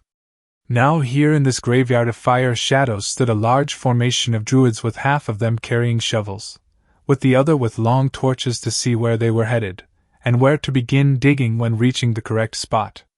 Once they got into the correct spots where they needed to be, they started digging. Uzumaki Naruto, now having renamed himself Uzumaki Kenpachi and current Shodaime Shikage, had decided that the 4 graves that held the previous fire shadows' remains were being dishonored by the villagers themselves. It became clear to Kenpachi that all the Hokages that came before Tsunade and all they taught while living in a village had been forgotten, as their years as ninja warriors seemed to be only recalled in one of the many boring little history lessons Ichiraku gave at the Ninja Academy. As if that in itself wasn't bad enough. Be careful where your shovels strike in the earth's soil. Shikage-sama was very explicit on there being very little damage to the coffins as possible, said Kimimaro, wearing his ANBU uniform, along with the druid cloak and fox skull mask given to him by Kenpachi himself. Kimimaro swore he would treasure and honor it by going on the most worthy of missions given to him by Kenpachi when his services were required. As such, this was one of those times. Do you think anyone will notice what we are doing? Said Sajin Kamimura, who was now the owner of the sword that had once belonged to the late Sannin Orochimaru. The much larger mast-shaped entity appeared alongside Kimimaro, who was watching like the sword owner as the druids were digging 6 spots in the earth. All the while Sajin looked through his mask around the area every so often for any possible interruptions that may have arisen during this time of removing the coffins from the earth. Sajin, like Yuichiro, was a half-demon fox, though unlike Yuichiro had the animalistic face of a fox down to the whiskers, rather than that of a human-looking one. His face made the people who saw him called him monster, demon, and various other things before he had been captured several months prior to Orochimaru's demise. He was attacked by the said Sannin after he had been heavily poisoned by the sound Anbu and was used to help the Sannin to further achieve immortality. Had it not been for the fact that the demon side and blood inside of Sajin had rejected Orochimaru's cruel attempts at possessing him via immortality jutsu, the half-demon fox more than suspected that he would have been the next vessel of the late Snake Sannin. When Kenpachi, Zangetsu, and Kimimaro entered the row of prison cells used to house failure from various experiments, they had found the large fox man heavily chained with countless chakra-draining seals all over his body. When Kenpachi ripped the prison cell door off its hinges, he fried the chakra seals from the half-demon's body by overloading their powers with his own. Upon looking at the three, Sajin had immediately bowed his head to the left in shame, trying to hide his face deeper into the darkness of his prison cell, expecting his rescuers to look upon him with disgust before turning around to leave him in the room to rot. Much was Sajin's surprise when Kenpachi sliced through the chains holding him down with his sword before he, Kimimaro, and Zangetsu lift him up to carry him out of the room. When Sajin was better rested, Kenpachi paid him a visit without the spiky bell at the tips like hair, but a more passive version of the man, though the eye patch remained on the right eye. He also saw a half-demon fox girl on his right shoulder looking at him with interest, as if she had never seen anyone like him before. After much talking later, Sajin pledged his entire life to Kenpachi, though the latter told him it was unnecessary, as he did it for a fellow outcast like himself. That he too knew what it was like to be called such harsh names when no one around you had any right to judge you without even getting to know you. If anything, that little part of the conversation brought Sajin's loyalty practically up to the equivalent level of Kimimaro's own loyalty. It was almost scary. Still, such scars from the past do not fade easily, and as such Sajin wished to hide his fox-like facial appearance from the world via a wooden-shaped mask that surrounded his entire face. Kenpachi agreed on the terms that one day, he would remove the mask and would stop wearing it afterwards. A term that Sajin reluctantly, but willingly agreed upon, since there was always a chance that the mask could be destroyed in battle. The mask itself was designed by Sajin himself so he could see out of it with small thin-like lines in the front, and due to his keen fox-like eyes, anyone thinking that half-demon fox was at a disadvantage was very mistaken. Not until tomorrow morning, or a few days after, I imagine. Very few know of this place, let alone wish to guard it due to the secrecy of where the graveyard is.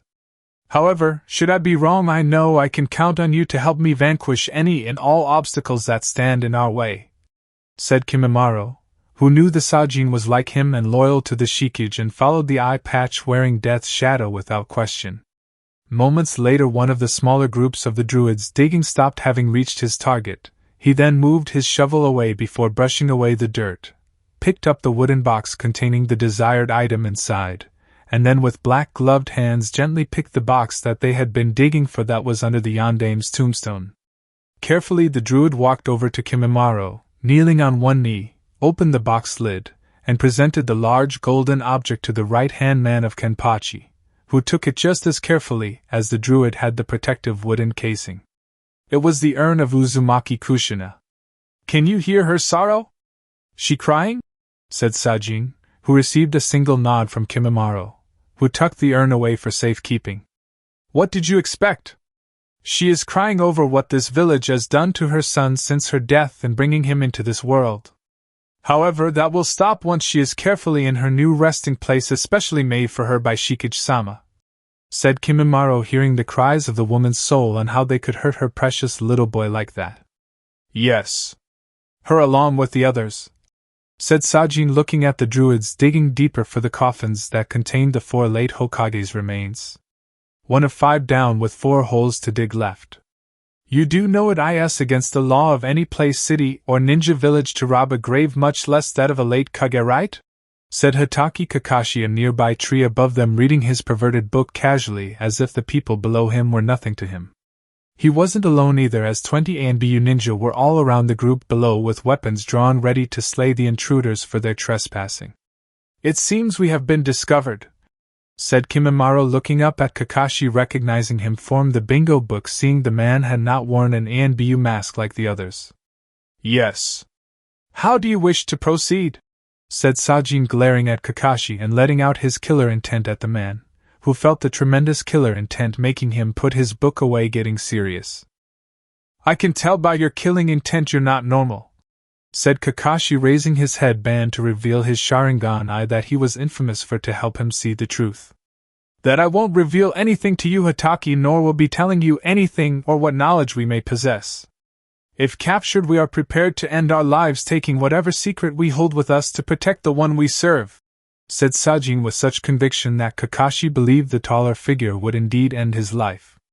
Also, was the Leaf Jounin imagining things, or did the same person seem to hate him for some reason? "Well, if that's the case, then can we at least talk with some civility before we start to go at it? Like, for example, I asked you a question, and if you want, either of you can answer the question or not, depending on what it is. How's that?" said Kakashi, almost feeling the itch to read his book again, since he felt he could calm them down enough to prevent an all-out fight here. "Speak your first question, Hitaki team, before we decide to slaughter you along with the rest of these weaklings," said Kimimaro, letting loose his own killer intent, making all the ANBU on edge at feeling such hate towards their very being. "Well, if you want to get right into it, who am I to stop you? All right, then question number 1 is this. Who is the man who that has taken the title of Shikage?" said Kakashi, focusing his Sharingan eye on the 2, hoping the 2 would crack under its hypnotic gaze. They didn't even blink, and they didn't answer. At the moment, the druids from one of the spots finished and proceeded to lift up the gold-colored coffin from the earth, holding it steady in their hands. The druids then proceeded and move away from the rectangular and empty grave before stopping once more near the graveyard entrance/exit. 2 down with 3 remaining. "Okay, question number 2 is, what are you planning to do with the 4 coffins that hold our ever-so-sacred Hokages?" said Kakashi, though his tone was more serious given the one of the coffins held his sensei. "If you must know, we are relocating them to a more sacred and secure spot away from this tainted shinobi village they once proudly called home. You dishonor them, so our leader has decided that we take them someplace where they will be treated with respect," said Sajin, taking a hard step forward, shaking the ground slightly beneath him, Kimimaro, and the druids. Needless to say, it got Kakashi's and the other Leaf Ninja's attention.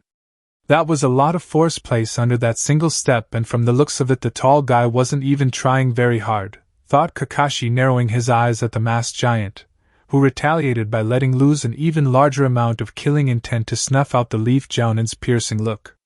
3 down with 2 to go as the druids lift yet another coffin.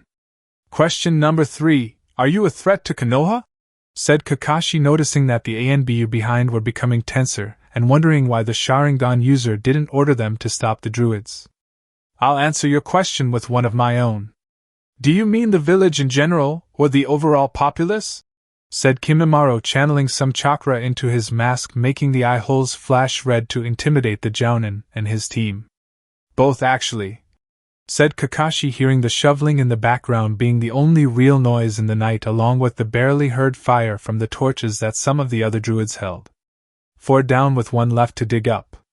Yes, and somewhat no depending on who were out to kill Hataki, said Sajin leering at He-Man while letting out a small yet still dark laugh into the night.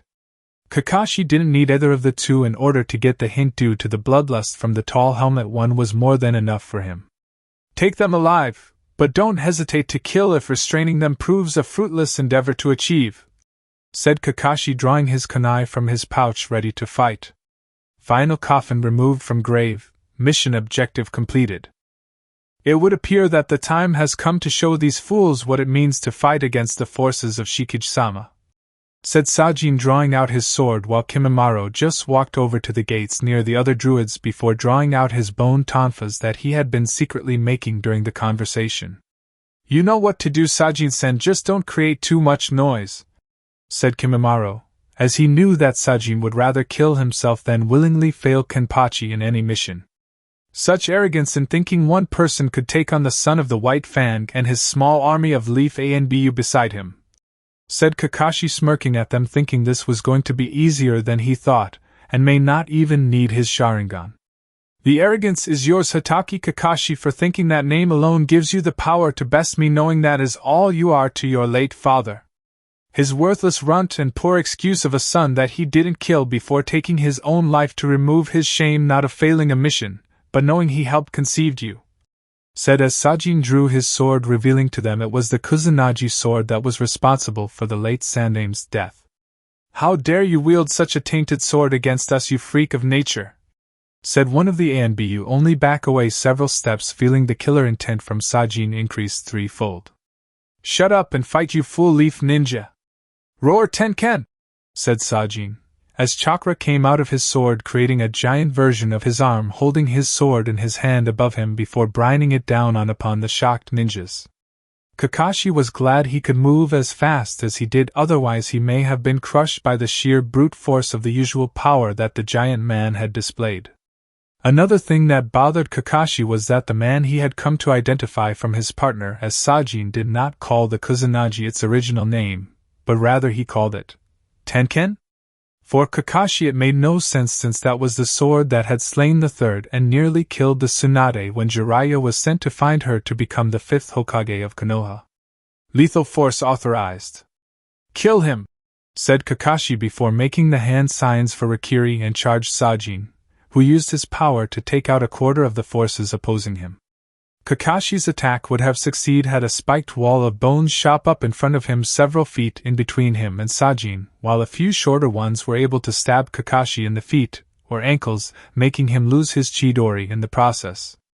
As much as I would like you to deliver some much-needed punishment on them, Sajin-san, we must be going. Shikage-sama does not like tardiness when it comes to completing missions that are important to him, said Kimimaro, rising to his full height, slamming his hand down onto the ground, using his bloodline to create a new clan technique, though it was strictly defensive one. Right behind you, Kimimaro-san, said Sajin, who followed the group and made their escape from the graveyard. Kimimaro? Orochimaru's bodyguard is alive, thought Kakashi, closing his headband over his Sharingan, biting back the urge to scream, and at the moment, he really wanted to scream. Call for reinforcements and summon Tsunade-sama to the hospital so we can help the wounded, said an Anbu ninja wearing a ferret mask before he and several others took off after the grave robbers. Little did they know this was 2 missions in one. Hyuga compound moments later. It didn't take long for the village alarm to sound, and the Hyuga clan's giant home went under immediate lockdown, preventing anyone from entering or leaving. As for Hinata herself, she was awakened by the running around that could be heard outside of her door. The possibility that her sister Hanabi heard the commotion through her door as well, since they were right next to each other, with Niji's room being across from them, being their personal protector and relative. Hinata shivered slightly as she remembered the latest Hyuga clan elders meeting her father had attended just a few days ago concerning her sister. Due to Hinata's special marriage, Hanabi was too soon to be given title of heiress to the Hyuga clan. Hayashi was livid that they wanted to put Niji and Hanabi together when his youngest of 2 daughters became of age, since they wanted strong Hyuga to run the clan. Hayashi had immediately denounced such a union since it was not possible genetically, and it was wrong morally, though the elders said keeping with tradition was a must.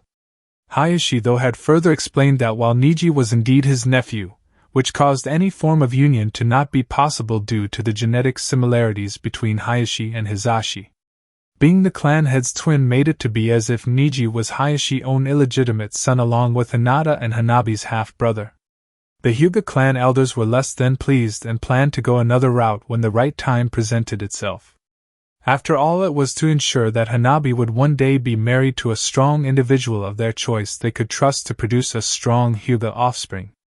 Now Hinata had to comfort herself with her little fox plushie her father through unknown sources was able to get her in secret, since it reminded her of Kenpachi when he was still Naruto. He'll stop this marriage from happening. He won't let it happen to me, I know he won't, thought Hinata, holding the plushie tighter, wishing beyond all things that it was her foxy hero. There was a knock at her room door, bringing her further back to the living world away from which she barely lingered, wanting to re-enter the dream world. "Hinata-sama, I need you to come to the door," said a deep unknown voice from behind rice paper the door, making Hinata frown as her door was not locked and could have been opened by the voice behind it. This could mean he was a servant she had yet to meet in the large house, or the unknown being was an enemy that had infiltrated her home like before, only this time it was to trick her and possibly assassinate her at her room door. "Who is it?" said Hinata in a tired, sleepy voice, and whispered even in a more serious and lower one to activate her Byakugan to see beyond her room. "A messenger, though my orders were to wait by the door to receive the message from the one whose soul belongs to you," said the kneeling figure that, from what Hinata could see with her eyes, was not from her clan or Konoha in general. The demon mask was but one dead giveaway. Then the man's words pierced through her head and her heart swelled, knowing just who the figure was talking about, as only one person could think of such words to say to her. She got up from her bed and went over to the door, pushing it open only to stop after 2 inches by the person on the opposite side. "Please tell me what the message that Kenpachi is," said Hinata, being as polite as she could be at the ungodly hour. "I cannot speak his words, for they would be tainted by me.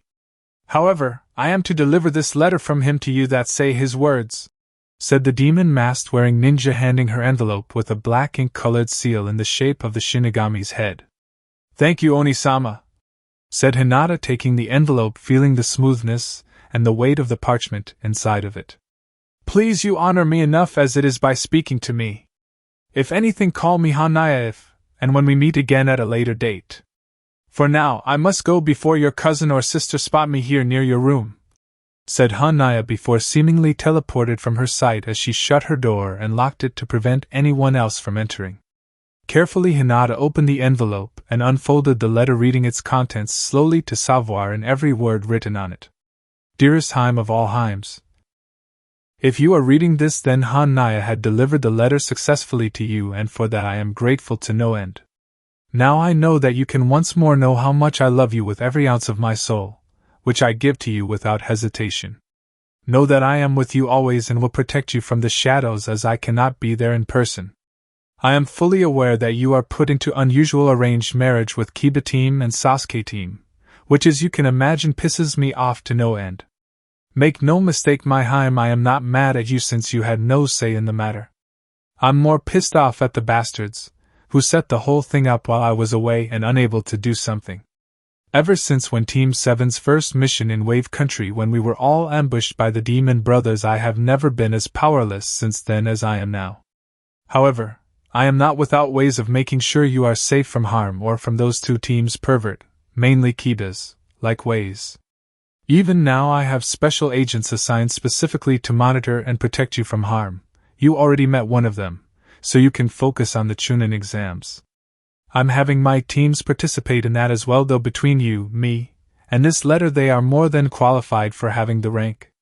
I will be there to see you again, though how I won't say until you see me on the day my teams arrive to compete in the exams.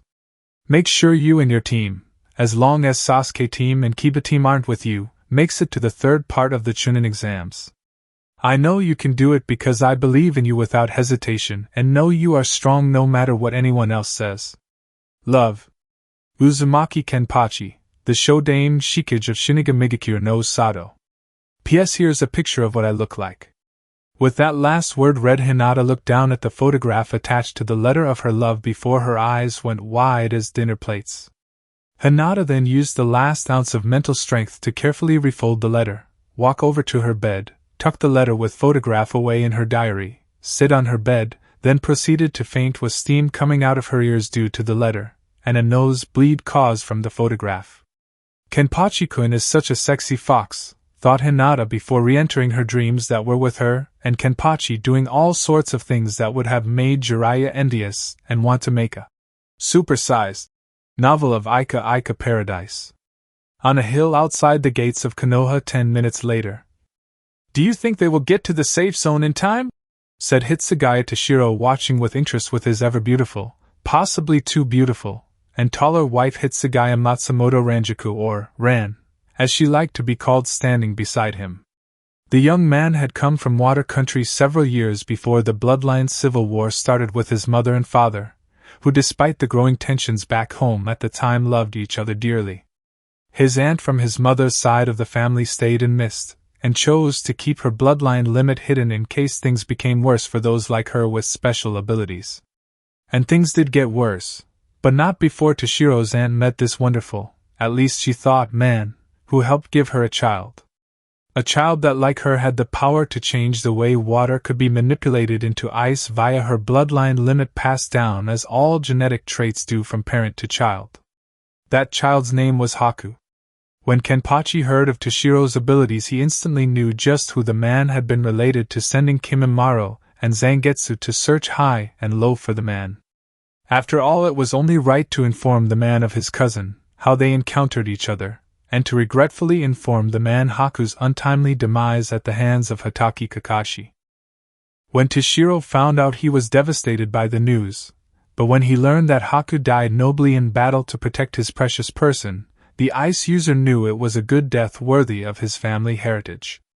In light of this news, the now last member, as far as Toshiro now knew, of his clan, pledged his loyalty to Kenpachi in order to continue honoring the short, but powerful friendship that had happened between the Fox vessel and Haku.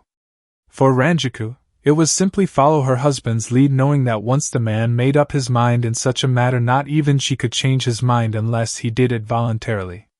Of course they will, Shiro-chan. You should know better than to not have better faith in those two, said Ranjaku, leaning down and hugging her husband and consuming his head into her quite large female assets, making the man blush while fighting the soon-to-be nosebleed that was to come if she didn't stop. How the short man hated being called that embarrassing nickname. Fortunately, the shorter of the two was saved from embarrassment when static came into their earpieces, meaning someone was about to talk to one or both of them. It meant it was of the utmost importance. Toshiro-san, what is the status of current situation in Konoha concerning the mission? Said the voice of Kenpachi over the headset in the frosty white-haired man's ear that had made all fooling around from his wife be put on hold. The pout on her face proved she wasn't happy about it either. Everything is going according to plan, sir. Hanaya reported in not long ago and told me he gave Hyuga Hinata your letter. He also stated to me that he is going to continue his spying on Konoha while protecting Hinata until a month before the Chunin exams start, said Toshiro, putting two fingers to his earpiece and relaying what was going on. Good. Can you see my retrieval team at all, Ranjaku-san? Said Kenpachi, wondering just how far his team had gotten getting what he asked for. Kimimaro, Sajin, and the large group of druids are heading their way along with what seems to be what you asked them to retrieve, Shikage-sama. However, I now see that there are some ANBU chasing after them, sir, and closing fast, said Ranjaku, frowning at this new situation as the small group of ninjas were closing in and going directly for her comrades, while the village alert system that had kicked in not long ago was still wailing like a banshee. When the team I sent is safe, freeze their pursuers to a standstill and smoke the life out of them, said Kenpachi with malice and hate for the NBU, who he knew had deliberately failed to protect him despite the orders given to them by the late Sandame. Yes, Shikage-sama, said Ranjaku and Toshiro, knowing that the sound behind the man's words meant to cause as much pain as humanly possible. And that also doing it as inhumanly possible wasn't a bad thing either. Sit upon the frosted heavens higher, Inmaru, said Toshiro, drawing his sword, sending his chakra through the tip of the blade, creating a large ice dragon came down upon Konoha, creating an ice barrier that cut off the ANBU team's pursuit. My turn, growl Heiniko, said Ranjaku, unleashing her own sword's power, and sending her blade turned to ash upon the ANBU forces, attacking them in the shape of a large cat, mauling them all in the process. About 10 minutes after these attacks struck the retrieval team of Kimimaro, Sajin, and the druids carrying the coffins met up with the two waiting. It would seem our mission was a success and it's time to go home to report to Shikage-sama, said Kimimaro, looking to his right, seeing the sudden appearance of Zangetsu from a newly opened portal. You all did extremely well. Now let's go before the leaf reinforcements arrive to delay us further, said Zangetsu before letting them all pass into the portal, and then himself letting it close just as Jiraiya along with several jounin arrived on the scene. Damn, they got away, said Jiraiya, knowing from the description of the last person he saw was the one who had led the recruitment of various missing ninja, among others, to join the Shinigami no Sato that had sprung up over the ashes of sound. What do we do, Jiraiya-sama? Said a jounin with a scar along his chin area. Nothing, except tell Hokage-sama that her family and predecessors have all been taken from her, yet again, said Jiraiya, knowing she was going to super pissed at what had just happened right under and the village's own nose, meaning the super pervert was going to send to the hospital, yet again. Good thing he was a fast healer. And that concludes part 2 of this story. Thank you for spending your time here at Ichiraku Ramen and listening all the way to the end. Your support helps keep these stories alive and allows the Shinobi world to continue through new adventures and alternate timelines. If you enjoyed Naruto, Rise of the Lord of Foxes, don't forget to like the video, subscribe to the channel, and turn on notifications so you don't miss future stories. Once again, full credit goes to VFSNAKE, the original writer of this story. If you would like to read the original version, you can find the link to the story in the description below. Let me know in the comments what story you would like to hear next. Until the next time, stay safe, and I'll see you again at Ichiraku Ramen.